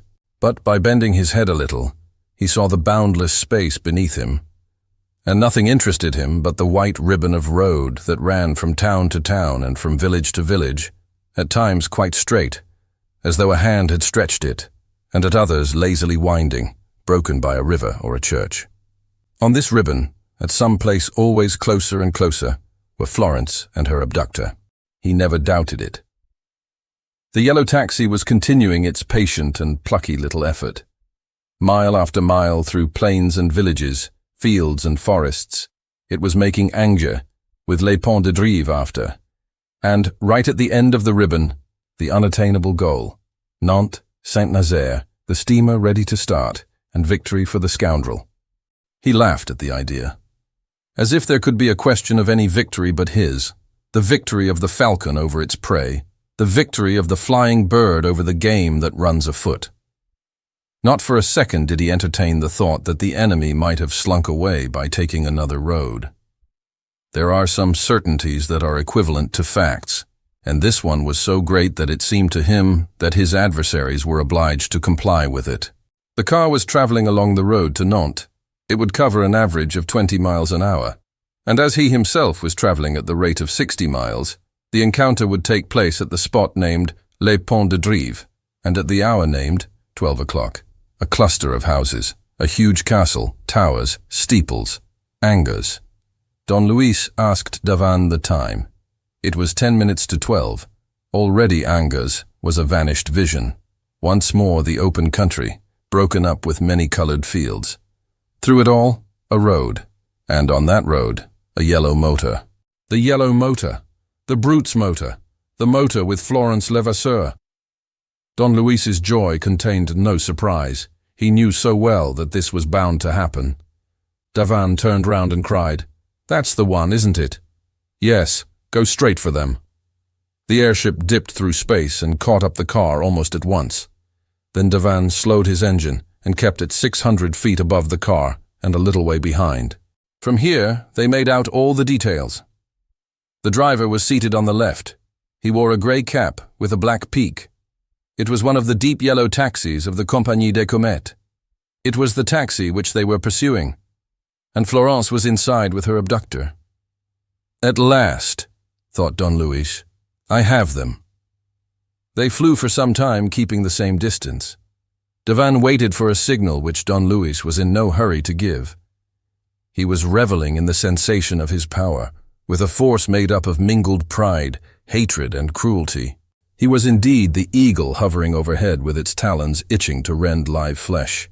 Escaped from the cage in which he had been imprisoned, released from the bonds that fastened him, he had come all the way at full flight, and was ready to swoop upon the helpless prey. He lifted himself in his seat, and gave Davan his instructions.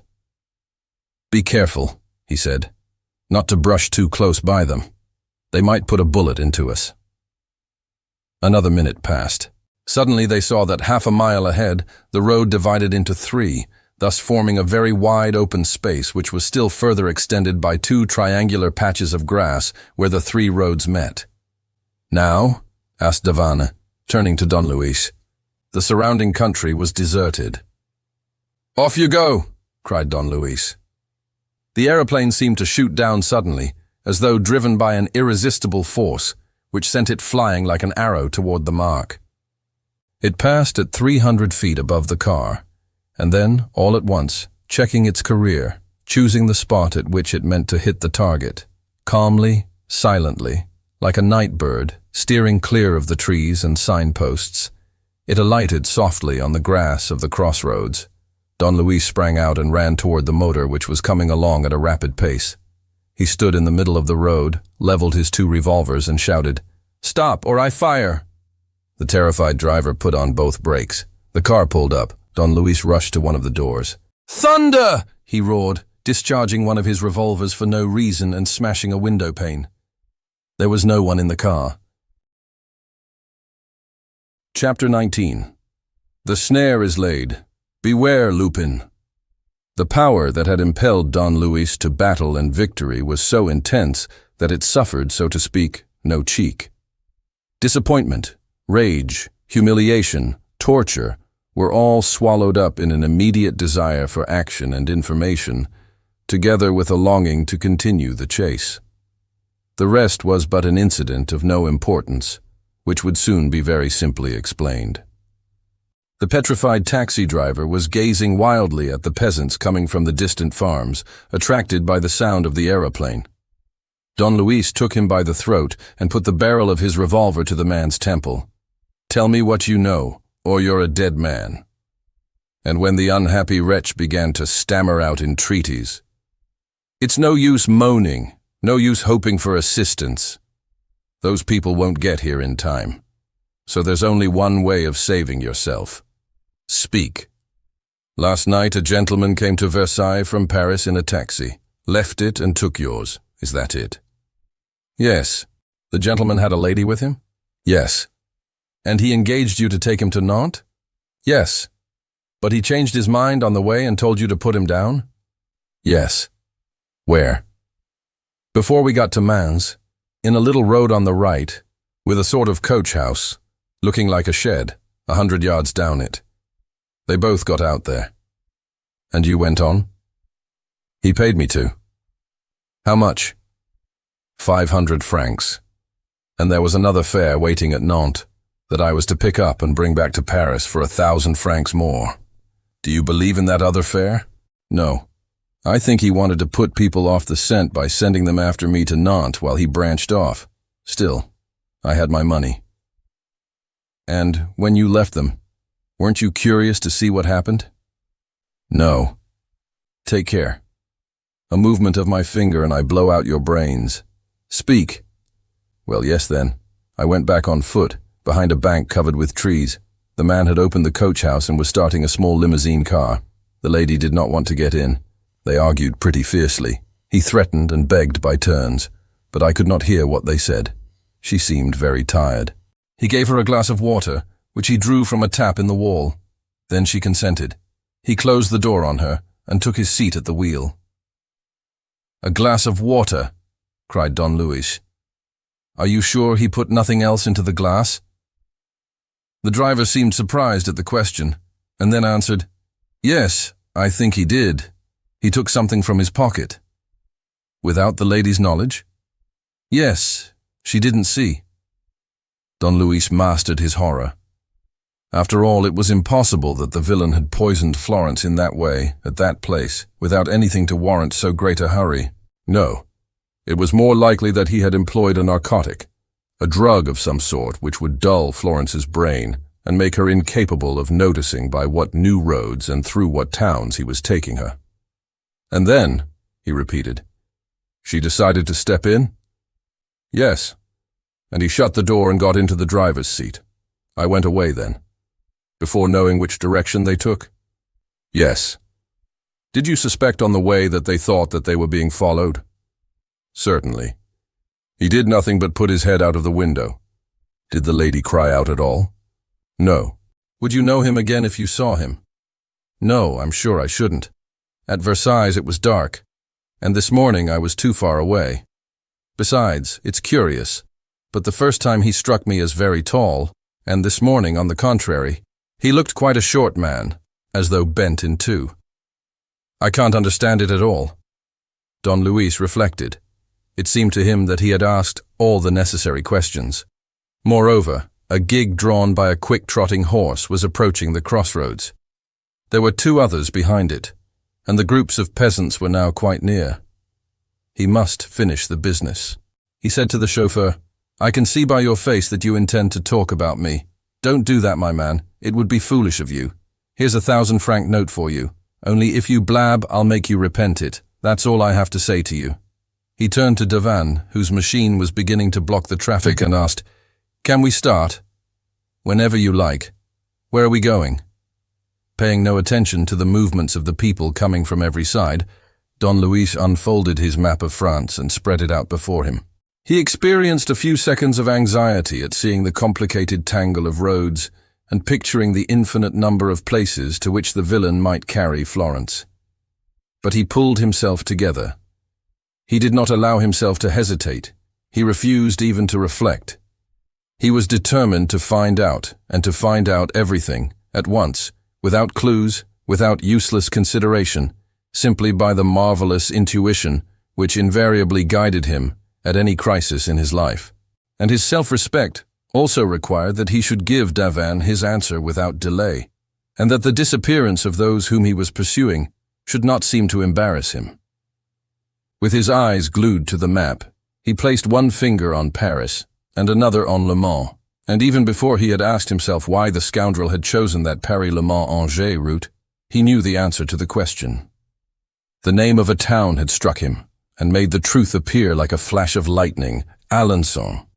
Then and there, by the light of his memory, he penetrated the mystery. He repeated, "Where are we going?" Back again, bearing to the left. "Any particular place?" "Alençon." "All right," said Devanne. "Lend a hand, some of you. I can make an easy start from that field just there." Don Luis and a few others helped him, and the preparations were soon made. Devanne tested his engine. Everything was in perfect order. At that moment, a powerful racing car with a siren yelling like a vicious animal came tearing along the Angers road and promptly stopped. 3 men got out and rushed up to the driver of the yellow taxicab. Don Luis recognized them. They were Weber, the deputy chief, and the men who had taken him to the lockup the night before, sent by the prefect of police to follow up the scoundrel's tracks. They had a brief interchange of words with the cab driver, which seemed to put them out, and they kept on gesticulating and plying him with fresh questions while looking at their watches and consulting their road maps. Don Luis went up to them. He was unrecognizable, with his head wrapped in his aviation cap and his face concealed by his goggles. Changing his voice, "The birds have flown, Mr. Deputy Chief," he said. Weber looked at him in utter amazement. Don Luis grinned. "Yes, flown. Our friend from the Ile Saint-Louis is an artful dodger, you know. My lord's in his 3rd motor. After the yellow car of which you heard at Versailles last night, he took another at Le Mans. Destination unknown." The deputy chief opened his eyes in amazement. Who was this person who was mentioning facts that had been telephoned to police headquarters only at 2 o'clock that morning? He gasped. "But who are you, monsieur?" "What? Don't you know me? What's the good of making appointments with people? You strain every nerve to be punctual, and then they ask you who you are. Come, Weber, confess that you're doing it to annoy me. Must you gaze on my features in broad daylight? Here goes." He raised his mask. "Arsène Lupin," spluttered the detective. "At your service, young fellow.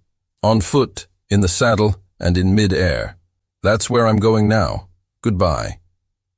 And so great was Weber's astonishment at seeing Arsène Lupin, whom he had taken to the lockup 12 hours before, standing in front of him, free, at 240 miles from Paris, that Don Luis, as he went back to Devanne, thought, "What a crusher. I've knocked him out in 1 round. There's no hurry. The referee will count 10 at least 3 times before Weber can say, 'Mother.'" Devanne was ready. Don Luis climbed into the monoplane. The peasants pushed at the wheels. The machine started.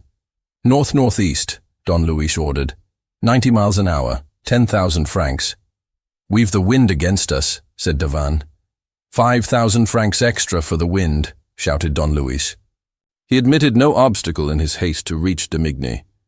He now understood the whole thing, and, harking back to the very beginning, he was surprised that his mind had never perceived the connection between the two skeletons hanging in the barn and the series of crimes resulting from the Mornington inheritance.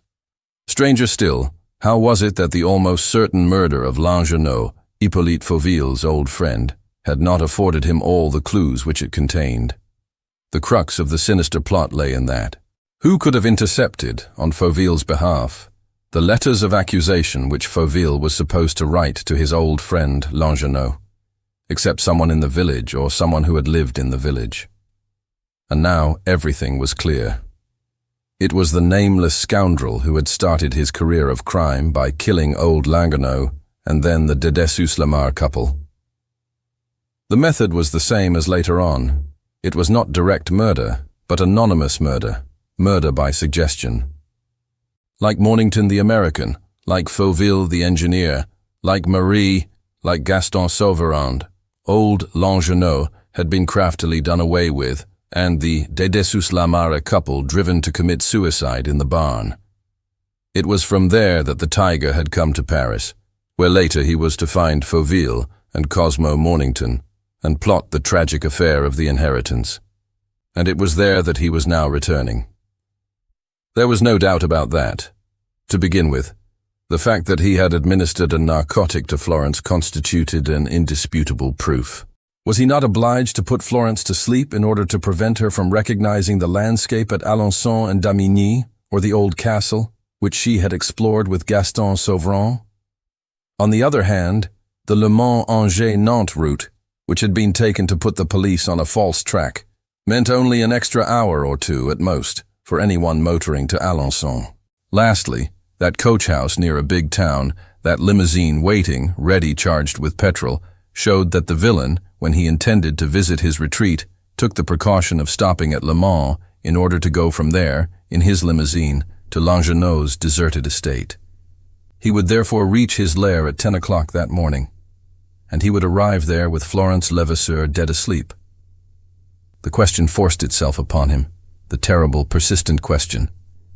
What did he mean to do with Florence Levasseur? "Faster, faster!" cried Don Luis. Now that he knew the scoundrel's haunt, the man's scheme became hideously evident to him. Feeling himself hunted down, lost, an object of hatred and terror to Florence, whose eyes were now open to the true state of things, what plan could he have in mind except his invariable plan of murder? "Faster!" cried Don Luis. "We're making no headway. Go faster, can't you?" Florence murdered. Perhaps the crime was not yet accomplished. No, it could not be. Killing takes time. It is preceded by words, by the offer of a bargain, by threats, by entreaties, by a wholly unspeakable scene. But the thing was being prepared. Florence was going to die. Florence was going to die by the hand of the brute who loved her.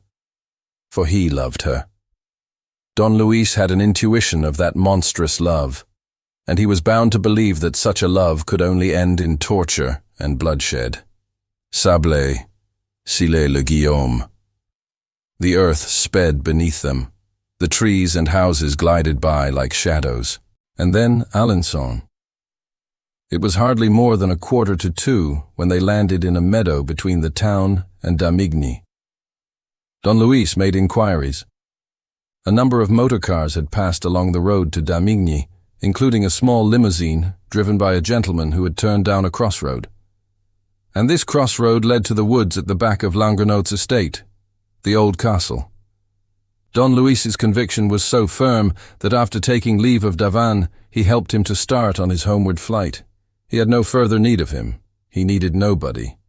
The final duel was at hand.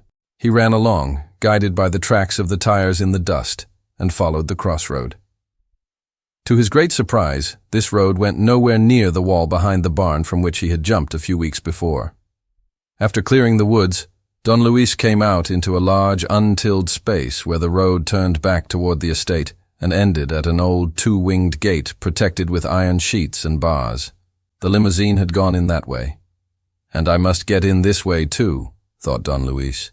I must get in at all costs and immediately, without wasting time in looking for an opening or a handy tree. Now the wall was 13 feet high at this spot. Don Luis got in. How he managed it, by what superhuman effort, he himself could not have said after he had done it. Somehow or other, by hanging on to invisible projections, by digging a knife which he had borrowed from Davan into the interstices between the stones, he managed it. And when he was on the other side, he discovered the tracks of the tires running to the left, toward a part of the grounds which he did not know, more undulating than the other, and broken up with little hills and ruined buildings, covered with thick curtains of ivy. Deserted though the rest of the park was, this portion seemed much more uncivilized, in spite of the ragged remains of box and laurel hedges that stood here and there amidst the nettles and brambles, and the luxuriant swarm of tall wildflowers, valerian, mullein, hemlock, foxglove, and angelica. Suddenly, on turning the corner of an old hedge of clipped yews, Don Luis saw the limousine, which had been left, or rather, hidden there, in a hollow. The door was open. The disorder of the inside of the car, the rug hanging over the footboard, a broken window, a cushion on the floor, all bore witness to a struggle. The scoundrel had no doubt taken advantage of the fact that Florence was asleep to tie her up, and on arriving, when he tried to take her out of the car, Florence must have clutched at everything that offered. Don Luis at once verified the correctness of his theory. As he went along the very narrow grass-grown path that led up the slope, he saw that the grass was uniformly pressed down. "Oh, the villain," he thought. "The villain! He doesn't carry his victim. He drags her." If he had listened only to his instinct, he would have rushed to Florence's rescue. But his profound sense of what to do and what to avoid saved him from committing any such imprudence. At the first alarm, at the least sound, the tiger would have throttled his prey. To escape this hideous catastrophe, Don Luis must take him by surprise, and then and there deprive him of his power of action. He controlled himself, therefore, and slowly and cautiously mounted the incline. The path ran upward between heaps of stones and fallen buildings, and among clumps of shrubs overtopped by beeches and oaks. The place was evidently the site of the old feudal castle which had given the estate its name. And it was here, near the top, that the scoundrel had selected one of his retreats. The trail continued over the trampled herbage, and Don Luis even caught sight of something shining on the ground, in a tuft of grass. It was a ring, a tiny and very simple ring, consisting of a gold circlet and 2 small pearls, which he had often noticed on Florence's finger. And the fact that caught his attention was that a blade of grass passed and repassed and passed a third time through the inside of the ring, like a ribbon that had been rolled round it deliberately. "It's a clear signal," said Perenna to himself. The villain probably stopped here to rest, and Florence, bound up, but with her fingers free, was able to leave this evidence of her passage. So the girl still hoped. She expected assistance, and Don Luis reflected with emotion that it was perhaps to him that this last desperate appeal was addressed. 50 steps farther, and this detail pointed to the rather curious fatigue experienced by the scoundrel. There was a second halt and a second clue. A flower, a field sage, which the poor little hand had picked and plucked of its petals. Next came the print of the 5 fingers dug into the ground, and next a cross drawn with a pebble. And in this way he was able to follow, minute by minute, all the successive stages of the horrible journey. The last stopping place was near. The climb became steeper and rougher. The fallen stones occasioned more frequent obstacles. On the right, the Gothic arches, the remains of a chapel, stood out against the blue sky. On the left was a strip of wall with a mantelpiece still clinging to it. 20 steps farther, Don Luis stopped. He seemed to hear something. He listened. He was not mistaken. The sound was repeated, and it was the sound of laughter. But such an awful laugh. A strident laugh, evil as the laughter of a devil, and so shrill. It was more like the laugh of a woman of a mad woman. Again, silence. Then another noise, the noise of an implement striking the ground, then silence again. And this was happening at a distance, which Don Luis estimated at 100 yards. The path ended in 3 steps cut in the earth. At the top was a fairly large plateau, also encumbered with rubbish and ruins. In the center, opposite Don Luis, stood a screen of immense laurels planted in a semicircle. The marks of trodden grass led up to it. Don Luis was a little surprised, for the screen presented an impenetrable outline. He walked on, and found that there had once been a cutting, and that the branches had ended by meeting again. They were easy to push aside, and it was through here that the scoundrel must have passed. To all appearances, he was there now, at the end of his journey, not far away, occupied in some sinister task. Indeed, the air was rent by a chuckle, so close by that Don Luis gave a start, and felt as if the scoundrel were laughing beforehand at his intervention. He remembered the letter with the words written in red ink. "There's still time, Lupin. Retire from the contest. If not, it means your death too. When you think that your object is attained, when your hand is raised against me and you utter words of triumph, at the same moment the ground will open beneath your feet. The place of your death is chosen. The snare is laid. Beware, Lupin." The whole letter passed through his brain, with its formidable threat, and he felt a shiver of fear. But no fear could stay the man that he was. He had already taken hold of the branches with his hands and was clearing a way for himself. He stopped. A last bulwark of leaves hid him from sight. He pulled some of them aside at the level of his eyes, and he saw. First of all, he saw Florence, alone at this moment, lying on the ground, bound at 30 yards in front of him, and he at once perceived, to his intense delight, from certain movements of her head that she was still alive. He had come in time. Florence was not dead. She would not die. That was a certainty against which nothing could prevail. Florence would not die.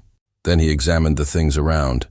To the right and left of where he stood, the screen of laurels curved and embraced a sort of arena in which, among yews that had once been clipped into cones, lay capitals, columns, broken pieces of arches and vaults, obviously placed there to adorn the formal garden that had been laid out on the ruins of the ancient donjon keep.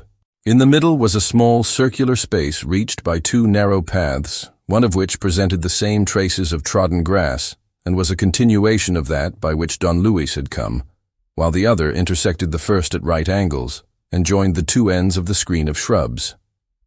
Opposite was a confused heap of broken stones and natural rocks, cemented with clay, bound together by the roots of gnarled trees, the whole forming at the back of the picture a small, shallow grotto, full of crevices that admitted the light.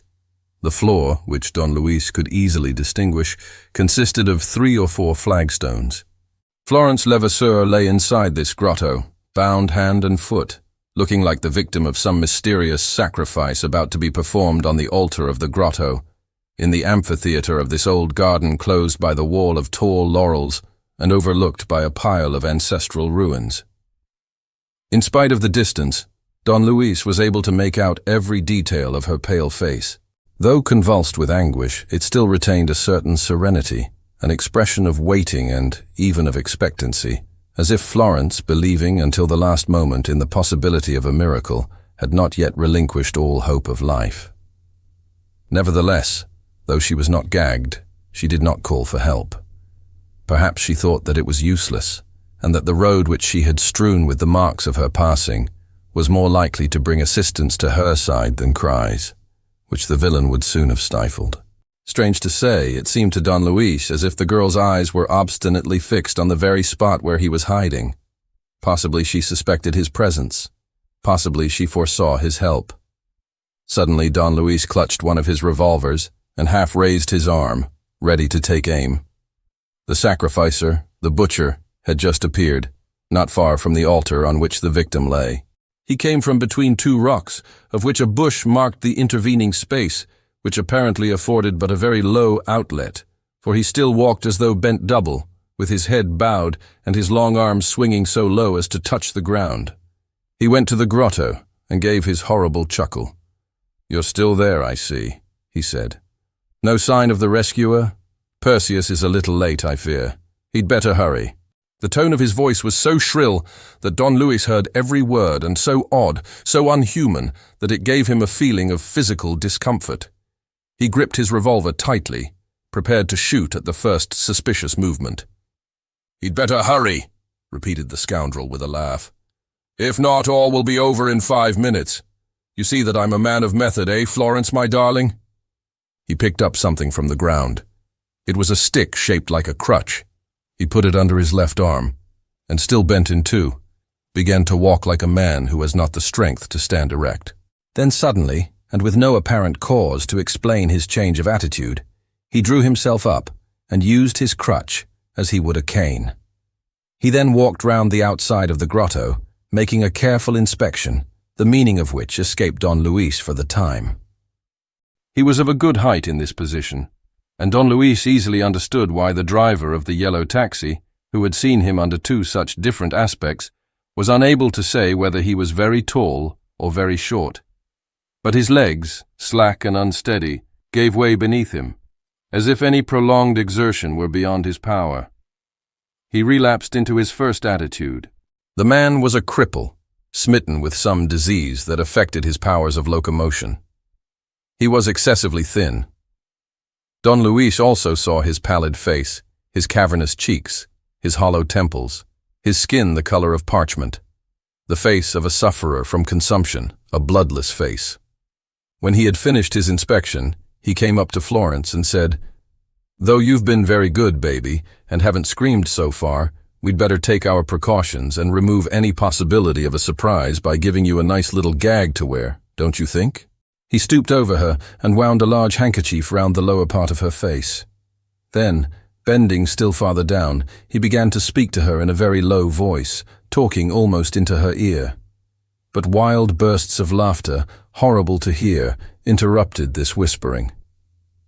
Feeling the imminence of the danger, dreading some movement on the wretch's part, a sudden murderous attack, the prompt prick of a poisoned needle, Don Luis had leveled his revolver and, confident of his skill, waited events. What was happening over there? What were the words spoken? What infamous bargain was the villain proposing to Florence? At what shameful price could she obtain her release? The cripple stepped back angrily, shouting in furious accents, "But don't you understand that you are done for? Now that I have nothing more to fear, now that you have been silly enough to come with me and place yourself in my power, what hope have you left? To move me, perhaps. Is that it? Because I'm burning with passion, you imagine? Oh, you never made a greater mistake, my pet. I don't care a fig if you do die. Once dead, you cease to count. What else? Perhaps you consider that being crippled, I shall not have the strength to kill you. But there's no question of my killing you, Florence. Have you ever known me kill people? Never. I'm much too big a coward. I should be frightened. I should shake all over. No, Florence. I shan't touch you. And yet, here, look what's going to happen. See for yourself. I tell you the thing's managed in my own style. And whatever you do, don't be afraid. It's only a preliminary warning." He had moved away and, helping himself with his hands, holding on to the branches of a tree, he climbed up the first layers of rock that formed the grotto on the right. Here he knelt down. There was a small pickaxe lying beside him. He took it and gave 3 blows to the nearest heap of stones. They came tumbling down in front of the grotto. Don Luis sprang from his hiding place with a roar of terror. He had suddenly realized the position, the grotto, the accumulation of boulders, the piles of granite. Everything was so placed that its equilibrium could be shattered at any moment, and that Florence ran the risk of being buried under the rubbish. It was not a question, therefore, of slaying the villain, but of saving Florence on the spot. He was halfway across in 2 or 3 seconds, but here, in one of those mental flashes which are even quicker than the maddest rush, he became aware that the tracks of trampled grass did not cross the central circus, and that the scoundrel had gone round it. Why? That was one of the questions which instinct, ever suspicious, puts, but which reason has not the time to answer. Don Luis went straight ahead, and he had no sooner set foot on the place than the catastrophe occurred.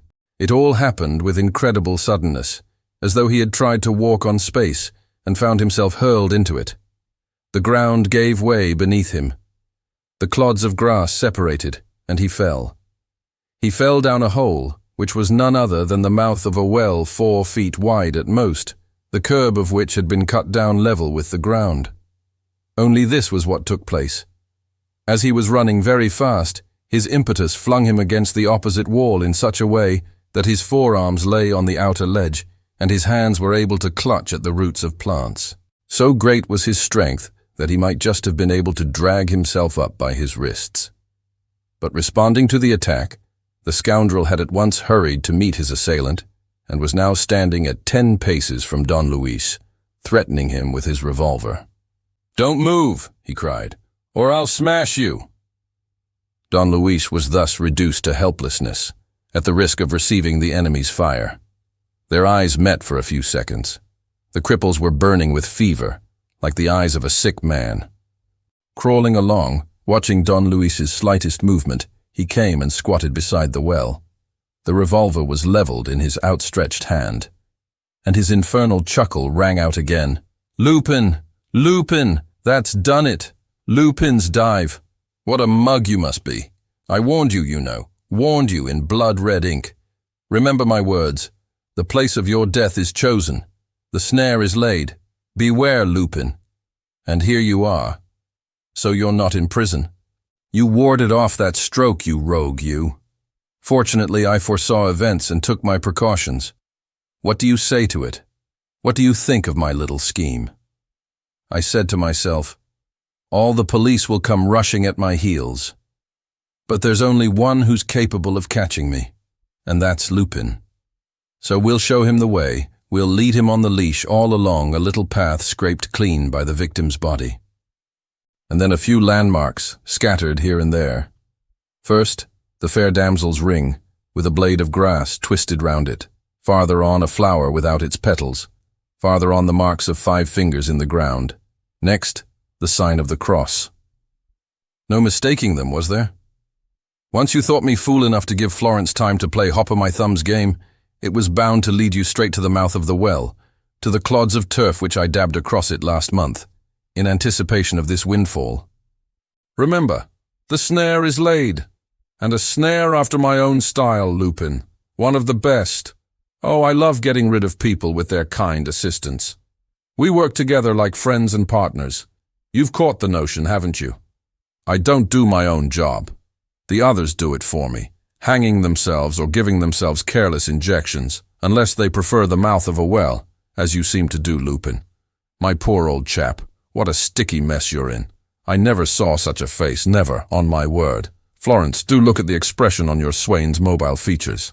He broke off, seized with a fit of laughter that shook his outstretched arm, imparted the most savage look to his face, and set his legs jerking under his body like the legs of a dancing doll.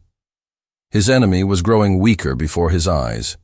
Don Luis's fingers, which had first gripped the roots of the grass, were now vainly clutching the stones of the wall, and his shoulders were sinking lower and lower into the well. "We've done it!" spluttered the villain, in the midst of his convulsions of merriment. "Lord, how good it is to laugh, especially when one so seldom does. Yes, I'm a wet blanket, I am, a first-rate man at a funeral. You've never seen me laugh, Florence, have you? But this time it's really too amusing. Lupin in his hole and Florence in her grotto, one dancing a jig above the abyss and the other at her last gasp under her mountain.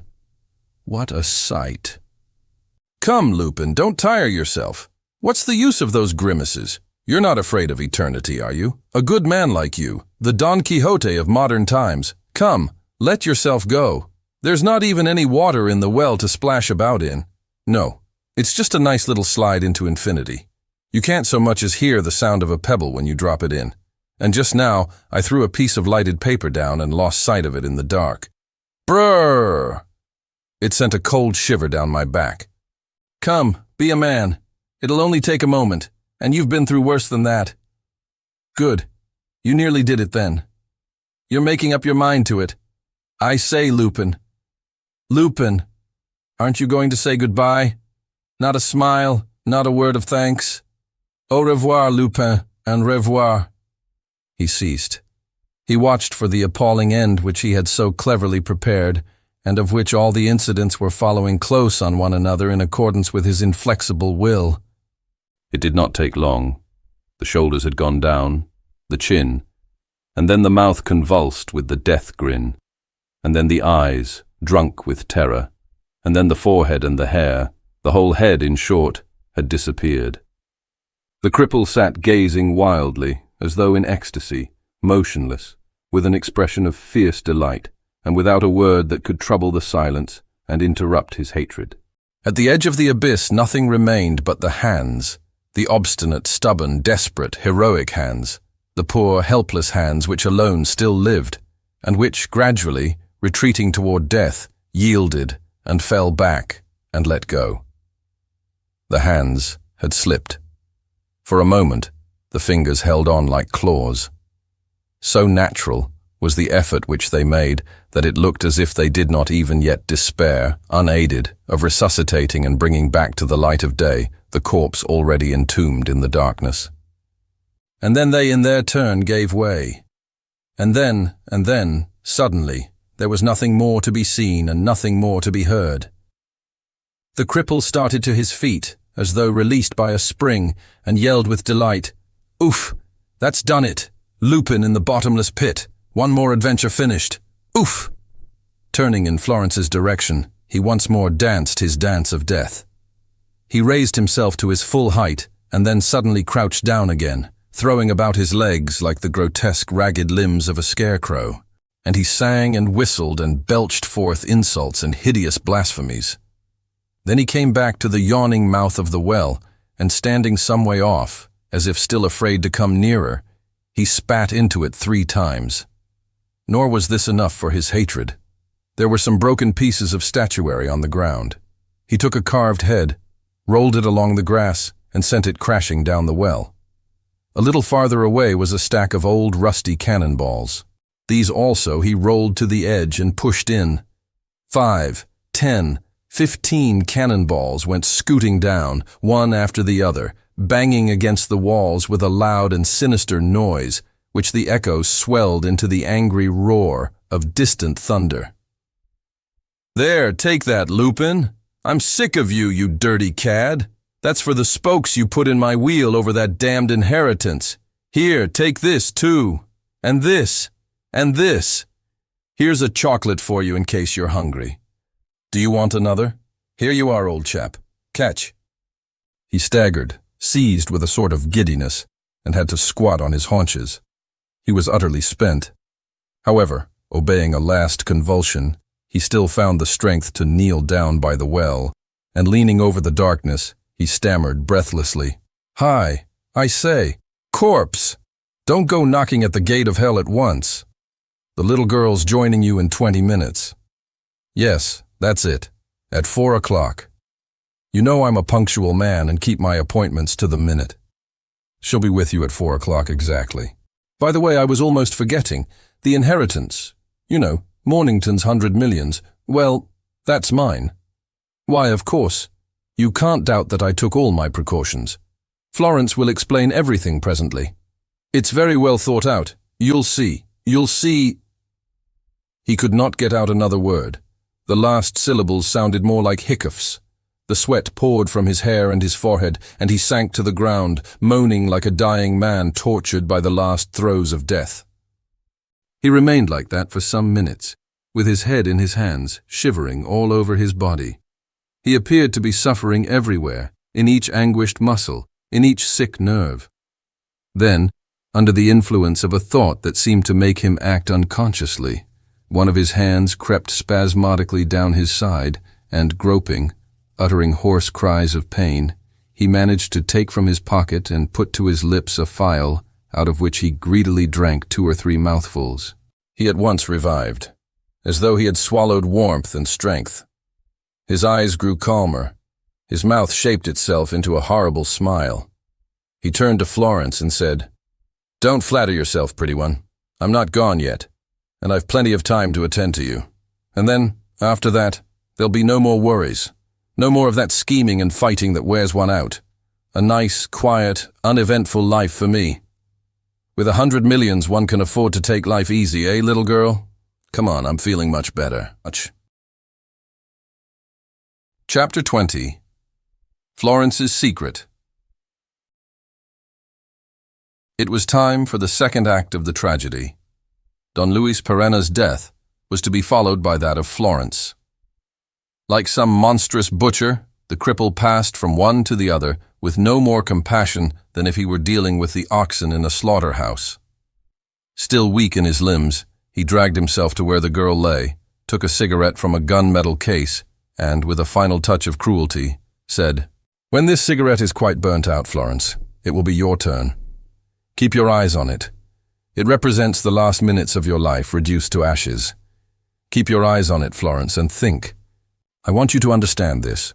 All the owners of the estate, and old Longuenotte in particular, have always considered that the heap of rocks and stones overhanging your head was bound to fall to pieces sooner or later.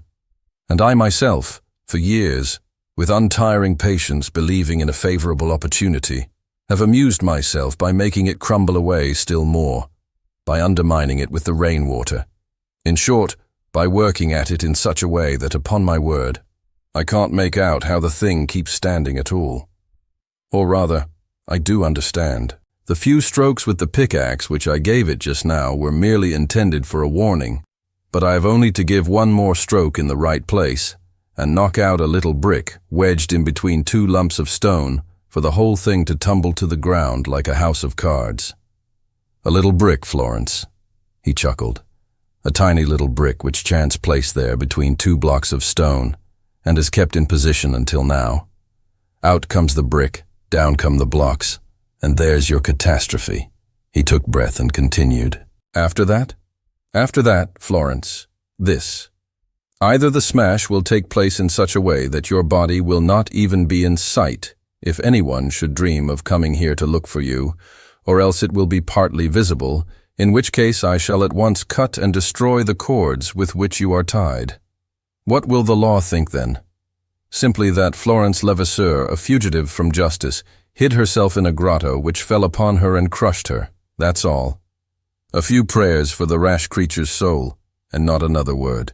As for me, when my work is done and my sweetheart dead, I shall pack my traps, carefully remove all the traces of my coming, smooth every inch of the trampled grass, jump into my motor car, sham death for a little while, and then put in a sensational claim for the 100 millions. He gave a little chuckle, took 2 or 3 puffs at his cigarette, and added calmly, "I shall claim the 100 millions and I shall get them. That's the prettiest part of it. I shall claim them because I'm entitled to them. And I explained to you just now before Master Lupin came interfering, how, from the moment that you were dead, I had the most undeniable legal right to them. And I shall get them, because it is physically impossible to bring up the least sort of proof against me." He moved closer. "There's not a charge that can hurt me. Suspicions, yes, moral presumptions, clues, anything you like, but not a scrap of material evidence. Nobody knows me. One person has seen me as a tall man, another as a short man. My very name is unknown. All my murders have been committed anonymously. All my murders are more like suicides, or can be explained as suicides. I tell you the law is powerless. With Lupin dead and Florence Levasseur dead, there's no one to bear witness against me. Even if they arrested me, they would have to discharge me in the end for lack of evidence. I shall be branded, execrated, hated, and cursed.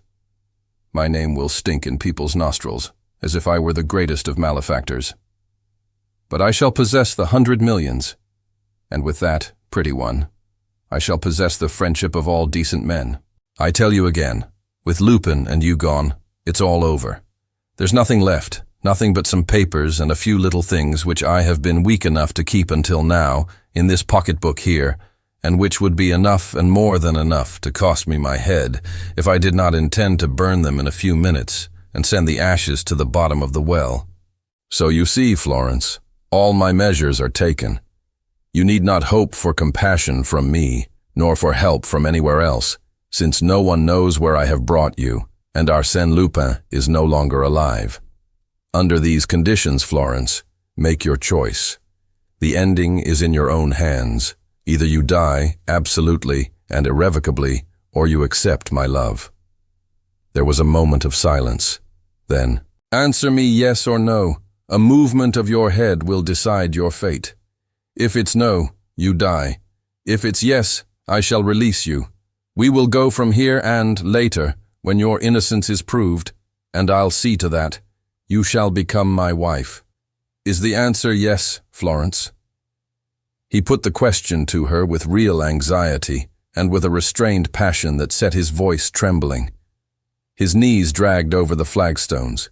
He begged and threatened, hungering to be entreated, and at the same time, almost eager for a refusal. So great was his natural murderous impulse. "Is it yes, Florence?" A nod, the least little nod, "and I shall believe you implicitly, for you never lie and your promise is sacred. Is it yes, Florence? Oh, Florence, answer me. It is madness to hesitate. Your life depends on a fresh outburst of my anger. Answer me. Here, look, my cigarette is out. I'm throwing it away, Florence. A sign of your head. Is the answer yes or no?" He bent over her and shook her by the shoulders, as if to force her to make the sign which he asked for. But suddenly seized with a sort of frenzy, he rose to his feet and exclaimed, "She's crying! She's crying! She dares to weep! But wretched girl, do you think that I don't know what you're crying for? I know your secret, pretty one, and I know that your tears do not come from any fear of dying. You? Why, you fear nothing. No, it's something else. Shall I tell you your secret? Oh, I can't, though the words scorch my lips. Oh, cursed woman, you've brought it on yourself. You yourself want to die, Florence. As you're crying, you yourself want to die." While he was speaking, he hastened to get to work and prepare the horrible tragedy. The leather pocketbook which he had mentioned as containing the papers was lying on the ground. He put it in his pocket. Then, still trembling, he pulled off his jacket and threw it on the nearest bush. Next, he took up the pickaxe and climbed the lower stones, stamping with rage and shouting, "It's you who have asked to die, Florence. Nothing can prevent it now. I can't even see your head if you make a sign. It's too late. You asked for it and you've got it. Ah, you're crying. You dare to cry. What madness!" He was standing almost above the grotto, on the right. His anger made him draw himself to his full height. He looked horrible, hideous, atrocious. His eyes filled with blood as he inserted the bar of the pickaxe between the 2 blocks of granite at the spot where the brick was wedged in. Then, standing on one side, in a place of safety, he struck the brick, struck it again. At the 3rd stroke, the brick flew out. What happened was so sudden, the pyramid of stones and rubbish came crashing with such violence into the hollow of the grotto and in front of the grotto, that the cripple himself, in spite of his precautions, was dragged down by the avalanche and thrown upon the grass. It was not a serious fall, however, and he picked himself up at once, stammering, "Florence! Florence!" Though he had so carefully prepared the catastrophe and brought it about with such determination, its results seemed suddenly to stagger him. He hunted for the girl with terrified eyes. He stooped down and crawled round the chaos shrouded in clouds of dust. He looked through the interstices. He saw nothing. Florence was buried under the ruins, dead, invisible, as he had anticipated. "Dead," he said, with staring eyes and a look of stupor on his face. "Dead. Florence is dead." Once again he lapsed into a state of absolute prostration, which gradually slackened his legs, brought him to the ground, and paralyzed him. His 2 efforts, following so close upon each other and ending in disasters of which he had been the immediate witness, seemed to have robbed him of all his remaining energy. With no hatred in him, since Arsène Lupin no longer lived, with no love, since Florence was no more, he looked like a man who has lost his last motive for existence. Twice his lips uttered the name of Florence. Was he regretting his friend? Having reached the last of that appalling series of crimes, was he imagining the several stages, each marked with a corpse? Was something like a conscience making itself felt deep down in that brute? Or was it not rather the sort of physical torpor that numbs the sated beast of prey, glutted with flesh, drunk with blood, a torpor that is almost voluptuousness? Nevertheless, he once more repeated Florence's name. and tears rolled down his cheeks. He lay long in this condition, gloomy and motionless, and when, after again taking a few sips of his medicine, he went back to his work, he did so mechanically, with none of that gaiety which had made him hop on his legs and set about his murder as though he were going to a pleasure party. He began by returning to the bush from which Lupin had seen him emerge. Behind this bush, between two trees, was a shelter containing tools and arms, spades, rakes, guns, and rolls of wire and rope. Making several journeys, he carried them to the well, intending to throw them down it before he went away. He next examined every particle of the little mound up which he had climbed, in order to make sure that he was not leaving the least trace of his passage. He made a similar examination of those parts of the lawn on which he had stepped, except the path leading to the well, the inspection of which he kept for the last. He brushed up the trodden grass and carefully smoothed the trampled earth. He was obviously anxious and seemed to be thinking of other things, while at the same time mechanically doing those things which a murderer knows by force of habit that it is wise to do. One little incident seemed to wake him up. A wounded swallow fell to the ground close by where he stood. He stooped, caught it, and crushed it in his hands, kneading it like a scrap of crumpled paper. And his eyes shone with a savage delight as he gazed at the blood that trickled from the poor bird and reddened his hands. But when he flung the shapeless little body into a furze bush, he saw on the spikes in the bush a hare, a long, fair hare, and all his depression returned at the memory of Florence. He knelt in front of the ruined grotto. Then, breaking 2 sticks of wood, he placed the pieces in the form of a cross under one of the stones. As he was bending over, a little looking-glass slipped from his waistcoat pocket and, striking a pebble, broke. This sign of ill luck made a great impression on him. He cast a suspicious look around him and, shivering with nervousness, as though he felt threatened by the invisible powers, he muttered, I'm afraid. Let's go away." His watch now marked 4:30. He took his jacket from the shrub on which he had hung it, slipped his arms into the sleeves, and put his hand in the right-hand outside pocket, where he had placed the pocketbook containing his papers. "Hello," he said in great surprise. "I was sure I had—" He felt in the left outside pocket, then in the handkerchief pocket, then, with feverish excitement, in both the inside pockets. The pocketbook was not there. And, to his extreme amazement, all the other things which he was absolutely certain that he had left in the pockets of his jacket were gone. His cigarette case, his box of matches, his notebook. He was flabbergasted. His features became distorted.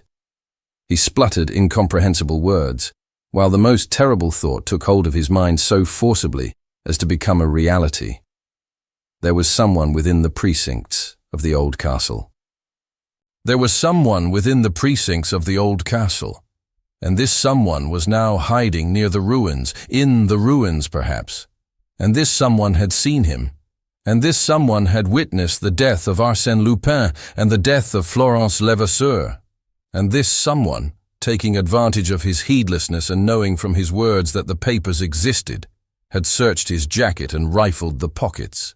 His eyes expressed the alarm of a man accustomed to work in the darkness unperceived, and who suddenly becomes aware that another's eyes have surprised him at his hateful task, and that he is being watched in every movement for the first time in his life. Whence did that look come that troubled him, as the daylight troubles a bird of the night? Was it an intruder hiding there by accident, or an enemy bent upon his destruction? Was it an accomplice of Arsène Lupin, a friend of Florence, one of the police? And was this adversary satisfied with his stolen booty, or was he preparing to attack him? The cripple dared not stir.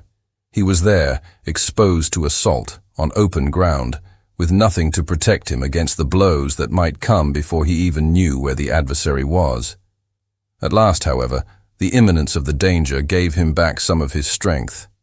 Still motionless, he inspected his surroundings with an attention so keen that it seemed as if no detail could escape him. He would have sighted the most indistinct shape among the stones of the ruined pile, or in the bushes, or behind the tall laurel screen. Seeing nobody, he came along, supporting himself on his crutch. He walked without the least sound of his feet or of the crutch, which probably had a rubber shoe at the end of it. His raised right hand held a revolver. His finger was on the trigger. The least effort of his will, or even less than that, a spontaneous injunction of his instinct, was enough to put a bullet into the enemy. He turned to the left. On this side, between the extreme end of the laurels and the first fallen rocks, there was a little brick path, which was more likely the top of a buried wall. The cripple followed this path, by which the enemy might have reached the shrub on which the jacket hung without leaving any traces. The last branches of the laurels were in his way, and he pushed them aside. There was a tangled mass of bushes. To avoid this, he skirted the foot of the mound, after which he took a few more steps, going round a huge rock. And then suddenly, he started back and almost lost his balance, while his crutch fell to the ground and his revolver slipped from his hand. What he had seen, what he saw, was certainly the most terrifying sight that he could possibly have beheld. Opposite him, at 10 paces distance, with his hands in his pockets, his feet crossed, and one shoulder resting lightly against the rocky wall, stood not a man. It was not a man, and could not be a man. For this man, as the cripple knew, was dead, had died the death from which there is no recovery. It was therefore a ghost, and this apparition from the tomb raised the cripple's terror to its highest pitch. He shivered, seized with a fresh attack of fever and weakness. His dilated pupils stared at the extraordinary phenomenon. His whole being, filled with demoniacal superstition and dread, crumpled up under the vision to which each second lent an added horror. Incapable of flight, incapable of defense, he dropped upon his knees. And he could not take his eyes from that dead man, whom hardly an hour before he had buried in the depths of a well under a shroud of iron and granite. Arsène Lupin's ghost. A man you take aim at, you fire at, you kill, but a ghost, a thing which no longer exists, and which nevertheless disposes of all the supernatural powers. What was the use of struggling against the infernal machinations of that which is no more?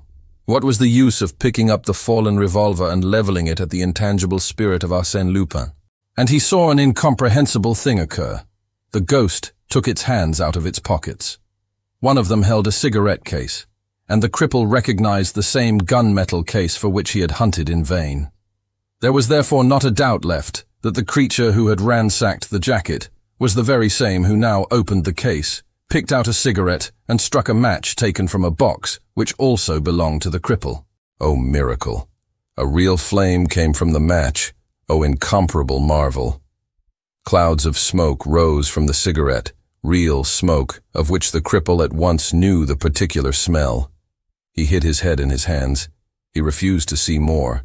Whether ghost or optical illusion, an emanation from another world, or an image born of his remorse and proceeding from himself, it should torture his eyes no longer. But he heard the sound of a step approaching him, growing more and more distinct as it came closer. He felt a strange presence moving near him. An arm was stretched out. A hand fell on his shoulder. That hand clutched his flesh with an irresistible grip. And he heard words spoken by a voice which, beyond mistake, was the human and living voice of Arsène Lupin. "Why, my dear sir, what a state we're getting ourselves into. Of course, I understand that my sudden return seems an unusual and even an inconvenient proceeding, but still it does not do to be so uncontrollably impressed. Men have seen much more extraordinary things than that, such as Joshua staying the sun, and more sensational disasters, such as the Lisbon earthquake of 1755. The wise man reduces events to their proper proportions and judges them, not by their action upon his own destiny, but by the way in which they influence the fortunes of the world. Now confess that your little mishap is purely individual and does not affect the equilibrium of the solar system. You know what Marcus Aurelius says on page 84 of Charpentier's edition. The cripple had plucked up courage to raise his head, and the real state of things now became so obviously apparent that he could no longer get away from the undeniable fact. Arsène Lupin was not dead. Arsène Lupin, whom he had hurled into the bowels of the earth and crushed as surely as an insect is crushed with a hammer. Arsène Lupin was not dead. How to explain so astounding a mystery the cripple did not even stop to wonder. One thing alone mattered. Arsène Lupin was not dead. Arsène Lupin looked and spoke as a living man does. Arsène Lupin was not dead. He breathed, he smiled, he talked, he lived. And it was so certainly life that the scoundrel saw before him that, obeying a sudden impulse of his nature and of his hatred for life, he flattened himself to his full length, reached his revolver, seized it, and fired. He fired, but it was too late. Don Luis had caused the weapon to swerve with a kick of his boot. Another kick sent it flying out of the cripple's hand. The villain ground his teeth with fury, and at once began hurriedly to fumble in his pockets. "Is this what you're looking for, sir?" asked Don Luis, holding up a hypodermic syringe filled with a yellow fluid. "Excuse me, but I was afraid lest you should prick yourself by mistake. That would have been a fatal prick, would it not? And I should never have forgiven myself." The cripple was disarmed. He hesitated for a moment, surprised that the enemy did not attack him more violently, and sought to profit by the delay. His small, blinking eyes wandered around him, looking for something to throw. But an idea seemed to strike him, and to restore his confidence little by little, and, in a new and really unexpected fit of delight, he indulged in one of his loudest chuckles. "And what about Florence?" he shouted. "Don't forget Florence, for I've got you there. I can miss you with my revolver, and you can steal my poison. But I have another means of hitting you, right in the heart. You can't live without Florence, can you? Florence's death means your own sentence, doesn't it? If Florence is dead, you'll put the rope round your own neck, won't you, won't you, won't you?" "Yes. If Florence were to die, I could not survive her." "She is dead!" cried the scoundrel with a renewed burst of merriment, hopping about on his knees. "She's dead! Quite dead! What am I saying? She's more than dead." "A dead person retains the appearance of a live one for a time. But this is much better. There's no corpse here, Lupin. Just a mess of flesh and bone. The whole scaffolding of rocks has come down on top of her. You can picture it, eh? What a sight. Come, quick, it's your turn to kick the bucket. Would you like a length of rope? Ha ha ha, it's enough to make one die with laughing. Didn't I say that you'd meet at the gates of hell? Quick, your sweetheart's waiting for you. Do you hesitate? Where's your old French politeness? You can't keep a lady waiting, you know. Hurry up, Lupin. Florence is dead." He said this with real enjoyment, as though the mere word of death appeared to him delicious. Don Luis had not moved a muscle. He simply nodded his head and said, "What a pity." The cripple seemed petrified. All his joyous contortions, all his triumphal pantomime, stopped short. He blurted out, "Eh? What did you say?" "I say," declared Don Luis, preserving his calm and courteous demeanor and refraining from echoing the cripple's familiarity. "I say, my dear sir, that you have done very wrong. I never met a finer nature, nor one more worthy of esteem than that of Mademoiselle Levasseur. The incomparable beauty of her face and figure, her youth, her charm, all these deserved a better treatment. It would indeed be a matter for regret if such a masterpiece of womankind had ceased to be." The cripple remained astounded. Don Luis's serene manner dismayed him. He said in a blank voice, "I tell you, she has ceased to be. Haven't you seen the grotto? Florence no longer exists." "I refuse to believe it," said Don Luis quietly.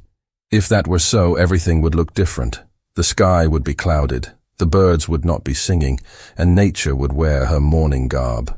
But the birds are singing, the sky is blue, everything is as it should be. The honest man is alive, and the rascal is crawling at his feet. How could Florence be dead?" A long silence followed upon these words. The two enemies, at 3 paces distance, looked into each other's eyes, Don Luis still as cool as ever, the cripple a prey to the maddest anguish. The monster understood.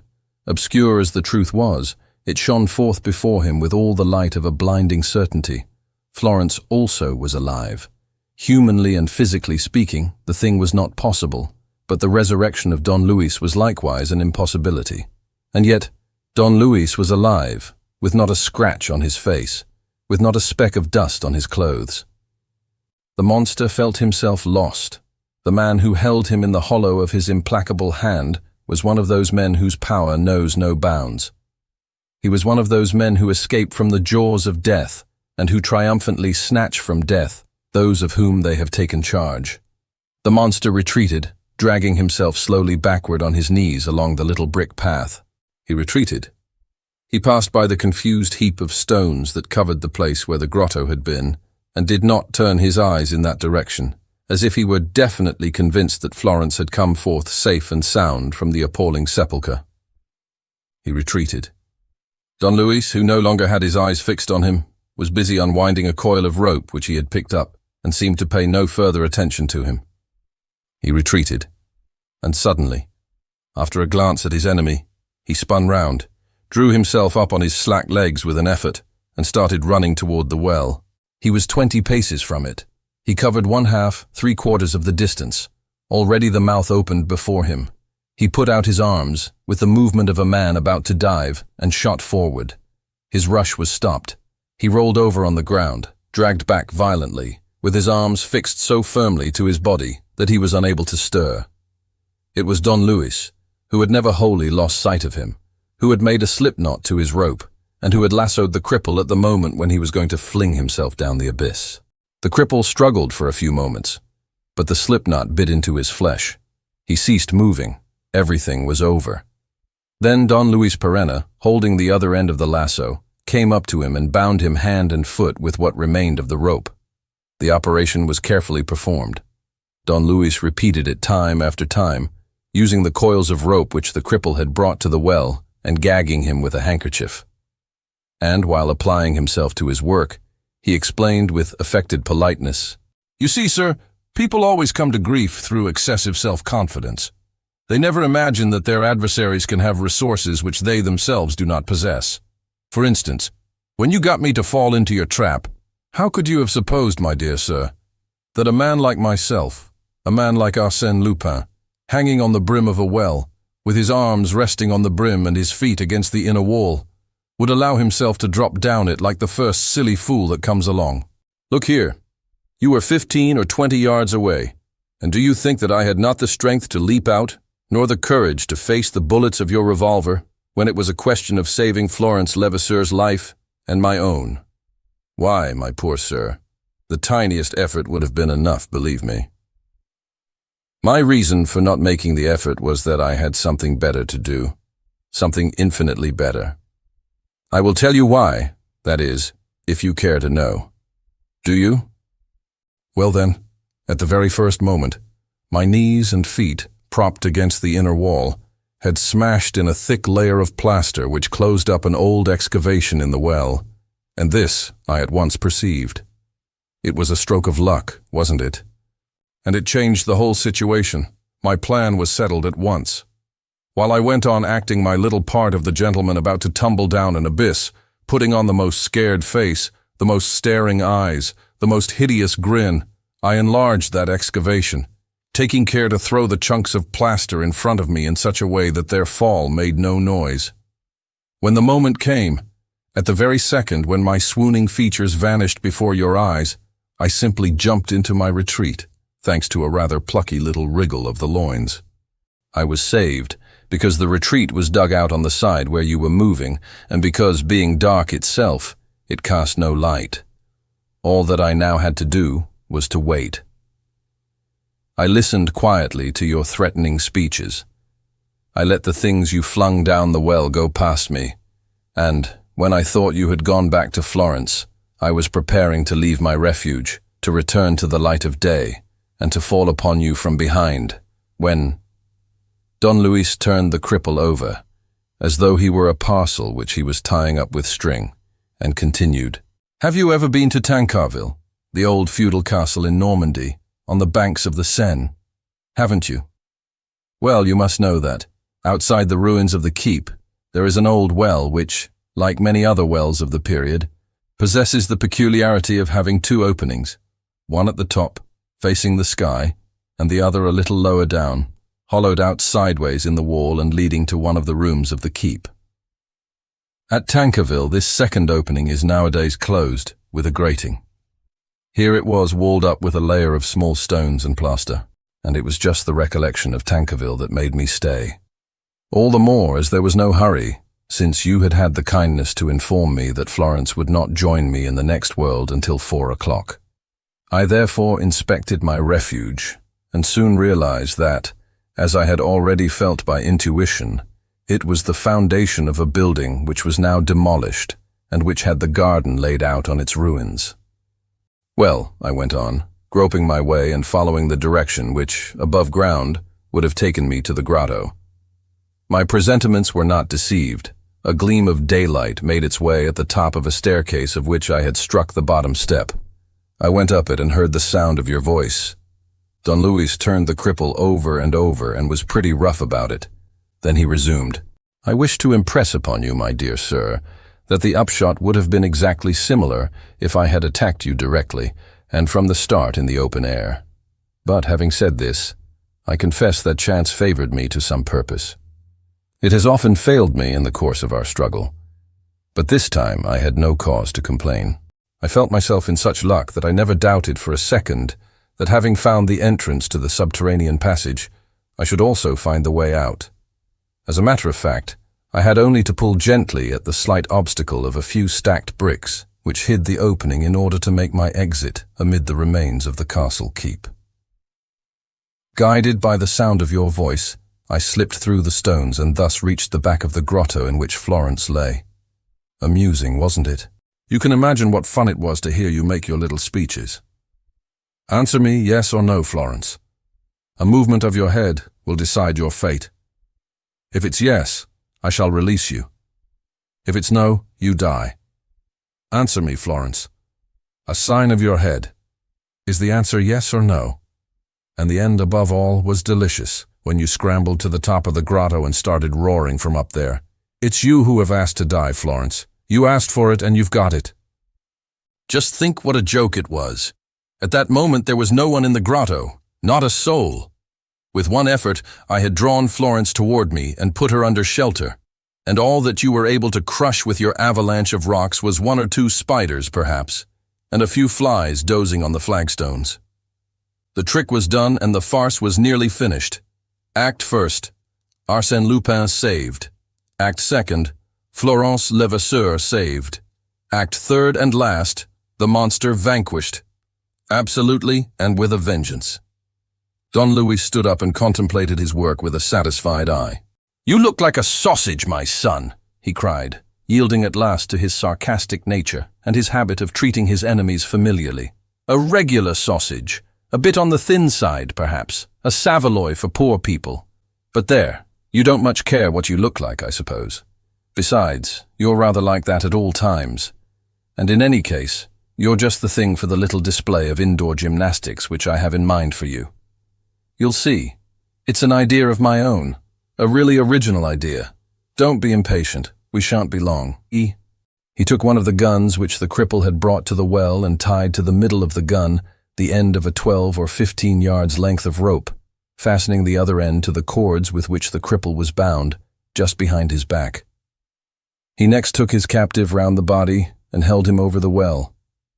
Shut your eyes, if you feel at all giddy. And don't be frightened. I'll be very careful. Ready? He put the cripple down the yawning hole, and next took hold of the rope which he had just fastened. Then, little by little, inch by inch, cautiously, so that it should not knock against the sides of the well, the bundle was let down at arm's length. When it reached a depth of 12 yards or so, the gun stopped its further descent, and there it remained, slung in the dark and in the exact center of the narrow circumference. Don Luis set light to a number of pieces of paper, which went whirling down, shedding their sinister gleams upon the walls. Then, unable to resist the craving for a last speech, he leaned over, as the scoundrel had done, and grinned.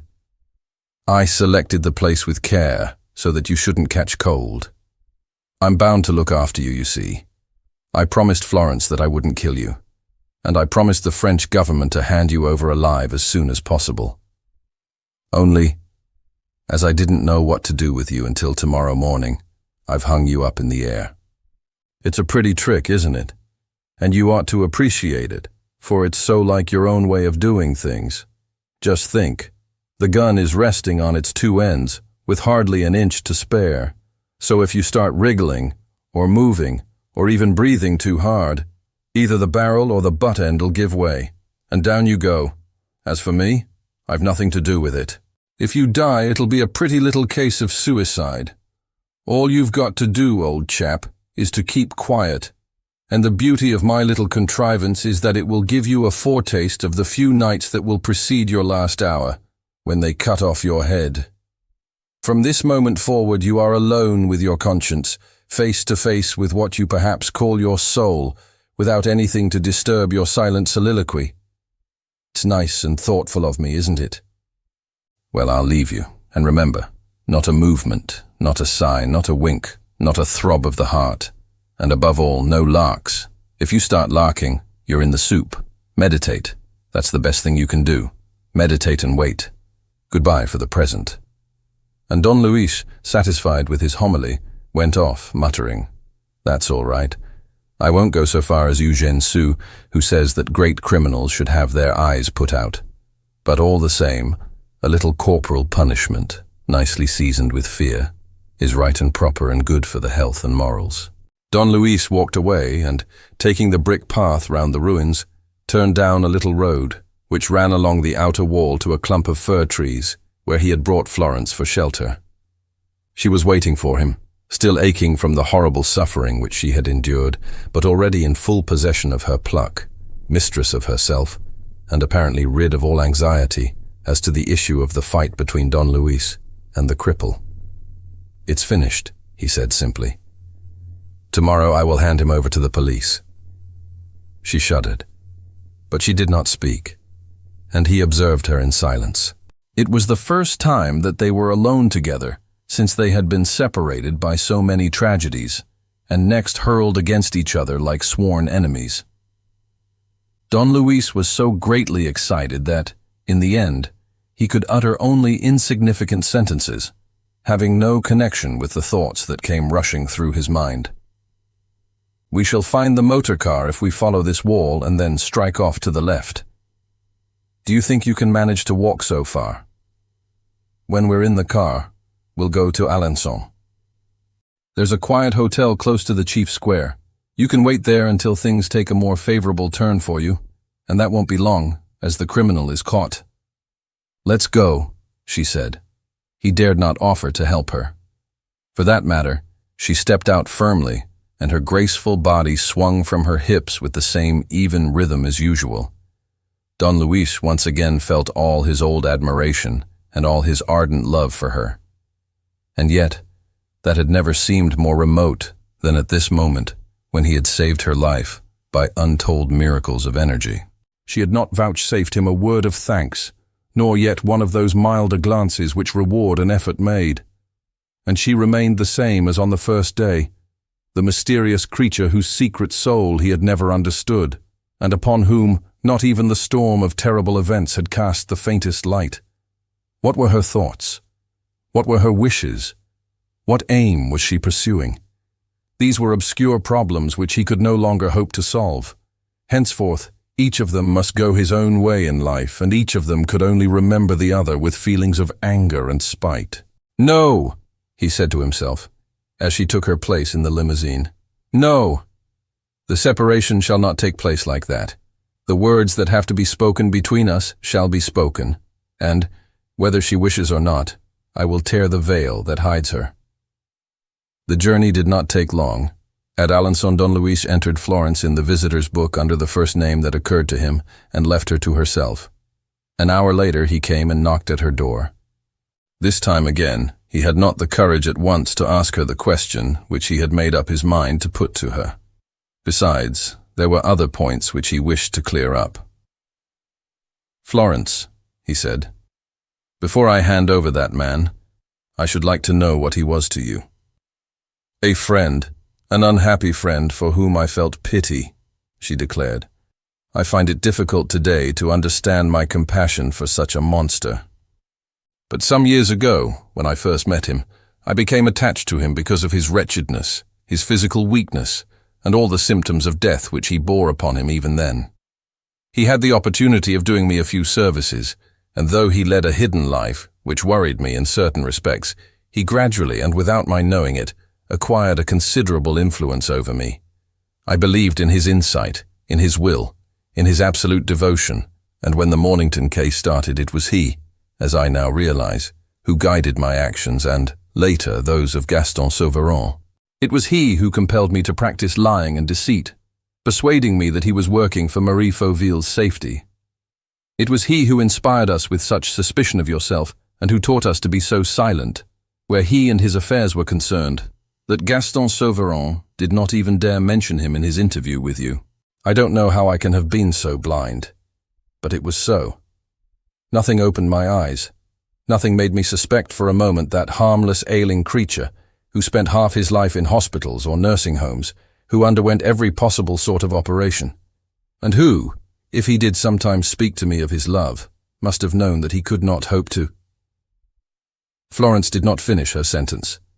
Her eyes had encountered Don Luis's eyes, and she received a deep impression that he was not listening to what she said. He was looking at her, and that was all. The words she uttered passed unheard. To Don Luis, any explanation concerning the tragedy itself mattered nothing, so long as he was not enlightened on the one point that interested him, on Florence's private thoughts about himself, thoughts of aversion, of contempt. Outside that, anything that she could say was vain and tedious. He went up to her, and in a low voice said, "Florence, you know what I feel for you, do you not?" She blushed, taken aback, as though the question was the very last that she expected to hear. Nevertheless, she did not lower her eyes, and she answered frankly, "Yes, I know. But perhaps," he continued more eagerly, "you do not know how deeply I feel it. Perhaps you do not know that my life has no other aim but you." "I know that also," she said. "Then, if you know it," he said, "I must conclude that it was just that which caused your hostility to me.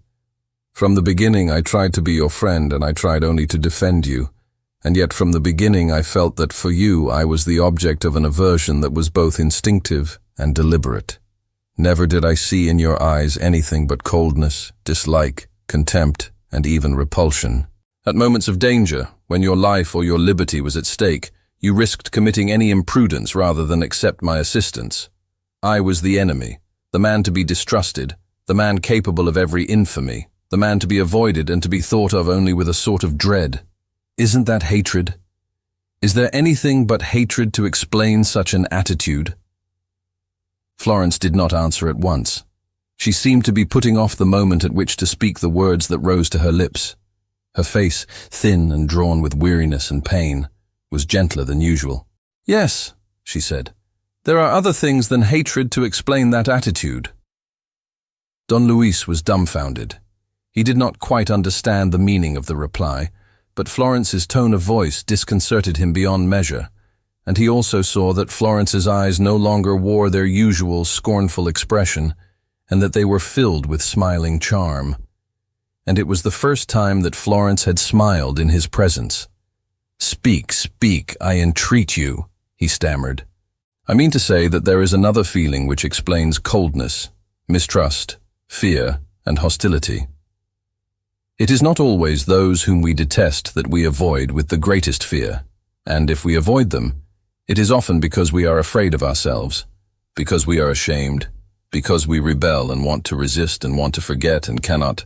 She stopped, and when he wildly stretched out his arms to her, as if beseeching her to say more and still more, she nodded her head, thus telling him that she need not go on speaking for him to read to the very bottom of her soul and discover the secret of love which she kept hidden there.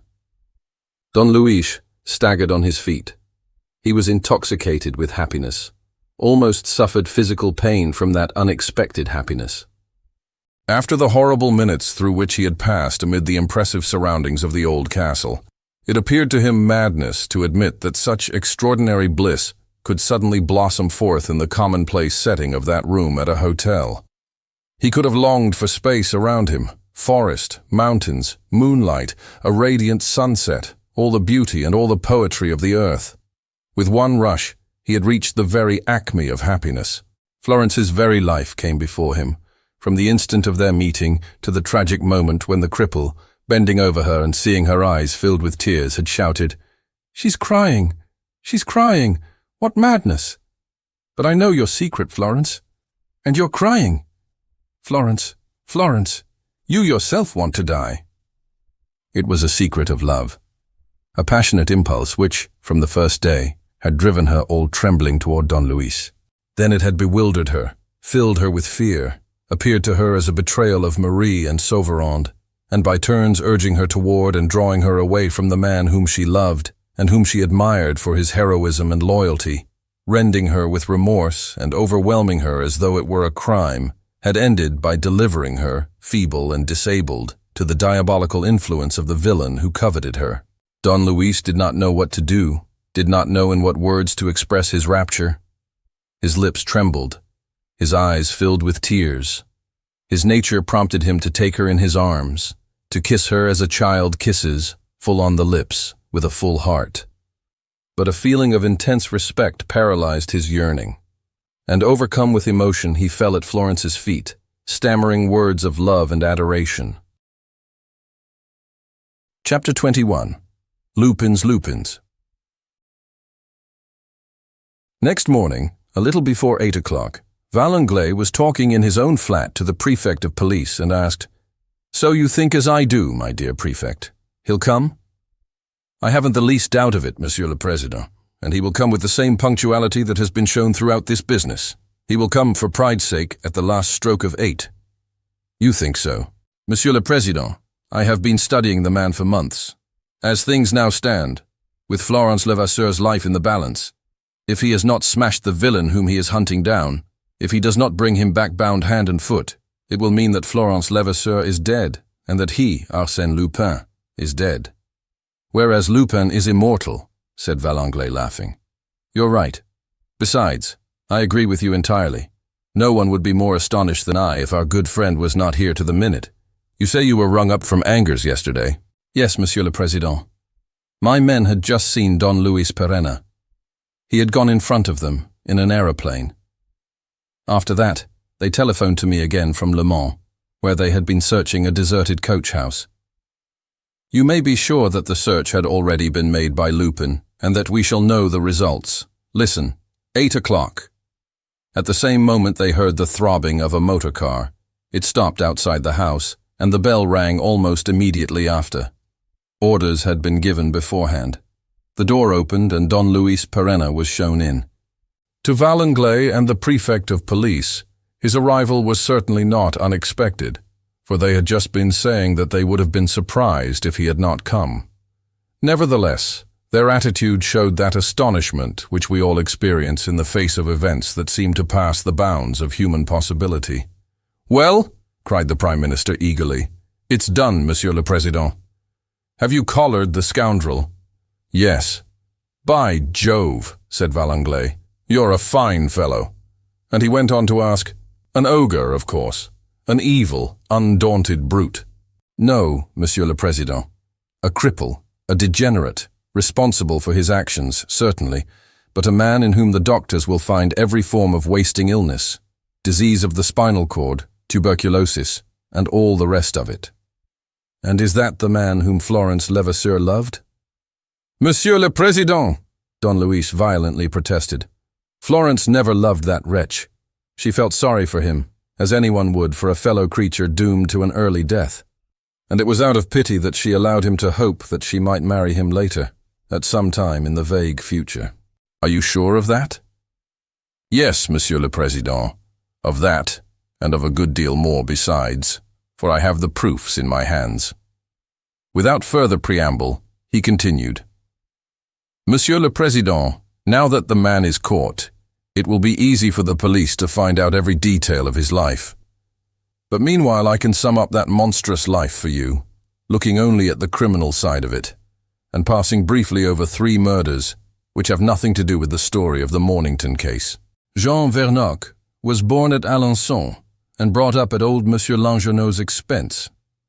He got to know the de Dessous-Lamare couple, robbed them of their money, and, before they had time to lodge a complaint against the unknown thief, took them to a barn in the village of Damigny, where, in their despair, stupefied and besotted with drugs, They hanged themselves. This barn stood in a property called the Old Castle, belonging to Monsieur Langernault, Jean Vernocq's protector, who was ill at the time. After his recovery, as he was cleaning his gun, he received a full charge of shot in the abdomen. The gun had been loaded without the old fellow's knowledge. By whom? By Jean Vernocq, who had also emptied his patron's cash box the night before. In Paris, where he went to enjoy the little fortune which he had thus amassed, Jean Vernocq bought from some rogue of his acquaintance papers containing evidence of Florence Levasseur's birth, and of her right to all the inheritance of the Roussel family, and Victor Sauverand. Papers which the friend in question had purloined from the old nurse who brought Florence over from America. By hunting around, Jean Vernocq ended by discovering first a photograph of Florence, and then Florence herself. He made himself useful to her, and pretended to be devoted to her, giving up his whole life to her service. At that time he did not yet know what profit he could derive from the papers stolen from the girl or from his relations with her. Suddenly everything became different. An indiscreet word, let fall by a solicitor's clerk, told him of a will in Maître Lepertuis's drawer, which would be interesting to look at. He obtained a sight of it by bribing the clerk, who has since disappeared, with a 1,000-franc note. The will, as it happened, was Cosmo Mornington's, and in it Cosmo Mornington bequeathed his immense wealth to the heirs of the Roussel sisters and of Victor Sauverand. Jean Vernocq saw his chance. 100 million francs. To get hold of that sum, to obtain riches, luxury, power, and the means of buying health and strength from the world's great healers. All that he had to do was first to put away the different persons who stood between the inheritance and Florence, and then, when all the obstacles were overcome, to make Florence his wife. Jean Vernocq went to work. He had found among the papers of Hippolyte Fauville's old friend Langernault particulars relating to the Roussel family and to the discord that reigned in the Fauville household. 5 persons, all told, were in his way. First, of course, Cosmo Mornington. Next, in the order of their claims, Hippolyte Fauville, his son Edmond, his wife Marie, and his cousin Gaston Sauverand. With Cosmo Mornington, the thing was easy enough. Introducing himself to the American as a doctor, Jean Vernocq put poison into one of the phials which Mornington used for his hypodermic injections. But in the case of Hippolyte Fauville, whose goodwill he had secured through his acquaintance with old Langernault, and over whose mind he soon obtained an extraordinary influence, he had a greater difficulty to contend with. Knowing on the one hand that the engineer hated his wife, and on the other that he was stricken with a fatal disease, he took occasion, after the consultation with the specialist in London, to suggest to Fauville's terrified brain the incredible plan of suicide of which you were subsequently able to trace the Machiavellian execution. In this way, and with a single effort, anonymously so to speak, and without appearing in the business, without Fauville's even suspecting the action brought to bear upon him, Jean Vernocq procured the deaths of Fauville and his son, and got rid of Marie and Sauverand by the devilish expedient of causing the charge of murder, of which no one could accuse him, to fall upon them. The plan succeeded. There was only one hitch at the present time, the intervention of Inspector Vérot. Inspector Vérot died, and there was only one danger in the future, the intervention of myself, Don Luis Perenna, whose conduct Vernocq was bound to foresee, as I was the residuary legatee by the terms of Cosmo Mornington's will.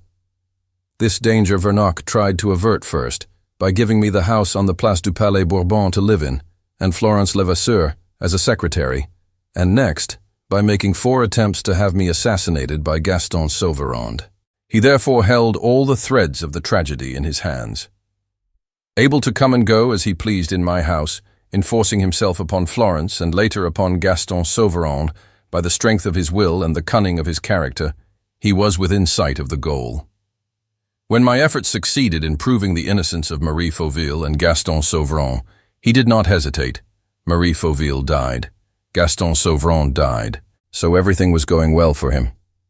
The police pursued me. The police pursued Florence. No one suspected him, and the date fixed for the payment of the inheritance was at hand. This was 2 days ago. At that time, Jean Vernocq was in the midst of the fray. He was ill and had obtained admission to the nursing home in the Avenue d'Eterne, From there, he conducted his operations, thanks to his influence over Florence Levasseur and to the letters addressed to the Mother Superior from Versailles. Acting under the Superior's orders and ignorant of the meaning of the step which she was taking, Florence went to the meeting at the prefect's office, and herself brought the documents relating to her. Meanwhile, Jean Vernoc left the private hospital and took refuge near the Ile Saint-Louis, where he awaited the result of an enterprise which, at the worst, might tell against Florence, but which did not seem able to compromise him in any case. "You know the rest, Monsieur le Président," said Don Luis, concluding his statement. Florence, staggered by the sudden revelation of the part which she had unconsciously taken in the matter, and especially by the terrible part played by Jean Vernoc, ran away from the nursing home where the prefect had brought her at my request. She had but one thought: to see Jean Vernoc, demand an explanation of him, and hear what he had to say in his defense. That same evening, he carried her away by motor, on the pretense of giving her proofs of his innocence. That is all, Monsieur le Président. Valanglais had listened with growing interest to this gruesome story of the most malevolent genius conceivable to the mind of man. And he heard it perhaps without too great disgust, because of the light which it threw by contrast upon the bright, easy, happy, and spontaneous genius of the man who had fought for the good cause. "And you found them?" he asked. "At 3 o'clock yesterday afternoon, Monsieur le Président. It was time. I might even say that it was too late, for Jean Vernoc began by sending me to the bottom of a well, and by crushing Florence under a block of stone." "Oh, so you're dead, are you?" "Yes, Monsieur le Président. But why did that villain want to do away with Florence Levasseur? Her death destroyed his indispensable scheme of matrimony. It takes two to get married, Monsieur le Président, and Florence refused. Well, some time ago Jean Vernoc wrote a letter leaving all that he possessed to Florence Levasseur. Florence, moved by pity for him, and not realizing the importance of what she was doing, wrote a similar letter leaving her property to him. This letter constitutes a genuine and indisputable will in favor of Jean Vernoc, as Florence was Cosmo Mornington's legal and settled heiress by the mere fact of her presence at yesterday's meeting with the documents proving her descent from the Roussel family. Her death caused her rights to pass to her own legal and settled heir. Jean Vernoc would have come into the money without the possibility of any litigation, and, as you would have been obliged to discharge him after his arrest, for lack of evidence against him, he would have led a quiet life, with 14 murders on his conscience. I have added them up, but with 100 million francs in his pocket, to a monster of his stamp, the one made up for the other. "But do you possess all the proofs?" asked Valanglais eagerly. "Here they are," said Perenna, producing the pocketbook which he had taken out of the cripple's jacket. "Here are letters and documents which the villain preserved, owing to a mental aberration common to all great criminals. Here, by good luck, is his correspondence with Hippolyte Fauville. Here is the original of the prospectus, from which I learned that the house on the Place du Palais Bourbon was for sale. Here is a memorandum of Jean Vernoc's journeys to Alençon, to intercept Fauville's letters to old Langenot. Here is another memorandum showing that Inspector Véro overheard a conversation between Fauville and his accomplice, that he shadowed Vernoc and robbed him of Florence Levasseur's photograph, and that Vernoc sent Fauville in pursuit of him. Here is a third memorandum, which is just a copy of the two found in the 8th volume of Shakespeare, and which proves that Jean Vernoc, to whom that set of Shakespeare belonged, knew all about Fauville's machination. Here are his correspondence with Caceres, the Peruvian attaché, and the letters denouncing myself and Sergeant Mazereau, which he intended to send to the press. Here. But need I say more, Monsieur le Président? You have the complete evidence in your hands. The magistrates will find that all the accusations which I made yesterday before the prefect of police were strictly true. "And he?" cried Valanglais. "The criminal. Where is he?" "Outside in a motor car, in his motor car, rather." "Have you told my men?" asked Monsieur Desmalions anxiously. "Yes, Monsieur le Préfet. Besides, the fellow is carefully tied up. Don't be alarmed. He won't escape." "Well, you've foreseen every contingency," said Valanglais, "and the business seems to me to be finished. But there's one problem that remains unexplained, the one perhaps that interested the public most. I mean the marks of the teeth in the apple, the teeth of the tiger, as they have been called, which were certainly Madame Fauville's teeth, innocent though she was. Monsieur le Préfet declares that you have solved this problem. Yes, Monsieur le Président, and Jean Vernocq's papers prove that I was right. Besides, the problem is quite simple. The apple was marked with Madame Fauville's teeth, but Madame Fauville never bit the apple. Come. Monsieur le Président, Hippolyte Fauville very nearly said as much when he mentioned this mystery in his posthumous confession. Hippolyte Fauville was a madman. Yes, but a lucid madman, and capable of reasoning with the most appalling logic. Some years ago, at Palermo, Madame Fauville had a very bad fall, hitting her mouth against the marble top of a table, with the result that a number of her teeth, in both the upper and the lower jaw, were loosened. To repair the damage and to make the gold plate intended to strengthen the teeth, a plate which Madame Fauville wore for several months, the dentist, as usual, took an impression of her mouth. Monsieur Fauville happened to have kept the mold, and he used it to print the marks of his wife's teeth in the cake of chocolate shortly before his death, and in the apple on the night of his death. When this was done, he put the mold with the other things which the explosion was meant to, and did, destroy. Don Luis's explanation was followed by a silence. The thing was so simple that the Prime Minister was quite astonished. The whole tragedy, the whole charge, everything that had caused Marie's despair and the death of Gaston Sauverand, all this rested on an infinitely small detail, which had occurred to none of the millions and millions of people who had interested themselves so enthusiastically in the mystery of the teeth of the tiger. The teeth of the tiger. Everybody had clung stubbornly to an apparently invincible argument. As the marks on the apple and the print of Madame Fauville's teeth were identical, and as no two persons in the world were able, in theory or practice, to produce the same print with their teeth, Madame Fauville must needs be guilty. Nay, more, the argument seemed so absolute that from the day on which Madame Fauville's innocence became known, the problem had remained unsolved, while no one seemed capable of conceiving the one paltry idea, that it was possible to obtain the print of a tooth in another way than by a live bite of that same tooth.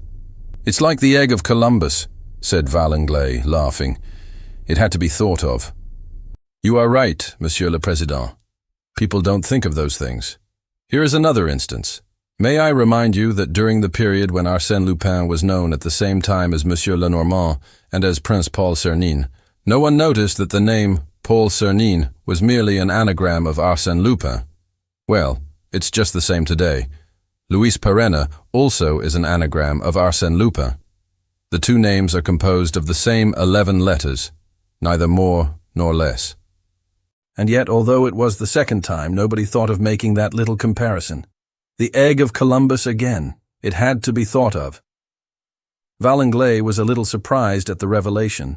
It seemed as if that devil of a man had sworn to puzzle him up to the last moment and to bewilder him by the most unexpected sensational news. And how well this last detail depicted the fellow, a queer mixture of dignity and impudence, of mischief and simplicity, of smiling chaff and disconcerting charm, a sort of hero who, while conquering kingdoms by most incredible adventures, amused himself by mixing up the letters on his name so as to catch the public napping. The interview was nearly at an end. Valenglay said to Perenna, "Monsieur, you have done wonders in this business, and ended by keeping your word and handing over the criminal. I also will keep my word. You are free." "I thank you, Monsieur le Président. But what about Sergeant Mazereau?" "He will be released this morning. Monsieur le Préfet de Police has arranged matters so that the public do not know of the arrest of either of you. You are Don Luis Perenna.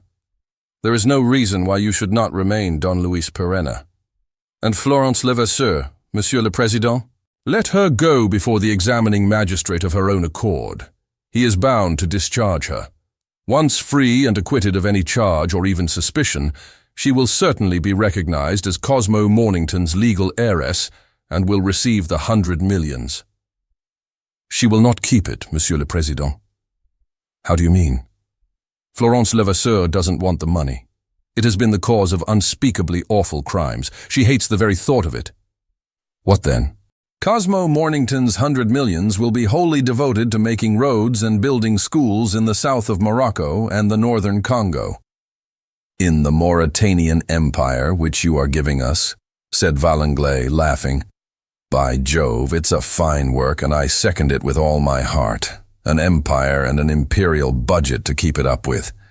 Upon my word, Don Luis has behaved well to his country, and has handsomely paid the debts of Arsène Lupin.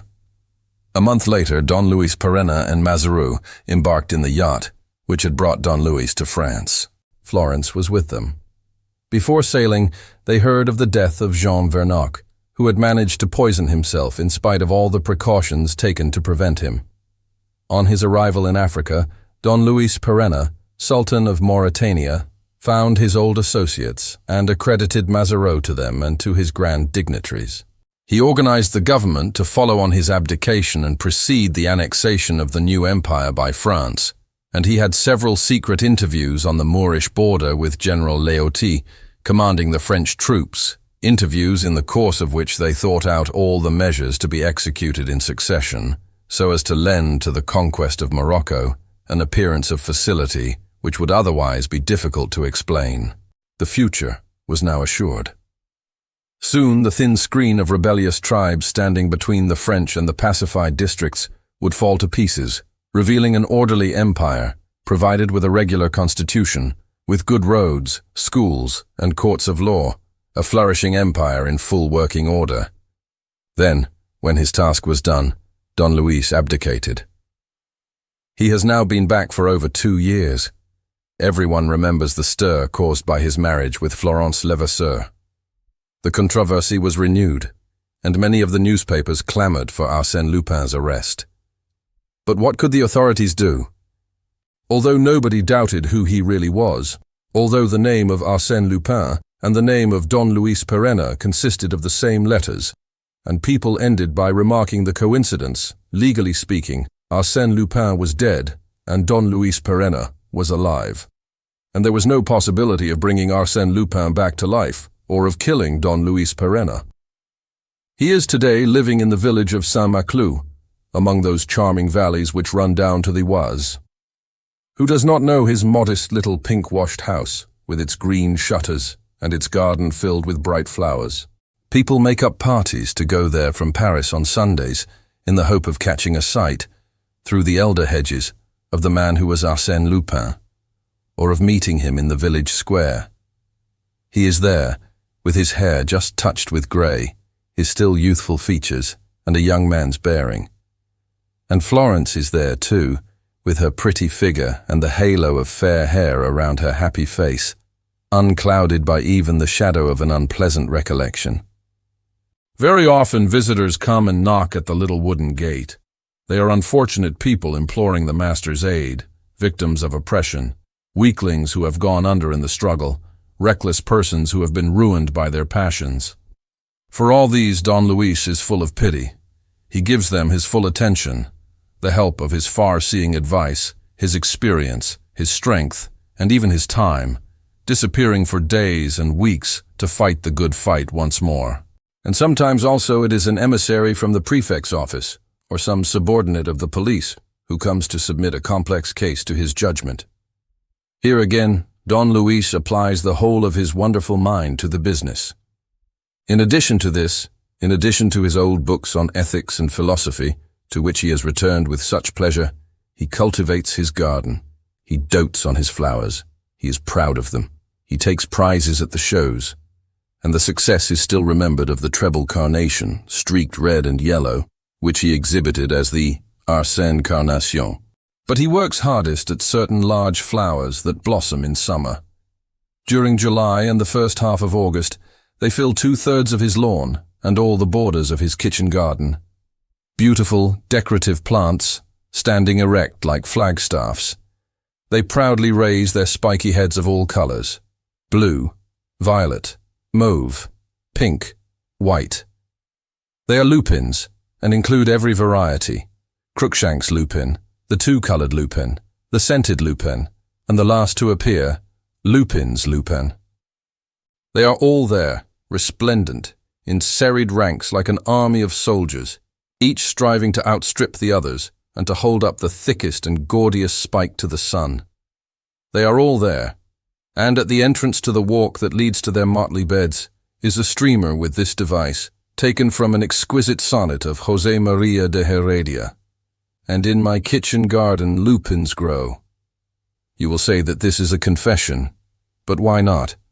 In the evening, when a few privileged neighbors meet at his house, the justice of the peace, the notary, Major Comte d'Astrignac, who has also gone to live at Saint-Maclou, Don Luis is not afraid to speak of Arsène Lupin. I used to see a great deal of him, he says.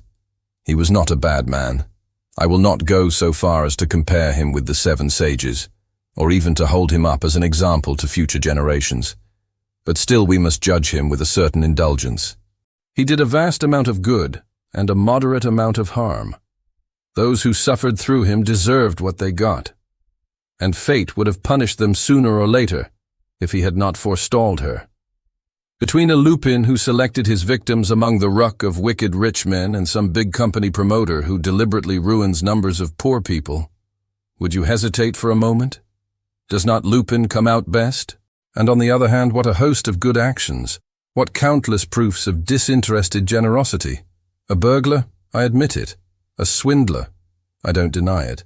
He was all that. But he was something more than that. And while he amused the gallery with his skill and ingenuity, he roused the general enthusiasm in other ways. People laughed at his practical jokes, but they loved his pluck, his courage, his adventurous spirit, his contempt for danger, his shrewd insight, his unfailing good humor, his reckless energy. All qualities that stood out at a period when the most active virtues of our race had reached their zenith, the period of the motor car and the aeroplane. One day, he said as a joke, I should like my epitaph to read, "Here lies Arsène Lupin, adventurer." That was quite correct. He was a master of adventure. And if the spirit of adventure led him too often to put his hand in other people's pockets, it also led him to battlefields where it gives those who are worthy opportunity to fight and win titles of distinction which are not within reach of all. It was there that he gained his. It is there that you should see him at work, spending his strength braving death and defying destiny. And it is because of this that you must forgive him, even if he did sometimes get the better of a commissary of police or steal the watch of an examining magistrate.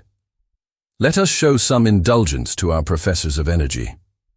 And nodding his head, Don Luis concludes, then, you see, he had another virtue which is not to be despised.